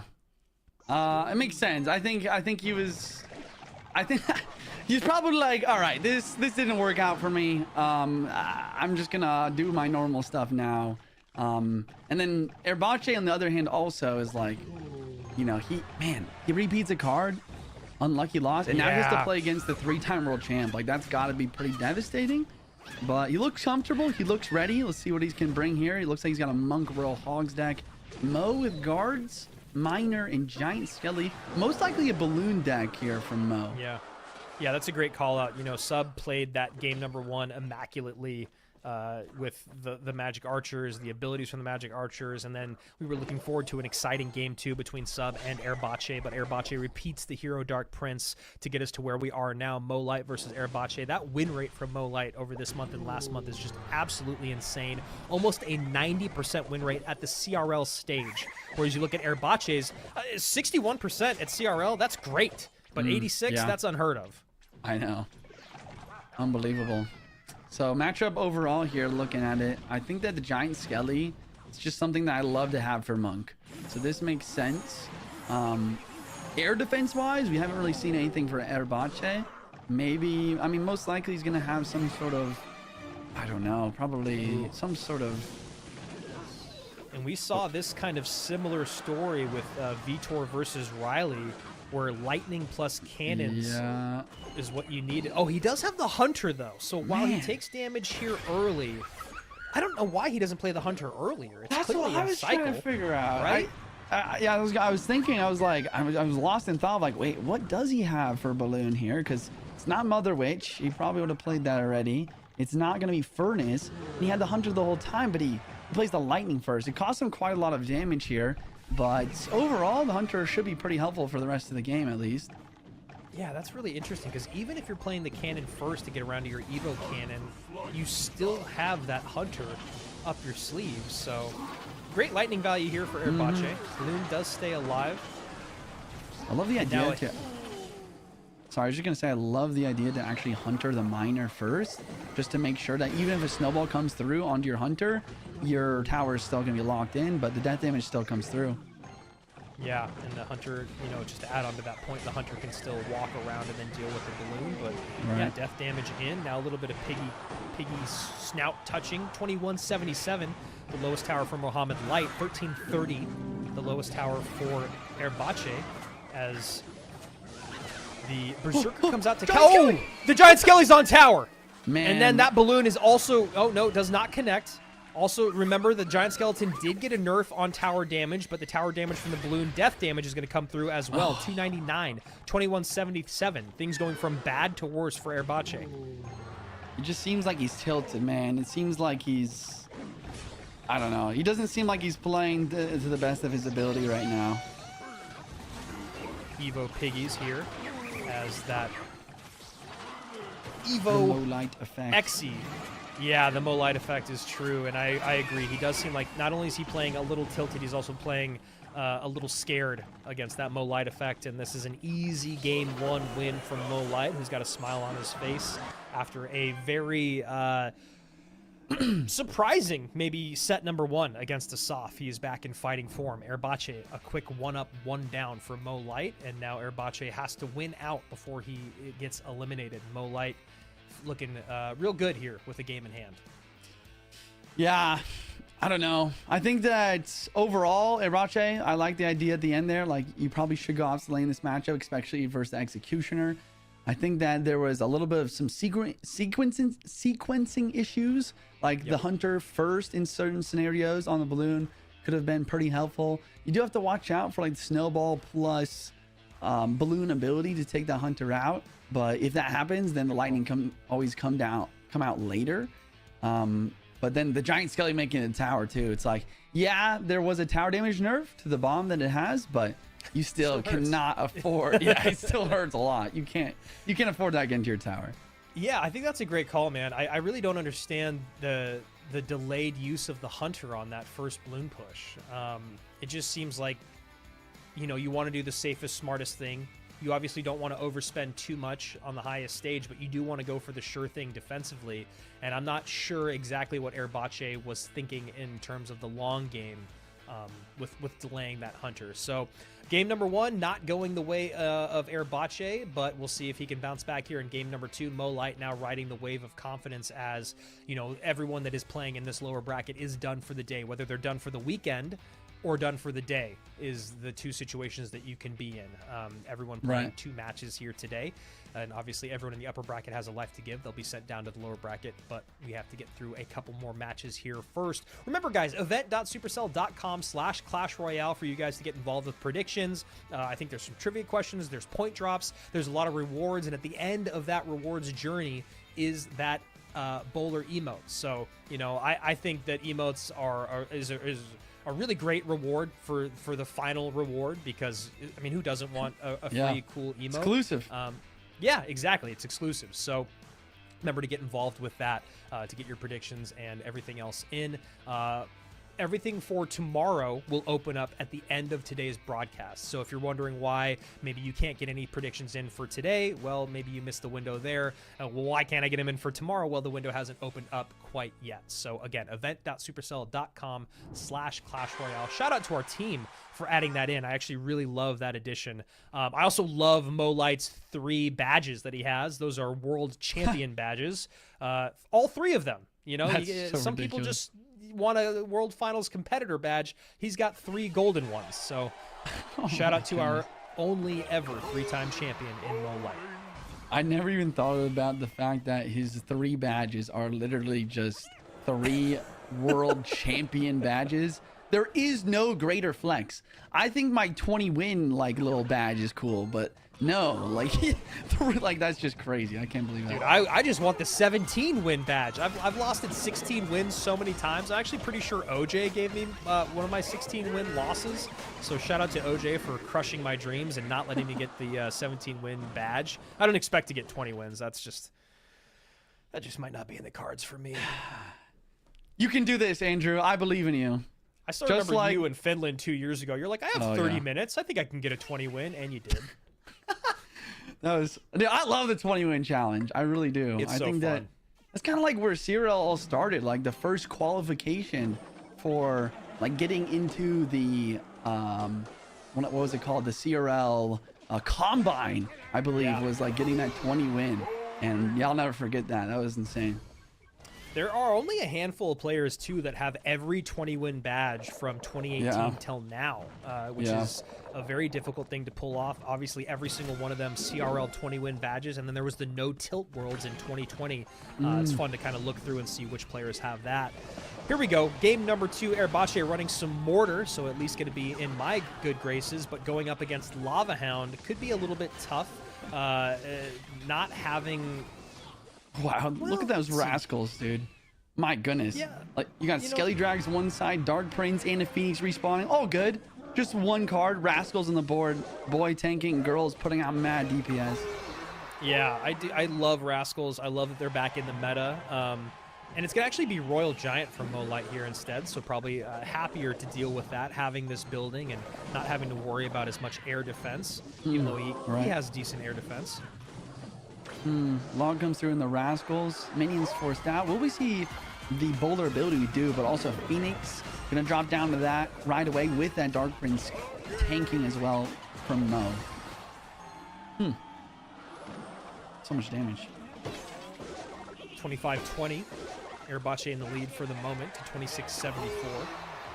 Wait, the Phoenix Christ is over. Now the egg is going to stay alive. Rascals try to take it out right away, but it does respawn. And now the log coming through. Oh That's my gonna be goodness, damage. that is so much damage. And then the Skelly Drag is there to get rid of the minions, adding insult to injury. And as quickly as I said, the Airbache is in the lead. And you can see like he's already done. Yeah, he's out. done. Yeah. Man, I feel for Wow. him. I feel for too. him. Really tilted after that first set. You know, he repeats a card, and then you're, like Rich always says, from the frying pan straight into the fire of Molite here. And I don't know, man. I still think that he did let his emotions get to him a little bit too much. I think that, you know, I don't know. I just love to see players never go up to the final seconds. And you just never know. I mean, look at what Assaf did to Mo as well. Yeah. You know, he's losing the entire game. Last literally 10 seconds of the game, he takes his whole tower down to like 300 HP. You never know what could happen. But yeah, Molite, I mean, it is frustrating. Molite also is just so good at what he does in the way of like, okay, I have one chance, one opportunity. He made one little mistake. My Phoenix respawns. I'm going to take that one small mistake and turn it into a ridiculous amount of damage with that Royal Giant push. Yeah, I mean, you know, welcome to the big stage is really the only way to put it. It's so difficult going from being top 1,000 to top 100 to top, 50 to then making it to the monthly finals, the Swiss stage, the group stage, to then getting on the actual monthly final stage. And then you run into the greatest player of all time, a very quick 2-0 victory for Mohamed Light. Now, remember, Airbache has never been in a monthly final before. The closest he ever got was back in 2024. He was number 36. And, that doesn't get you to the monthly finals. So this is just, it's still an accomplishment in and of itself to get here. But now you have to get to that next level, right? Again, hearing pros talk about going from top 1,000 to top 100 and the exponential growth that takes to get rid of that one extra zero. True. Now when you're on the monthly final stage, dealing with duel mode, dealing with the pressure of people watching, the commentators, there's no way you're not thinking about all those additional layers. And Airbache, welcome to the biggest stage, almost biggest stage in the world in terms of Clash Royale. The monthly final only second to the world finals. And, congrats for being here. And hopefully we'll see you again soon later down the line. Here we go. This is a great matchup. Former two-time world champion Mugi going up against a repeat world finals customer in Wallace. Yeah. Huge shot to production. We're straight into the next match. Both players are leaking elixir, though. Just trying to wait to see what the other is doing. We do see the Furnace in the back. A great first play. And then to respond, Wallace just straight in with his Executioner. Not only a great counter to the Furnace, but both players just trying to cycle to that Evo. Yeah, both these guys having great sets earlier on. Wallace losing 2-1 to Niuzi. And Pedro beating Mugi 2-1. And Pedro played that set very, very well. Monk at the bridge. Maybe we'll see an ability. I'd play it. Fisherman. Is this just kind of a weird Royal Giant deck with the Xe? Most definitely. And it's definitely weird because he's definitely not going to have the tornado since he is Fisherman. But I don't know. Evo Xe so strong, especially the fact that it's one cycle Evo. Sometimes you can just throw it in, and it synergizes really well with the Monk as well. And just like making it really disgustingly difficult to defend push in the Monk Xe RG push. If you get that combo together, it can be hard to stop.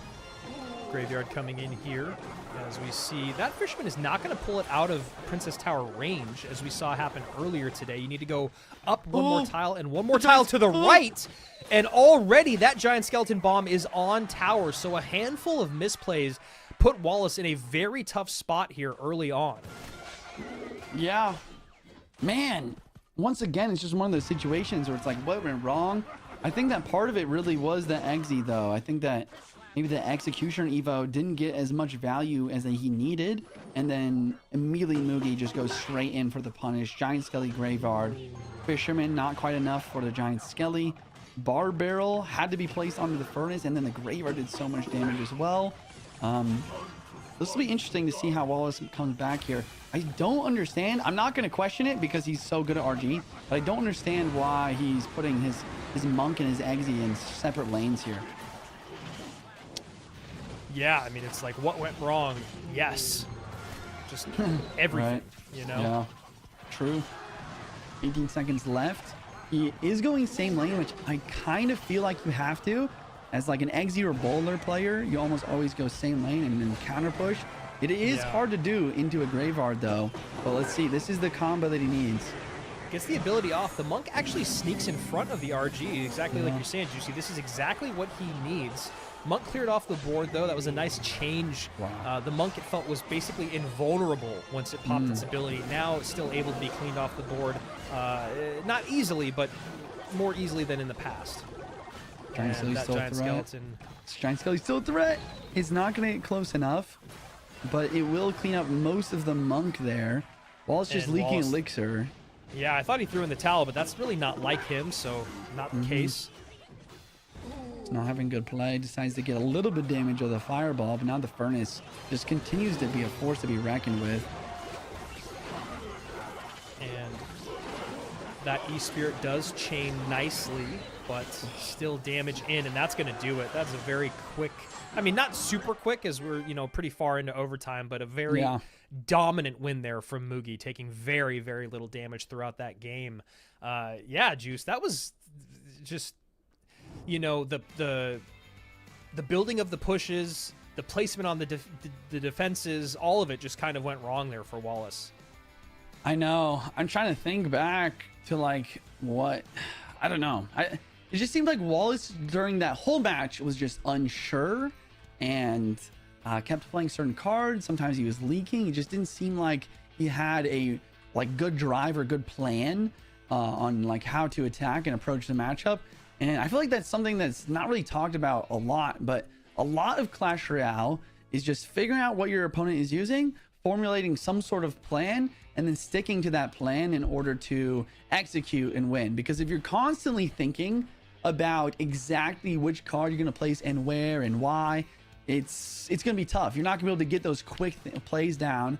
But if you can kind of take a step back during the match, kind of formulate a plan based on what you've seen so far, that's going to allow you to make those quick reactions and kind of quick plays and get those counter pushes going. It just seemed like Wallace never was able to put that together. Yeah, I mean, that's one of the most impressive things about the best in the world is understanding the macro situation that you're in and kind of adjusting as the game goes on. Looking back at this replay, for the first Graveyard that came in, Wallace was already a bit in the hole. He had 8 Elixir in hand as a Graveyard, Giant Skeleton, and a Furnace were kind of crossing the bridge. The Giant Skeleton crossing as the Graveyard came down. I don't know if... I'm pretty sure, like I said, the Fisherman placement was wrong. It needed to be up one more tile and one tile to the right.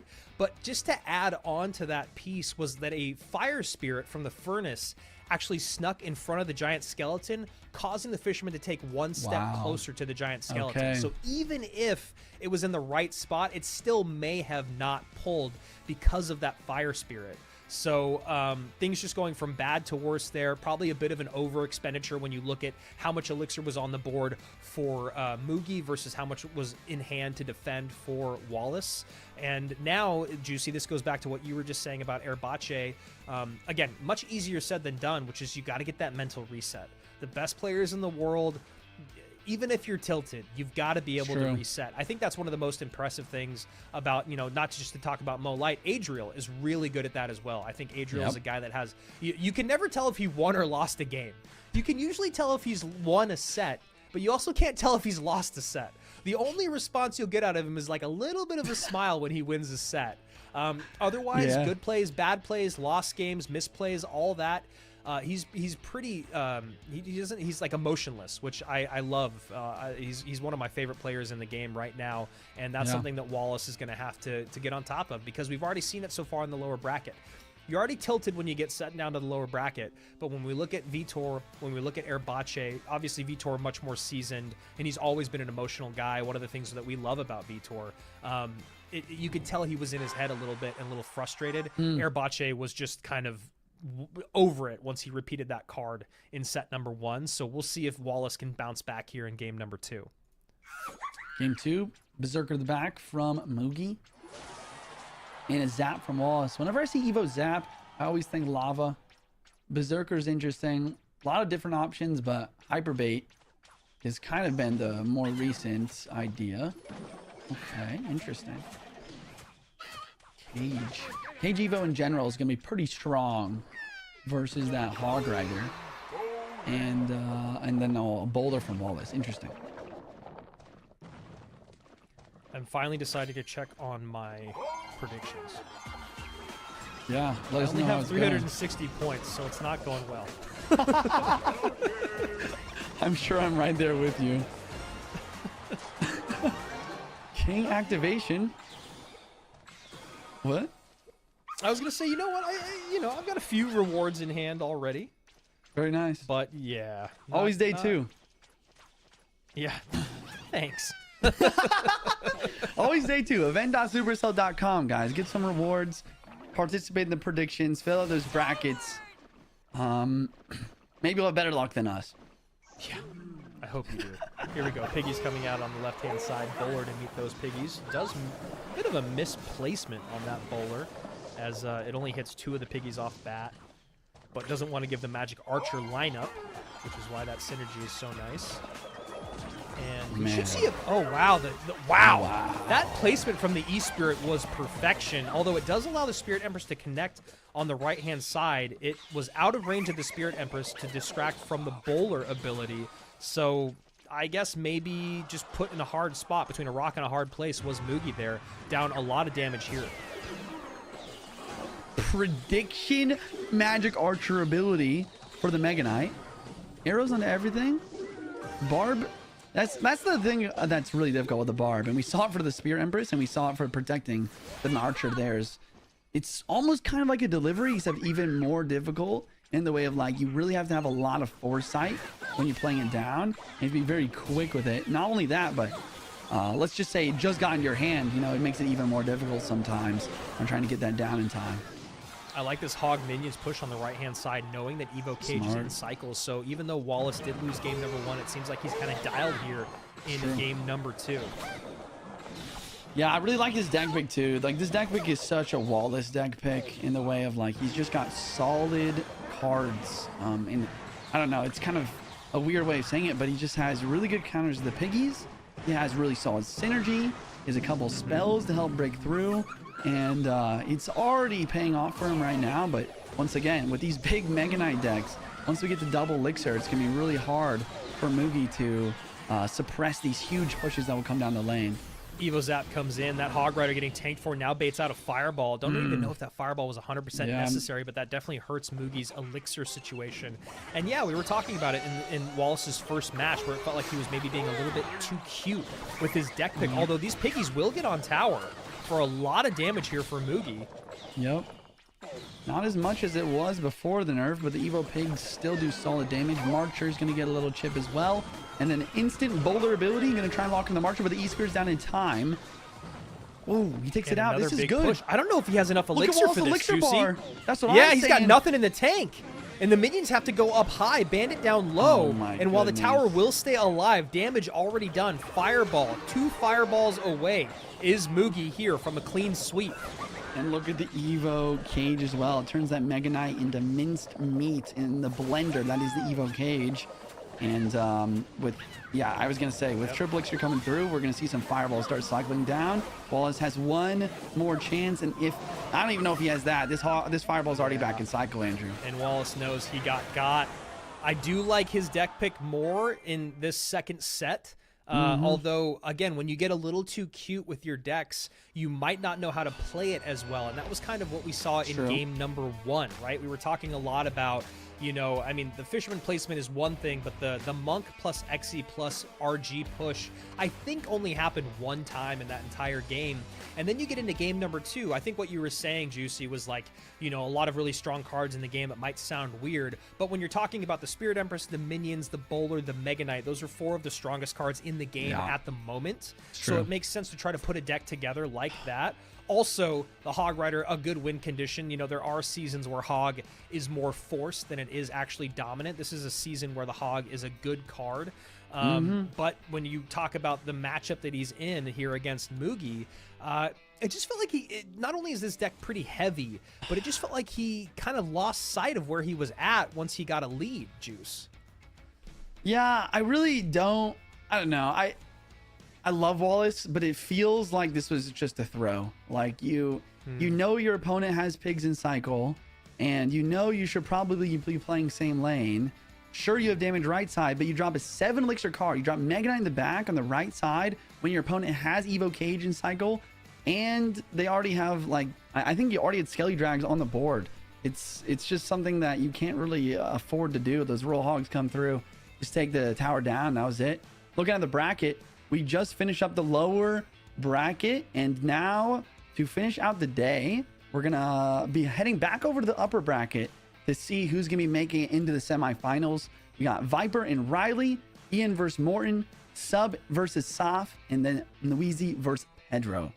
Yeah, really excited for these final 4 matches of our day. Remember, there's a whole second day of action coming to you guys tomorrow. Same place, same time. And then when you talk about the lower bracket, we have 4 world finalists and 2 world champions, and the 2 only ever solo world champions. We got Mugi alive, we got Mohamed Light staying alive, both of them coming off with clean sweeps. Ta staying alive, former world finalist there, and then Furkin also, which means the chat will be lit again tomorrow. Excited to see all the Turks in the chat, but Furkin is staying alive after his 2-1 win over Vitor, and like you said, Juice, getting to that upper bracket, Viper versus Riley. It definitely feels like Riley is the favorite here, but Viper played really well earlier on today. You know, he drops game number 1, and then he's able to turn around and pull off that reverse sweep against Furkin. Excited to see what he does here against our world runner-up in Riley from a couple years ago. You know, Riley has made both monthly finals. Only a handful of players made both monthly finals this year. I know Mohamed Light, Ta, Riley, and Vitor, I believe, are the 4 that are the repeats. And here we go, hopping in just a little bit late. You know what? I'm not mad about it. Production is a moving. Viper bottom of your screen, Riley at the top. We did miss the first 45 seconds of gameplay, but we did not miss any damage until just now coming through, and we are actually blessed with a little bit of knowledge, seeing 5 cards played from Riley, 4 from Viper, as he takes that hit from the Brawler. Yeah, Brawler gets a hit. Sometimes you just have to do that, especially with a deck like Viper. I mean, Viper just likes to use these tornado, kind of heavier cards decks. Sometimes you can't respond to something like a Goblin Brawler, but instead he gets the King activation. He decides to play a Bowler this time, probably just because, you know, he's getting to 10 elixir. Might as well play something in this situation, and then of course you get the Bowler ability on offense as well. And as you talked about, Juicy, any fast-moving unit cycled opposite lane can completely counter that ability. E-Spirit still gets damage on tower. No reason to play anything into that E-Spirit for King Tower activation, because that was already done with the NATO plus Lumberjack. Fireball comes through, trying to extend the lead a little bit. I feel like it's something that I sometimes forget to do. It's like, yeah, sure, they split Zappies. You can't hit all 3 of them, but man, you just got 200 damage on tower for pretty much even trade. Like, there's no punish. Why not? Why not take that damage sometimes? And then you don't have to deal with the supported card, whatever it may be, as it crosses the bridge. I'm the exact same way. I mean, that's one of the reasons why Zappies and Skeleton Dragons are such a problem, is because they make you make bad decisions. True. Let's see, Graveyard on offense. We see Viper's win condition. Freeze dropped as well. Wow. What? That E-Spirit was crazy. Yeah. Just oh my a goodness. Perfect E-Spirit. We were talking earlier about how the E-Spirit maybe not as impactful as it has been in the past because of the set placement. But when the freeze comes down, it lines everything up perfectly for that E-Spirit. Great defense there from Riley as he gets good damage in on both lanes. Man, that's such interesting insight there. I think you're so right about that freeze. Vipers, yeah, like you also said, struggling to defend these Royal Giants, and it makes sense. I mean, you play Zappies for the RG, it gets fireballed. You play Tombstone for the RG, it gets barred barreled. You know, you get into situations like, all right, what do I do now? I think that you have to find other opportunities like the executioner, the bowler, plus tornado combo is important. Another thing you can do is you can play your tombstone lower to where it can't get influenced or taken out right away at the very least by any barbrills or e-spirits. Man, Riley has just been playing so clean today. It has been a pleasure to watch. Yeah. We'll see if Viper can change that up. And he does here with the nice executioner lineup. Gets some good damage on tower. A couple skelly hits comes in. And a very, very late freeze to not take the lead, but put himself back in the conversation. But now the counter push. Yeah, Phoenix respawns. Evil Exy and Cycle, though, as an executioner player, Viper knows when he can be over-aggressive and allow that executioner to really put in work. But Riley knows, as a Psycho player, that he needs to go off the lane of this Exy. So here comes the RG left lane with the Barbell for the tombstone yet again.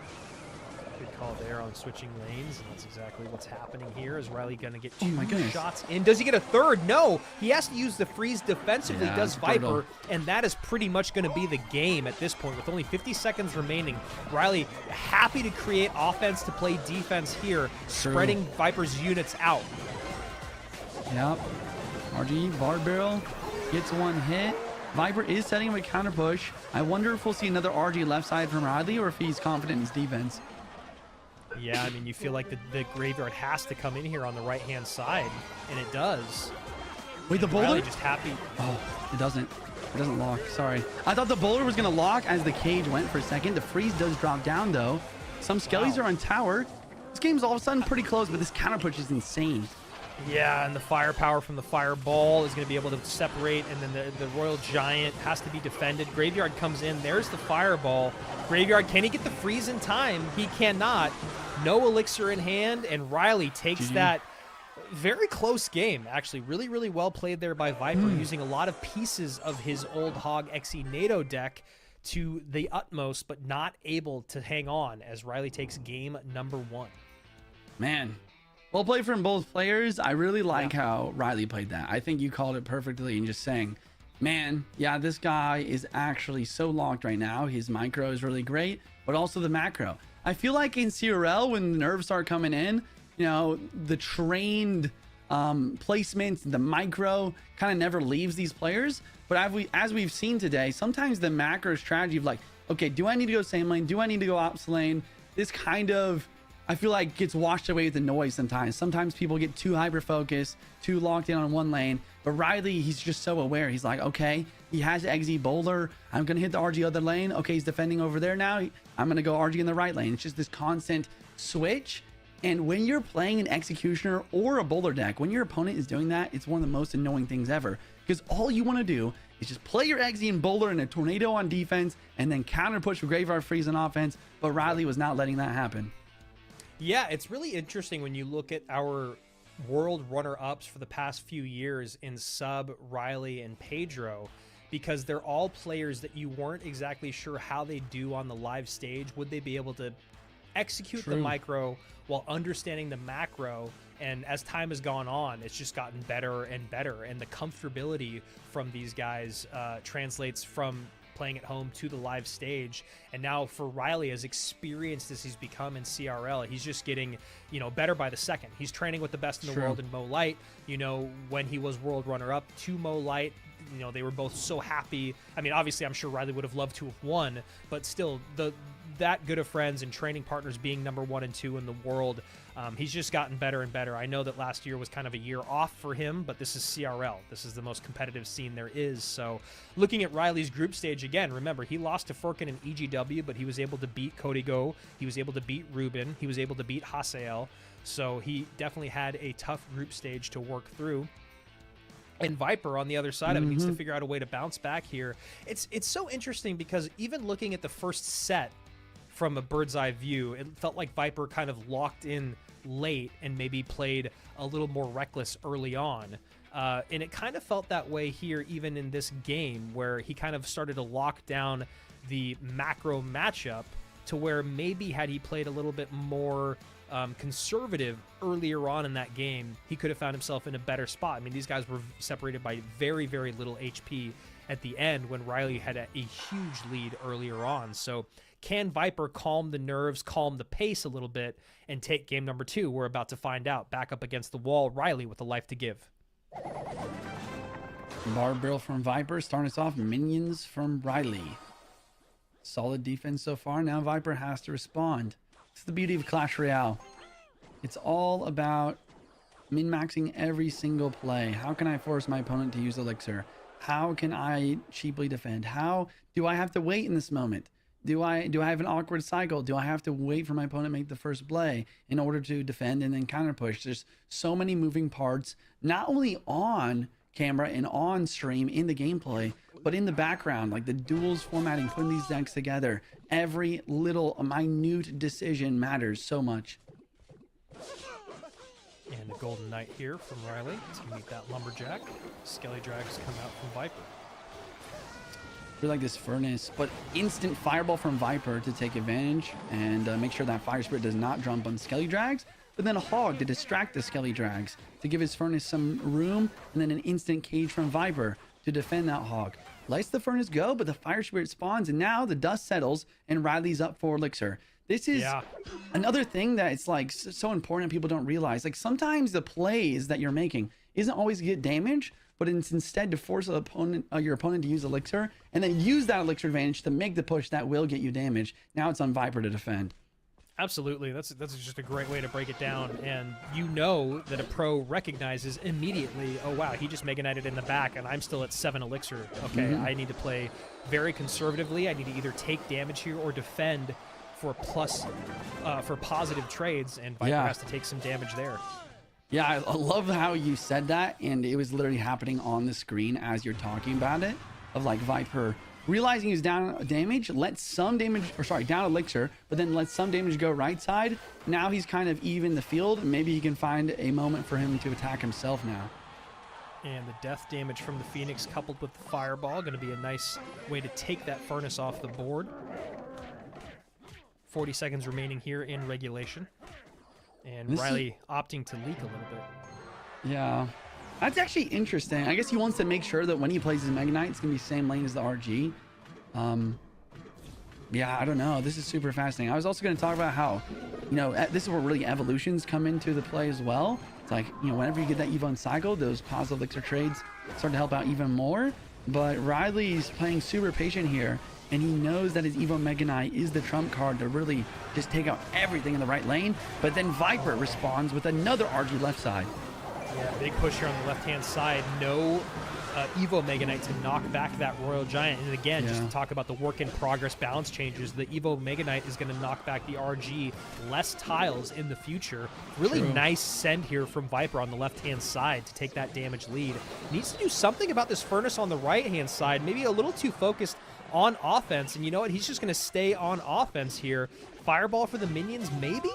Or is he just going to try to get a couple shots in? He does. He just takes a couple shots and is happy with the lead.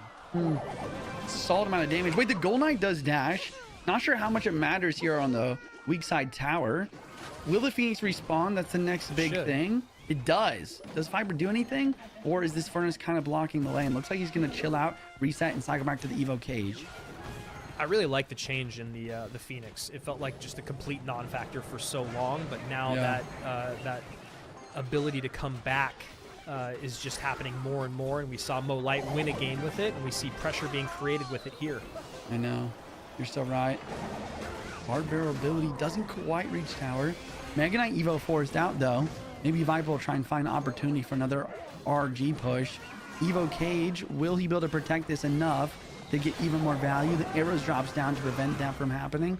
And the Hog is also coming through for at least one hit. But now it's Viper's turn to counter push. Yeah, this is a big counter push. And look at these Skelly Drags pop up. Viper recognizing you don't have a great way to get on top of the Skelly Drags. You need a Fire Spirit plus the arrows. You need to get minions on top. Viper gets 2 shots in. Not within spell cycle range yet. I mean, well, definitely within spell cycle range, but not within spell range yet. 87 HP, just needs 1 more Fireball. Hog comes through.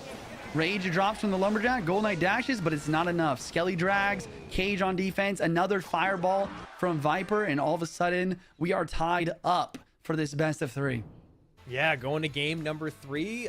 Riley playing really well in the beginning, you know, had a bit of a lead. Viper, though, swings back hard on the left-hand side. Then the conversation is switched to the other lane because you have to use that Mega Knight to defend against the Royal Giant, but you still want to be able to send Hogs in. But the Hogs are easily defended by the Goblin Cage, so then we saw Riley have to be forced to play to the left-hand side so that he could defend and then counter-push. But Viper already had such a substantial lead there. Really, really nicely played. And then also when you talk about the air defense, right? You have to deal with the skeleton dragons, you have to deal with the phoenix, but you only have arrows. Minions as well, but minions, you can always play the phoenix first and then the skeleton dragons behind. So Viper, as we saw, there was a few times there where there was 3, 4, 5 skeleton dragons on the board. So really, really nicely played by Viper. In, again, going back to the conversation of the skeleton dragons, some of the more frustrating cards to deal with. They're just good enough to always cause problems.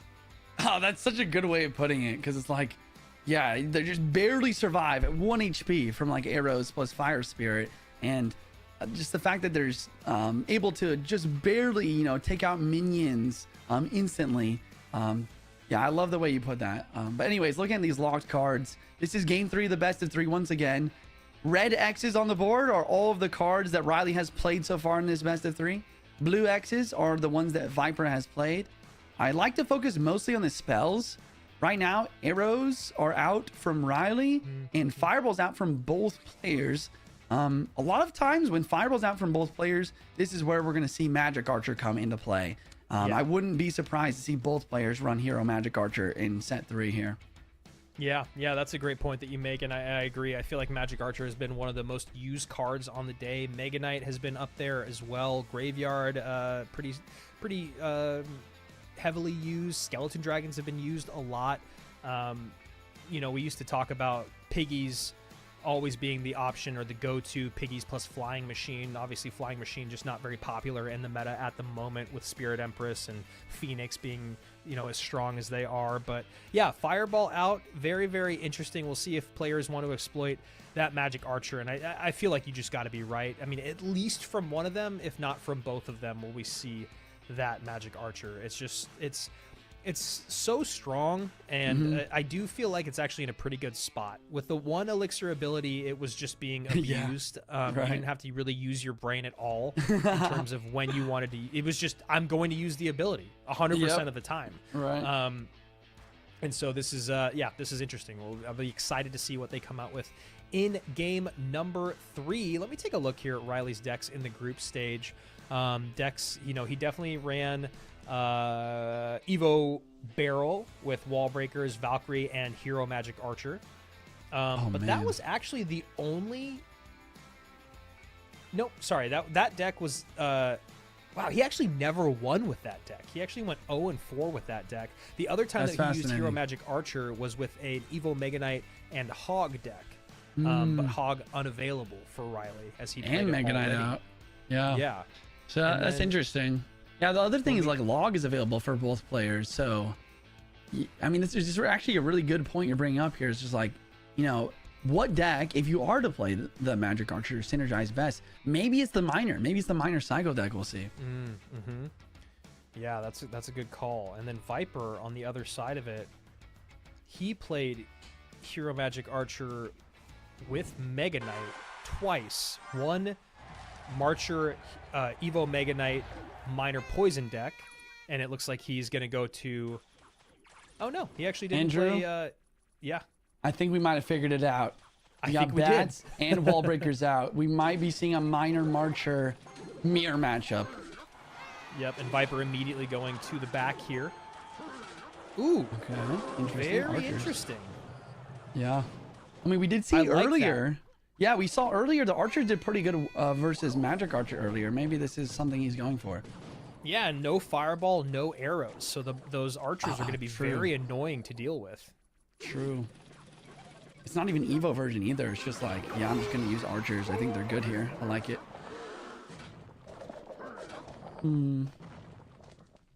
Okay. Did not expect bowler. Yeah. Maybe just looking for another win condition, you know, or like a half win condition. So true. Always useful. Wait, the bowler gets 1 hit here. Yeah. There you go. Tesla dropping down. with the work in progress balance changes, that bowler would have not gotten that last hit, as it's going to go from 9 seconds to 7 seconds. Okay, kind of looking at everything here, I think that I would say, oh man, this is tough. It's very even. I do think that like King Tower activation versus a bowler with Tesla could really shift the tides for Viper. I think the other thing to talk about is just the fact that these Evo bats are going to force out lots of elixir and be fairly difficult to deal with since Viper doesn't have a fire spirit or any spirit for that matter. Yeah, so it feels like the best way to deal with the Evo bats, or the only way really, is like you said, that Evo Tesla and poison. You know, archers is obviously another option, but could be hard to get those archers where you need them when you need them. And Riley looking to get those skeletons off the board for a lock, but a nice split there timed by Viper. They're dropping on defense, log. Yeah, perfect log there. I mean, Riley... Right now, Viper's minor damage, though, is really good. That's literally what I was about to say. Perfect fire spirit there, too. It does feel like Riley has a lot of momentum going for him, but the damage is just not there. Here's some big damage that starts to come through. Now we're starting to see Riley make this very even. Yeah, what was that? That was the minor plus the... Wait, I guess Rhino! Just the poison. Ooh, Rhino gets to sneak through and wall breakers don't. All of a sudden, Viper gets all his damage lead back just from one mistimed log. There's kind of a weird interaction in the game. Like, 2 knockbacks can't register at the same time. So Riley's a log was just slightly mistimed there as the bowler was also knocking it. So the log was not able to knock it back at all. And a nice Skelly surround. Poison comes in. Man, Very close game here with about 100 seconds remaining. that's in Poison again. offense, yes, there it is. Poison on offense to clean up those bats. Now needs to get something down for this bowler ability. Oh my goodness. And Wait, that the Dark minor. Prince, though, should create some splash. Oh, it does. That's not? one. Surely Oh, one. it does, yes.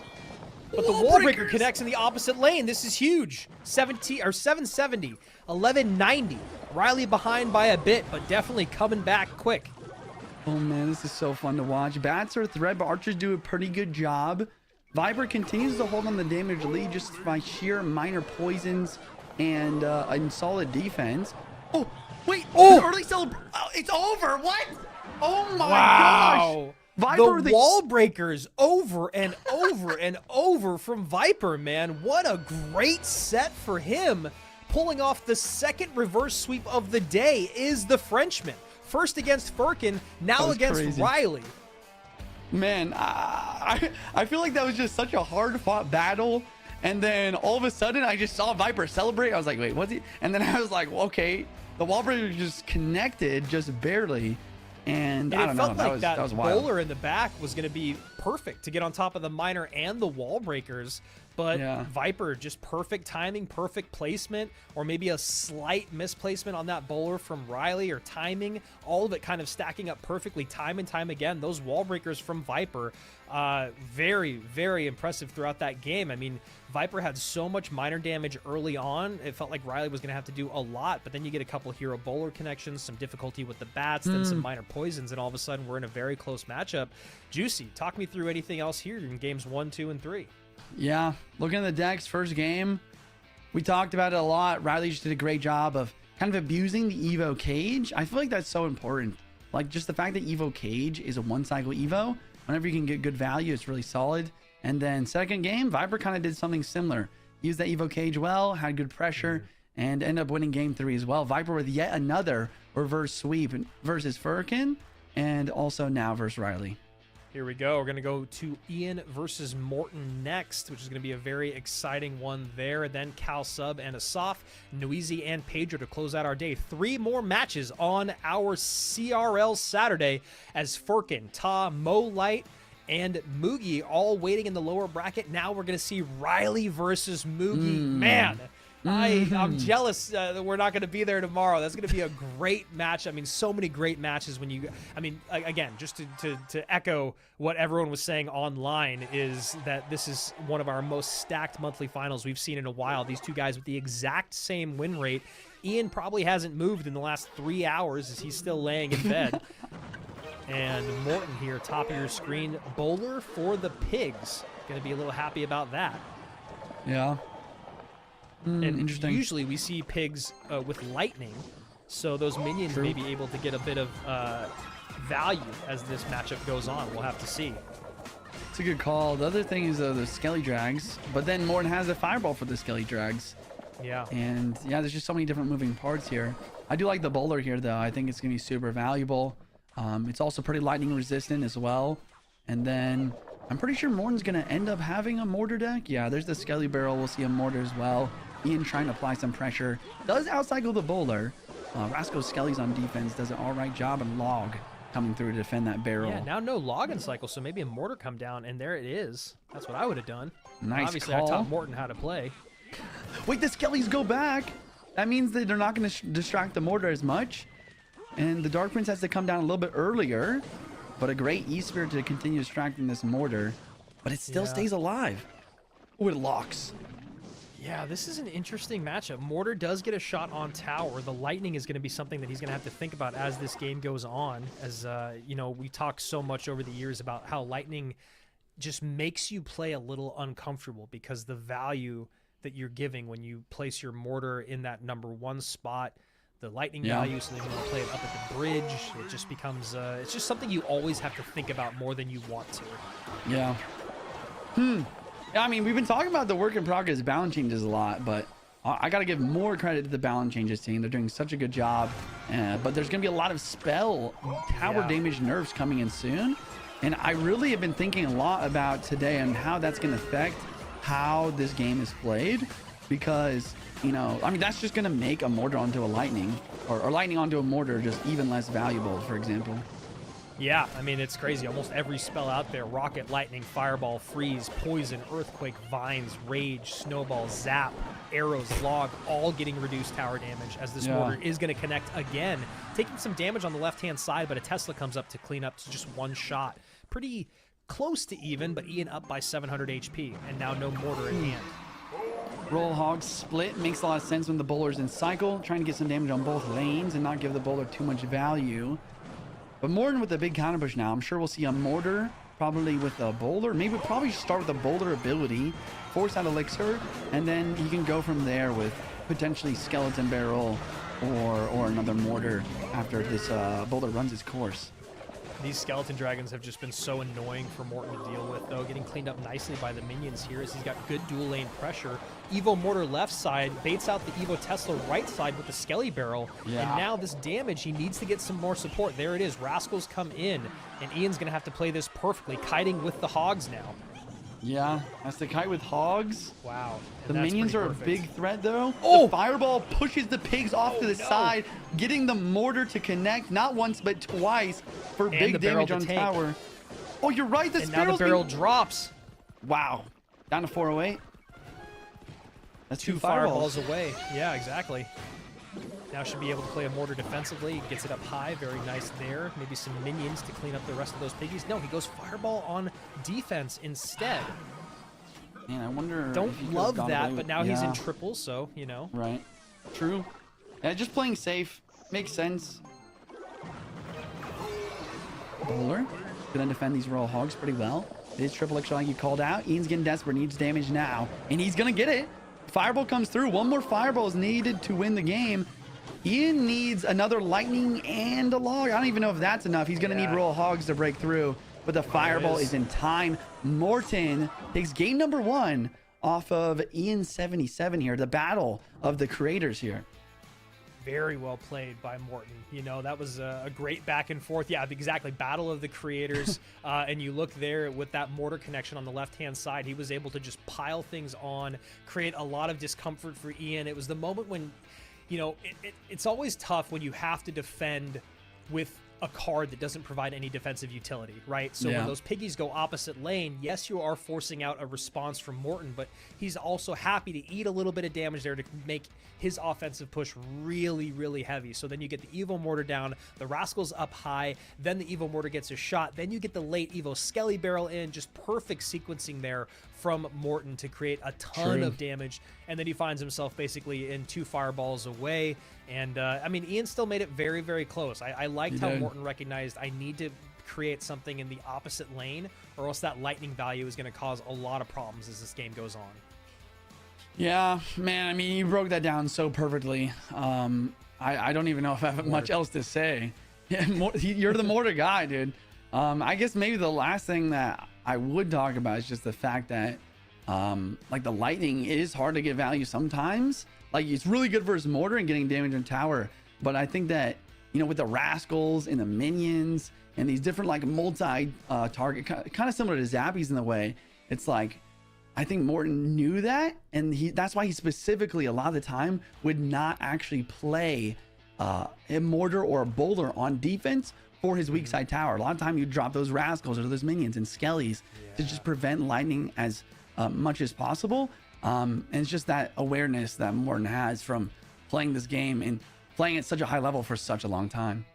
You know, I might get flamed in the chat here, and I'm fine for it. It happens anyway, but did something change with lightning? Because I feel like you used to be able to play like a mortar up at the bridge and it would be out of lightning range, but now you can still hit the Princess Tower and the mortar at the bridge. I don't know. Am I just stupid? I don't think you're stupid. So I think that, I mean, you can go anti-lightning if you play mortar like at the top inside in the other lane. Yeah. Similar to Earthquake. And I think that's what people do a lot of the time. And it works especially versus like Ram Rider, versus Battle Ram is super helpful. But with the Hog Rider, it has a little bit of a more constricted sight range. So if you do go for that mortar pie, push it. Yeah, you got to push it with those Larrys. That's so weird, man. I feel like there was, I don't know. I just feel like that interaction changed, but obviously it was never announced in the balances, so I know it didn't. But anyway, here we go. Go ahead, chat. Have fun. Game 2. Game 2. Hog immediately from Ian, trying to get in there. Bomb tower from Morton. A little bit of a surprise placement. Not an optimal placement. Morton's like, are you kidding me? You think that rage is gonna... Did you see that? You see his little hand gesture? That was hilarious. Okay. Minions. Probably gonna be a Mega Knight Hog deck from Ian now. Yeah, Morton has a little bit of feist in him, which I love to see. Yeah. The hand was like, what are you doing? What is that supposed to do? Wow, Mega Knight as well from Morton. Insane. You know, second place as many times as Morton has got, and you know, the villain arc has to come eventually, and I'm here for it. I'm ready. I feel like Mo is also entering his villain arc. I feel like his confidence is starting to turn into like a slightly cockiness. Like just the fact that he's like laughing, bro. I swear he's getting some villain in him for sure. I'm okay with it. One of the nicest guys you'll ever meet, and it's fun to see him have a bit of swagger on camera as this balloon's going to get a nice shot in here from Morton. Now, a counter push comes through. Ian already calling good game. Now, again, we talked about this before. Ian is definitely not... He definitely doesn't believe maybe he the meant game good is game over. for him. Yeah, maybe. Oh, NATO. Nice NATO, though. Okay. Okay. All right. Morton with a slight smile there, if you want to call it that. And yeah, bro, these emotes, this is classic Ian with the white flag and the good game, but we've seen him win a lot of games where he does that. Luckily, Morton has that NATO to pull the hog. Ian probably recognizing that. The guards are going to be super annoying to deal with. They're a great way to deal with the Mega Knight. You know, the surround there, also a good way to get good damage on the hog. And then, of course, the NATO, super annoying. Morton's just going to eat this. Bro, these emotes are cracking me up. Let me focus though. So this is Evo Mega Knight, Evo Eggsy push with the balloon. I'm sure we'll see like a NATO plus balloon ability play is my guess. But instead, oh, NATO zap, even better. Cleans up the minions, and now just full HB balloon on tower. Wow. And Morton gonna pull off the 2-0 sweep most likely. You know, Ian still has time here with 25 seconds remaining, but just so well played by Goat. Love to see it. For real. I guess, I don't know. I guess Ian was being serious about the good game. Like, you got a great matchup. NATO, Bomb Tower, Evo Mega Knight. But most of all, the Executioner, man. The Executioner did such a great job blocking up that lane. NATO Zap cleans the minions, and that's just going to be a solid win. No building for Ian either to pull those balloons away. Yeah, and then you talk about the minions maybe being able to have some impact. The NATO plus the Zap is going to be very difficult, or even just the NATO plus the Xe didn't even need that. And then, of course, the Mother Witch. We've talked about her in the past. Just not a lot of single target DPS. So Morten moves on, going 4-1 on the day. Love to see him in that upper bracket. Would love to see him at World Finals again, as he's taken a little bit of time off from World Finals. I know I'm a little biased. I love Ian. I love his content. He's been a great dude to meet. But man, Morten, since day one, he's been my boy. So it's great to see him playing well. Juicy, talk to me a little bit about what we saw here in games 1 and 2. Yeah, just great deck picks from Morten overall. Ian, definitely one of the best decks in the game with these Piggies deck. He was able to hang in there and kind of, I don't know, use the cards that are helpful, like the Dark Prince and the Tesla. It's all about recognizing your advantages, right? But Morten, like you talked about, dual lane pressure, Skelly Barrel left side, Mortar right, big counter push, no login cycle, cycles back to Skelly Barrel, perfect fireball on the Pigs, along with having that boulder for solid defense. He locked it down. Second game, I mean, we just saw it. Really not much to be said. Ian really just struggling to defend against this balloon when the NATO Zap comes through on those minions. And this is an interesting spot to be in as we get through to tomorrow. Mo Light in that lower bracket. We're going to see Viper and Morten in the upper bracket semifinals, and obviously still 2 more matches on our day to get through. Sub and Assaf versus Niuzi and Pedro. But remember, second place, if it's to Mo Light, gets you a golden ticket this month. Now, Mo Light has a lot of work to do. He is in the lower bracket, and our lower bracket is absolutely stacked when you talk about the players that are in it. So we're going to see Mo Light versus Elian, and then whoever wins that is going to have to go up against Riley or Mugi. I mean, that foursome in the bottom of the lower bracket is just insane. 4 of the absolute best players in the world. World number 2. Ian was world number 6, and then both of our world champions in the solo stage, all in that lower part of the bracket. So, feeling a little bit better, Arta and Furkin being on the top side of the bracket, but still, obviously going to wait to see who their opponents are going to be over these next 2 games. But as I said, Mo Light did win month 1. He has the golden ticket, and he is known to run lower brackets time and time again. So second place to Mo does give you a golden ticket this month, but still a lot has to happen before we even enter that conversation. Next up, Assaf and Sub. I'm excited for this one. 2-0s. Yeah, me too, man. I mean, very different stories in their 2-0s. Assaf does it to Mohamed Light, which very rarely ever happens, especially after that tough game 1. And then Sub on the other side of it, a great game 1 juice, but then a rough game 2 where Airbachi repeats the hero Dark Knight. Tell me what you're looking forward to in this game.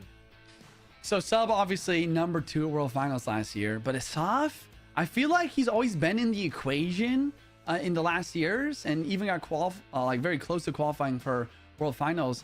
But I feel like this year there's something different about him. I actually played against him in the Swiss stage for the qualifiers for this monthly final, and I got a free win. He forgot to check in for the first game, and then he just reverse sweeps me, 2-0s me, and I'm just it was insane. Like, he's just playing on another level. His deck picks are solid.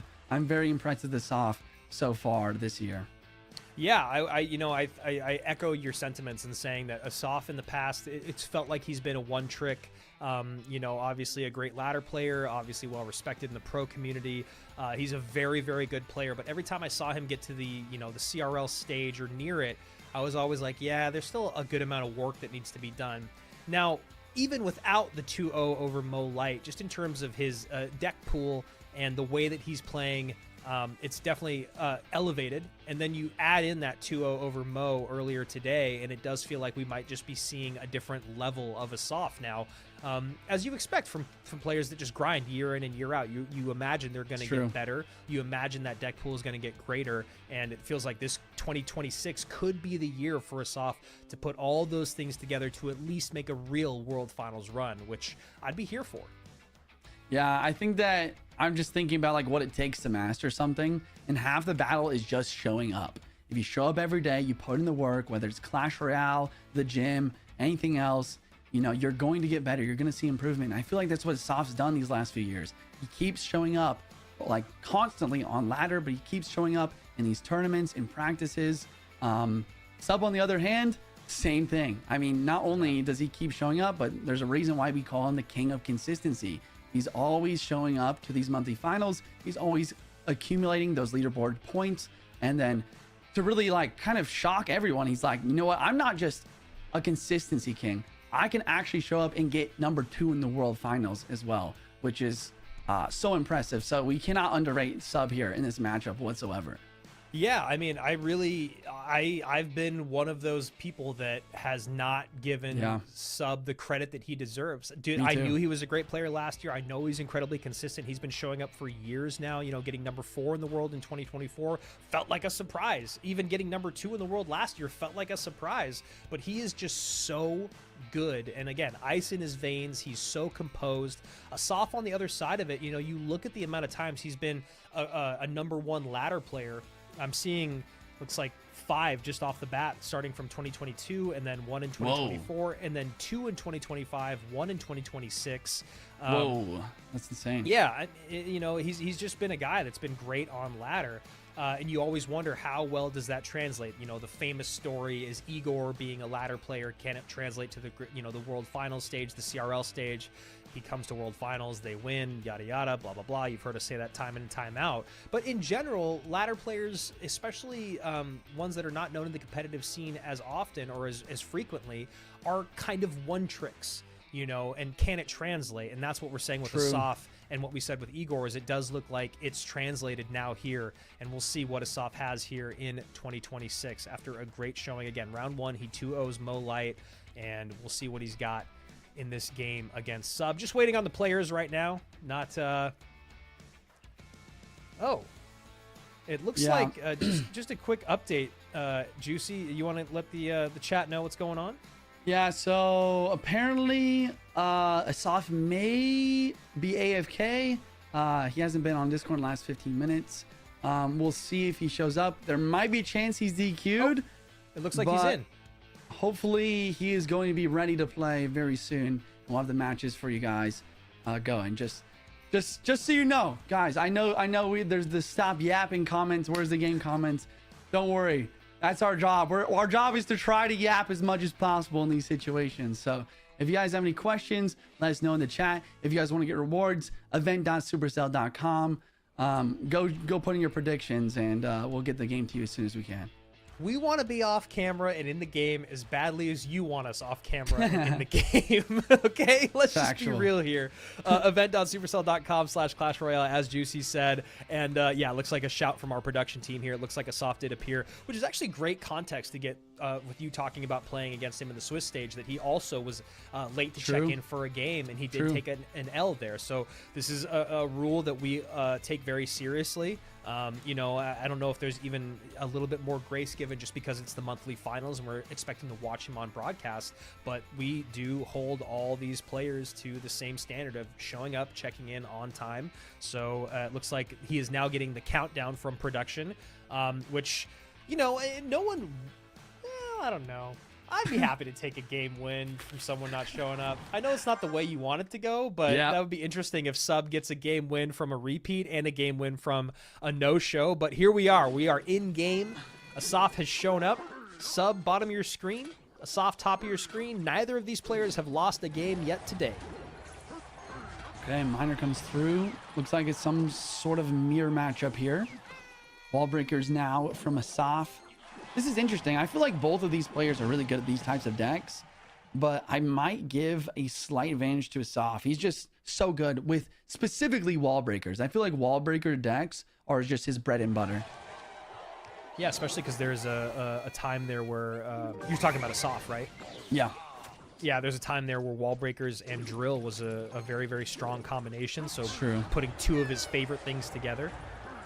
As this delivery off to the side just a bit, and now he knows he's in trouble. That is not the delivery he wants, with a great Magic Archer lineup to start here, and one more shot from the Hero Magic Archer ability, and just like that, an 800 HP lead in favor of Assaf. Miner comes through, delivery and drop onto Subs. Magic Archer, and then immediate pressure with wall breakers to force out Elixir, actually opting to let this miner get chip, just trying to extend his damage lead further. Not gonna work, but Assaf continues to be up Elixir. Looks like Sub's playing from the quietest room in the world. See all that soundproofing on the Yeah, walls? complete noise cancellation. Full Which is lock-in mode. hilarious, because Sub is like the quiet, like him and Pedro are two of the quietest dudes ever. Yeah. So That's true, actually. Why do you need soundproofing if you're just chilling, you know? 2072, 2611, Magic Archer cycled on either side of the board. Yeah, double Elixir's about to come through, and this is about the time we're gonna start seeing Evo wall breakers make their appearance from both players. It's gonna force out a building on both sides. Interesting decision for Sub to start going other lane. Ooh, Yeah, that's you know, King.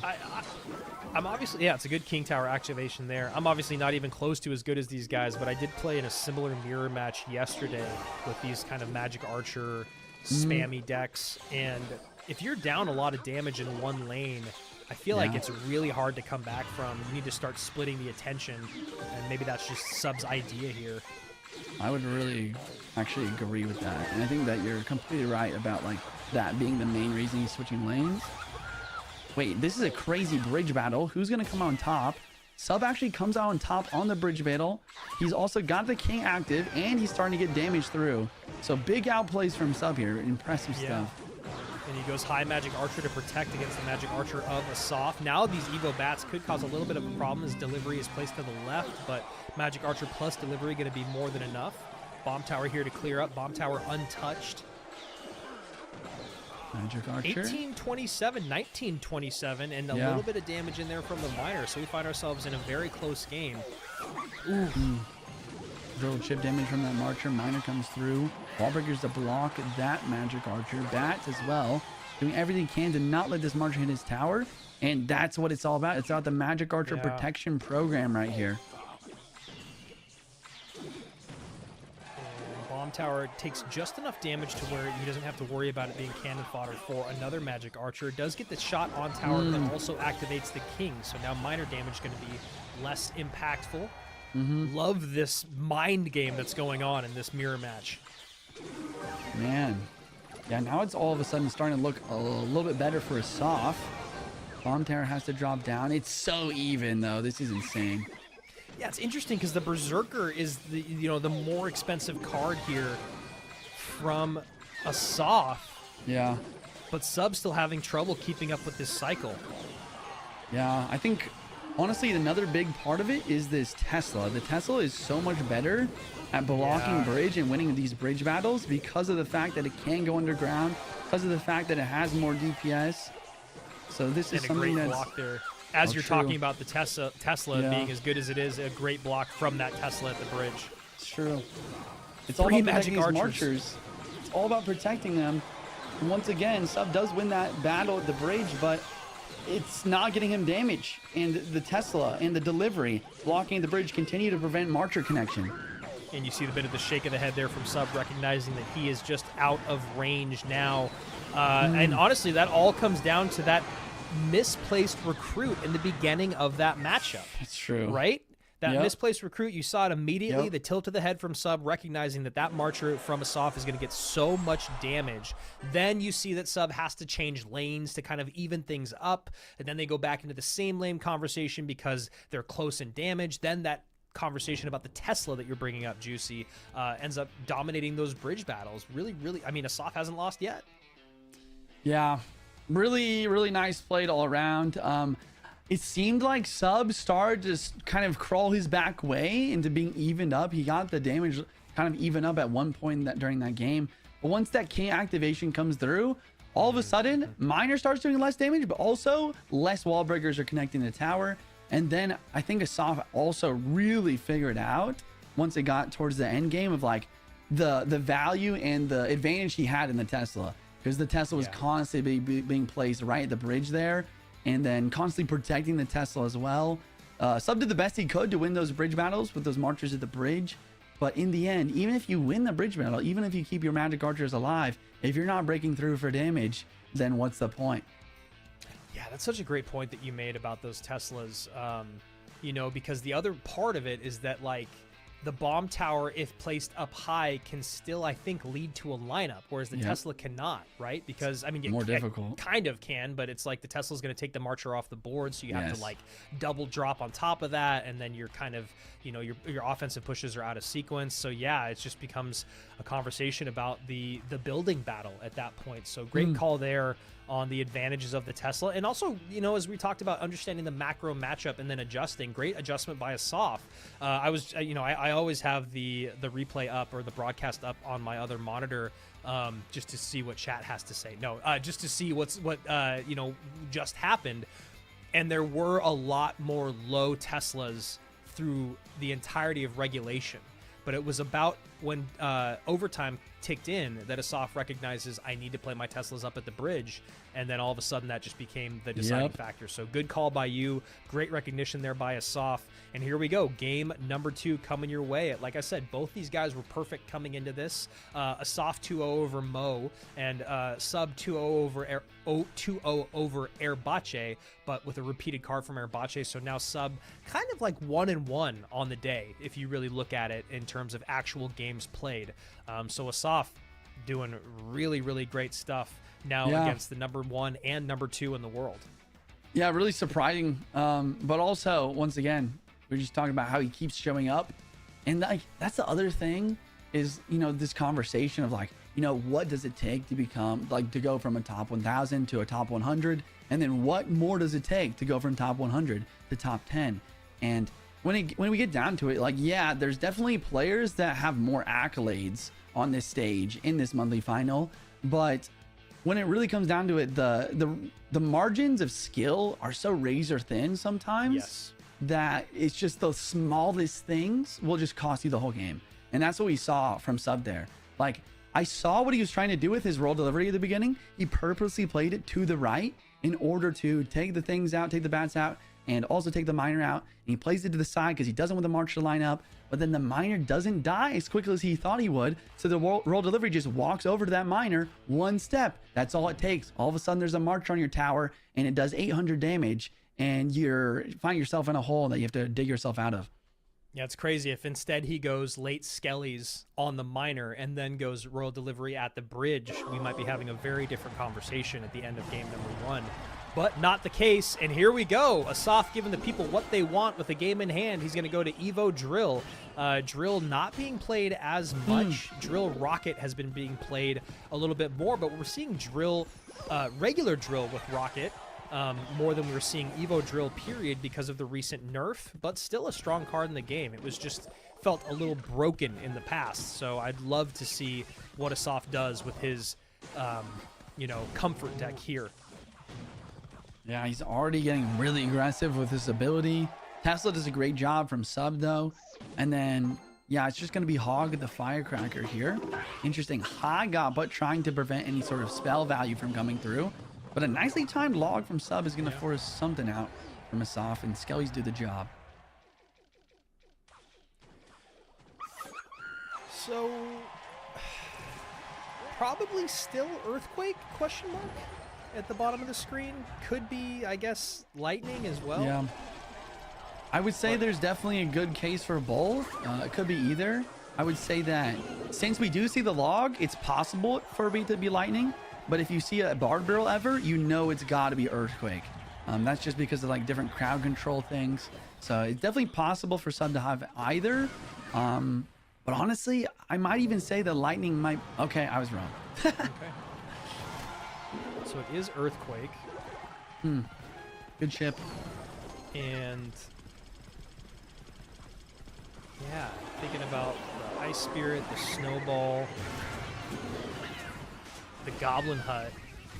Oh, wow, and that's a great ability there. Going to get those goblins on the front of tower, so we have to see an Evo Tesla come out. And right now, Assaf is just playing some lights-out Clash Royale. That's so true. Sub needs to find a way to attack. But the Gob Hut is a passive building, so you can use anti-earthquake placements like we will see right here without even the needed pushover that you might normally. We see Sub shaking his head immediately as he knows that is just going to connect. Gob Demolisher showing why it's super good in synergy with these drill decks. Yeah, you got to defend down low, and then you have to worry about what's going on up high. And then by the time that you recognize that that Goblin Demolisher is still going to connect, then you're thinking, well, can I really afford the Elixir to deal with it? And that's a nicely timed snowball to bait out another Spirit, and it's still a small connection. 1740 as this Hog finally gets a good hit on that left-hand side. Now a Firecracker lineup, but an Ice Spirit from Assaf just in time. 2289, 1740, Hog Rider coming in. Okay, force out the Evo Snow. That's Tiger a bit does of this a out cycle, right? Yeah, it's a nice out cycle, forcing out Evo Snow. And then also, the fact that you can't use that on offense anymore is important. Wow, that's insane that the ability actually hits the Firecracker there. That's a great use of that Dark Prince ability. That Firecracker was causing a lot of problems for Assaf and actually evening this game up quite a bit. And then a great use of that Hero Dark Prince ability. Now Hog Rider should get a hit. Now Snowball comes out. Snowball comes out and the Firecracker will activate King. That's the least of Sub's worries, though. He needs a way to get some solid damage here because this Evo Drill plus Poison is going to be pretty consistent. Even with the Dark Prince in the log, it seems to be getting quite a lot of damage. You see Sub just shaking his head here. Yeah, it's just so tough when you go down against these drill decks because as you get in double and triple elixir, this cycle is just so insane. So we see this nice high Firecracker, but it's still going to give poison value, which is just demoralizing. Yeah, Spear doesn't get a hit. Dark Prince prediction, but this Goblin Demolisher is a threat. High Tesla. Great defense, but once again, it's just a matter of how are you breaking through right now? Because Earthquake Cycle is not going to be enough. Yeah, so you got to send in a Hog, and then you think the Goblin Hut, wow, it still goes high. I actually love that will they, won't they play by Assaf, thinking, okay, the Tesla's across the bridge, so he thinks I'm not going to play my Goblin Hut into the Tesla, but just enough HP on that Gob Hut. Really smart play there. Good log. Needs an Earthquake. But the problem is not only just the Gob Hut, it's just the Snowball. Like, it's not talked about enough of how important the Snowball is here. The Snowball. Okay, wait. Out cycle and Snowball's not here. Does he have the elixir for the hut? He does, just in time. Firecracker does line up, but Assaf 4-0 over on the day over our defending world number 1 and 2. He has gone 4-0. An insane day for him. Absolutely, Juice. That's crazy. Oh my goodness. Yeah, I didn't really realize it, but yeah, 2-0 Mo, 2-0 Sub. That's world number 1 and number 2 from last year. Sub really showing up. Impressive plays all around. I think that at the end there, I started to get a little bit worried, but Assaf cycles back to the hut. He has solid damage in with the drill, and honestly, I feel like that matchup. Once again, I feel like Sub actually has a great shot to win that there.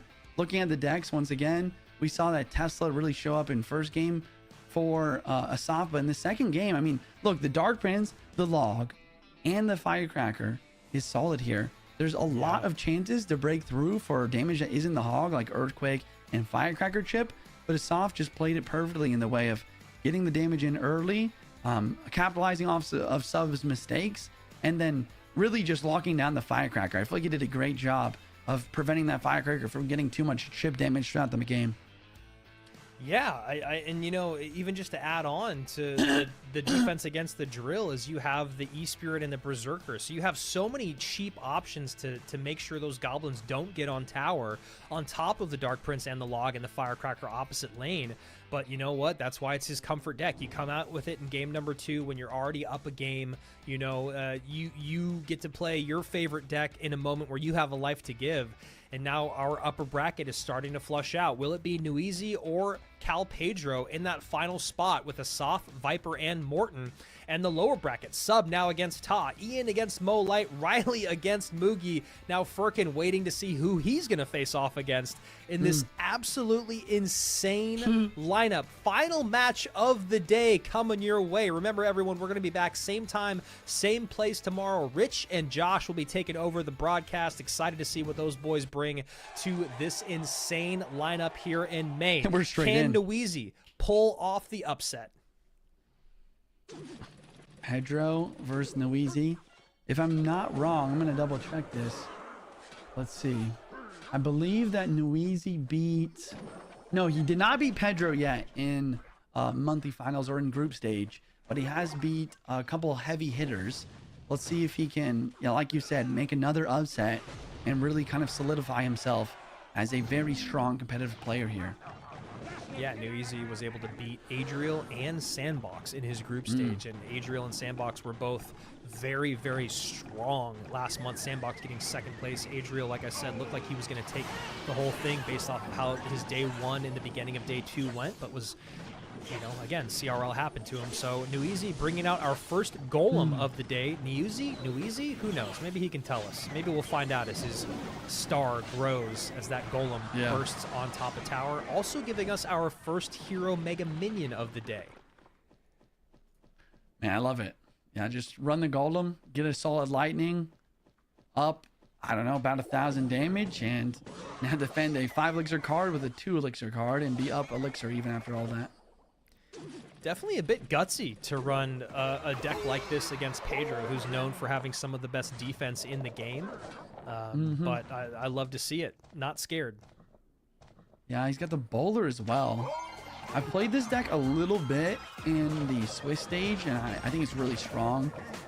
Last couple cards should be Tornado and Skeleton Dragons. And there's those Skelly Drags. Someone in chat saying it should be pronounced Niuzi. Shout out to Smurfblade. Definitely seen that name in the chat for a long time. Niuzi? I don't know. Is that real or not? That's probably a better guess than I have. Niuzi. Either way, he's got great gameplay in Clash Royale. That's what we're here for, right? And Balloon coming in. Mega Minion there to meet. He's got the King active, and he can play the Mega Minion ability whenever he wants. And that golem's going to get another burst on tower. So that's, the NATO away from Pedro as a lightning comes in. Yeah, beautiful lightning there. Now we have an opportunity for a good counter push here. Or he might go dual lane pressure. We'll see what Pedro wants to do. Dual lane pressure makes sense. Minor Balloon. But once again, Skelly Drags. You got a Cage. You got Tornado. I guess if a Snowball comes on these Skelly Drags right now, no chance. With the King active especially, it's so hard to break through there. Someone in chat saying that Pedro has a 1,000-0 matchup, but as of right now, Niuzi making that difficult for Pedro. 2268, the lowest tower for him. Pedro's lowest tower, 1607. As a nice lightning here at the bridge. Evo Snowball comes in to pull back that Mega Minion, and now we see a great send, but that NATO has just been so difficult to deal with. Ooh. Pedro actually does get quite a lot of chip here from the Miner, from the Balloon death damage, and it feels like he's playing a little bit too defensive. I feel like Niuzi could probably drop a golem here at some point. Maybe after this really solid hero bowler defense, he's going to try and make that happen. Wow.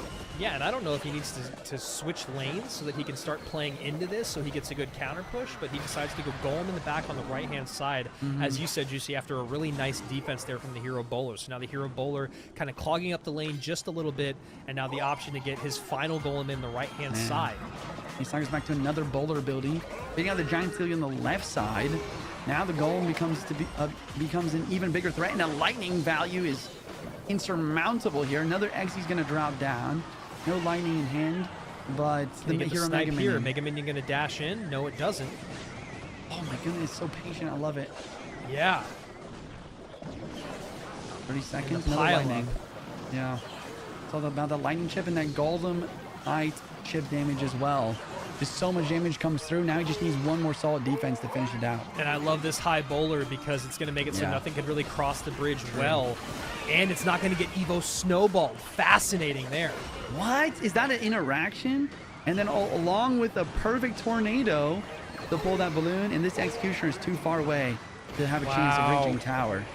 Perfect game of Clash Royale from our newcomer. Absolutely. I mean, that was just brilliant gameplay. And as you said, Juicy, great patience. It felt like, oh, now's the time he's going to use that Mega Minion ability, or now he's going to lightning, but he would always wait till the second or third target would come down. I don't think we even saw him use the Mega Minion ability, at least not on offense. And that's fine. You know what? Instead, he just piles up more units at the bridge. He gets Skeleton Dragons behind. Executioner was out of cycle. I love that hero bowler ability. I don't know if that's true. exactly what he was thinking with the Evo Snowball, but playing that bowler up high already clogs up the lane. Then you hit the ability, and that Evo Snowball doesn't do anything. And of course, those last-second nados, time and time again. I mean, you're a master with the nado. That was some pretty great nado gameplay. Yeah, great tornadoes to keep the balloon away from the tower, but also great tornado on offense with the Mega Minion pulling the executioner in. Very common idea, especially with that lightning being out of cycle. But I feel like this is, once again, like you said, it was just textbook. He got the golems on the board when he was allowed to, and he made sure that he was playing them in the right moments. He's like, okay, I'm going to make sure I lock down this defense. Perfect hero bowler, gets the golem down. He cycles one lightning to break through the bomb tower in execution on the left side, then gets back to another one with the patience that he had, getting more lightning value on offense. And I feel like this is kind of the evolution of Golem, especially at a high level. Yeah. It used to be, okay, I'm going to make one big push and I'm going to try and steamroll. And that never really worked very well in CRL.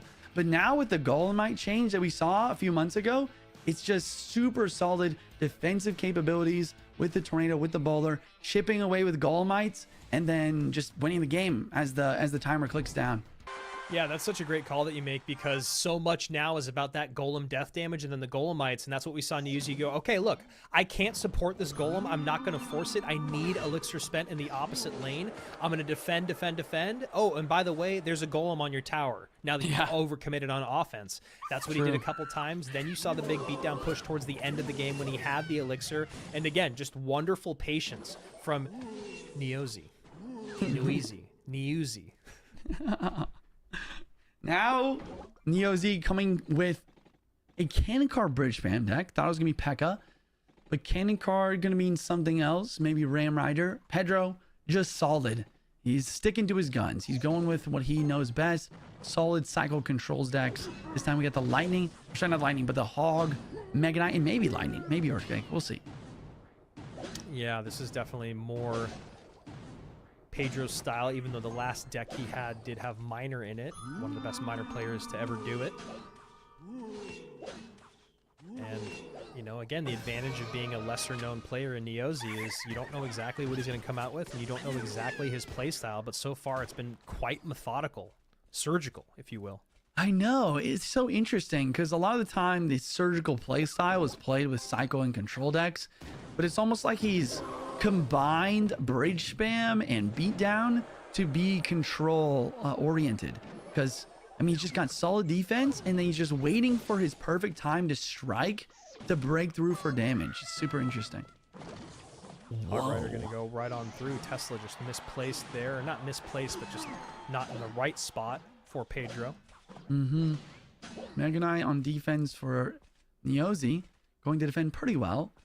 Problem here is if he doesn't support this, it's going to jump to the Tesla and cycle cards bring this straight to King. And there it is. You good call though on the support, but just a little bit late. Juice as we tick into double elixir, and now that King Tower is activated just like you called. Definitely going to be a bit harder for those hogs to get damaged, but luckily he's got this, like you said, kind of a weird bridge spammy aspect to it as well. Hog going through straight into a Tesla. Not sure about it. Yeah, Maybe I don't know about cycle. this play. Yeah, exactly. Awkward cycle is a great call, but now this Hog Rider is just going to get great damage on the right-hand side. And the Evo Tesla continues to get value, doing even more damage.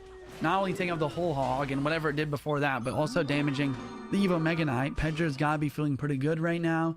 We still don't know what the last two cards are for Niuzi, and I think that's also important to note, like, with surprise factor here. It's definitely a possibility. Wow. And that zap coming in to try to stop the hog, but still hog hit will come in. 14-67, 24-18. Pedro making a good case to push this to game number 3. Obviously 2 minutes of overtime coming your way in our final match of day 1. Decent arrows. Force out another Tesla. Maybe we see a hog left lane. He leaks a little elixir. Maybe he's a little bit unsure because there is an Evo Mega Knight cycle. Seems like Pedro's just got this defense so locked down right now. Yeah, he's got so many great options. The double stun, the Tesla, the Evo MK. Just a lot of great options for him. Yeah. And even if he gets into... lightning. Oh my goodness, and the Mega Knight jumps on tower as well. Splash. Should get one more hit. Maybe even 2. Oh no, just the 1. Wow. 750. Yeah. Evo Mega Knight hog push trying to break through.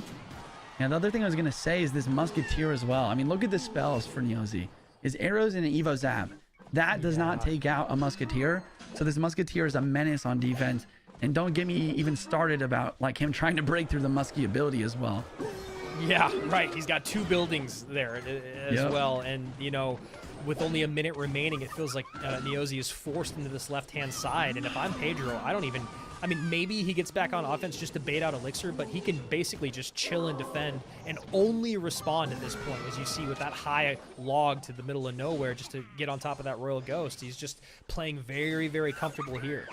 What is this last card? Imagine he pulls like something crazy out in the last 30 seconds right now. Evo Rocket. I'm calling Evo Rocket. I don't know. I guess okay, there it is. Hero Wizard. Yeah, it makes sense why he hasn't played it till now. The lightning, that's just free lightning value. Just exactly. Great call there. Yeah, not breaking Hog through. Rider. No. I mean, you talk about a bad matchup, and we just saw one. That is a real tough one. I mean, not to take away too much from how well Pedro played that, but for our final match of the day, we are going to a game number 3. Our former world runner-up, evening things up against the newcomer here in Niuzi, who has shown that's here to hang with the best of them. Finally, going to game number 3. Juicy, yeah, that was a tough spot. That deck was a little funky. I don't know. Yeah. I'd love to have production pull up really quickly the map of cards that they've used, because this game 3 is super important for these players. I mean, going down to the lower brackets, definitely not something either of them want to do. But overall, thinking about what we just witnessed, I mean, Pedro is doing Pedro things. And that's like where these Mega Knight cycle decks really come into play. Is previously these different Hog cycle decks, they really struggle with dealing with super heavy stuff like Golem and stuff like that, especially with all of the nerfs to like the buildings, the cycle cards, all these DPS nerfs. So instead, Evo Mega Knight really showing up and just locking down everything. And yeah, I mean, now that we're looking at the lock cards, Andrew, I mean, I don't know. I'm just trying to think of what are these players going to be looking towards in this final game. It's obviously going to be pretty much impossible for us to get it exactly, but it's always fun to theorize. Yeah. Shout out to production for giving us this graphic right on the fly. Let's see. Tesla and Bomb Tower are both out for Pedro, which is interesting. A lot of big spell options as well with Fireball and Poison. Bowler is out, though, for Niuzi. Maybe... I wonder... I was going to say, maybe a Graveyard deck from Niuzi? That's what I was thinking. I think that's kind of like what he likes. I feel like he's comfortable with that sort of thing. But also RG's there. You said that RG's his most used deck. Yeah, and he did get a win with it there already. No and then if you're lightning. Pedro, you gotta... Oh, wow. No lightning. I wonder... Oh, man. I wonder if Pedro just brings an Inferno Tower then as well. Yeah. I mean, that's a great call there, just to cover your bases regardless of what you're going up against. We did see RG a handful of times from Niuzi in the group stage. We also saw him run Evo Battle Ram quite a bit with Fireball and Zap. We saw it with arrows. Man, it almost feels to me, sorry to cut you off, but it just almost feels like a Inferno Tower Mother Witch deck for Pedro. Basically locks down anything Niuzi could play. Niuzi also played a Mortar deck, like a Mortar Rascals Skelly Barrel deck. He didn't win with it. He only ran it once. You know, one thing that we did see today that's been pretty impactful are those Evo Archers. With no arrows in hand of Niuzi, we could see if Pedro maybe goes to some sort of Evo Archers deck, but honestly, without the Miner in there... Oh, no, he has used Miner as well. Yeah, wow. I mean, this is why I'm always like, I am so glad that I am not an analyst, because there is no one relying on me to make these picks. There's just so many options out there. But yeah, I mean, I would... I mean, maybe E-Giant? E-Giant could be interesting from Niuzi. Yeah, there's been some E-Giant Fireball decks in the on the meta in top ladder right now. But, man, with Zap and Lightning used from Niuzi, I just... Once again, my prediction here is we're going to see some sort of Graveyard deck from Niuzi, because he's probably too scared to play RG. And I bet Pedro runs like a Mother Witch, Inferno Tower, like bait deck or something to really cover a lot of bases. I feel like that's especially with how much time they're taking for this very important final game of the best of 3. Yeah. I feel like we might see something like this. Niuzi did not run Graveyard without Mega Knight. He ran Graveyard one time, but he could obviously swap it with a Knight. Yeah,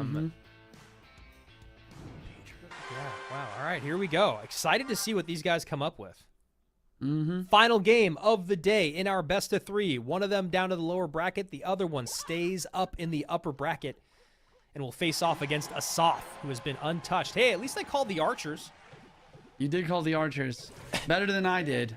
Goblin Demolisher as well. And a Fireball now. Wow, great Fireball there. Archers... Demolisher is almost always with Drill, as we were talking about before, but Archers never with Drill, so this could still be anything. Okay, Roll Hogs. Fireball dropping down. Fascinating. Maybe Pedro also just has Roll Hogs. He wants Gob Demolisher trying to cover some sort of base. I'm not sure.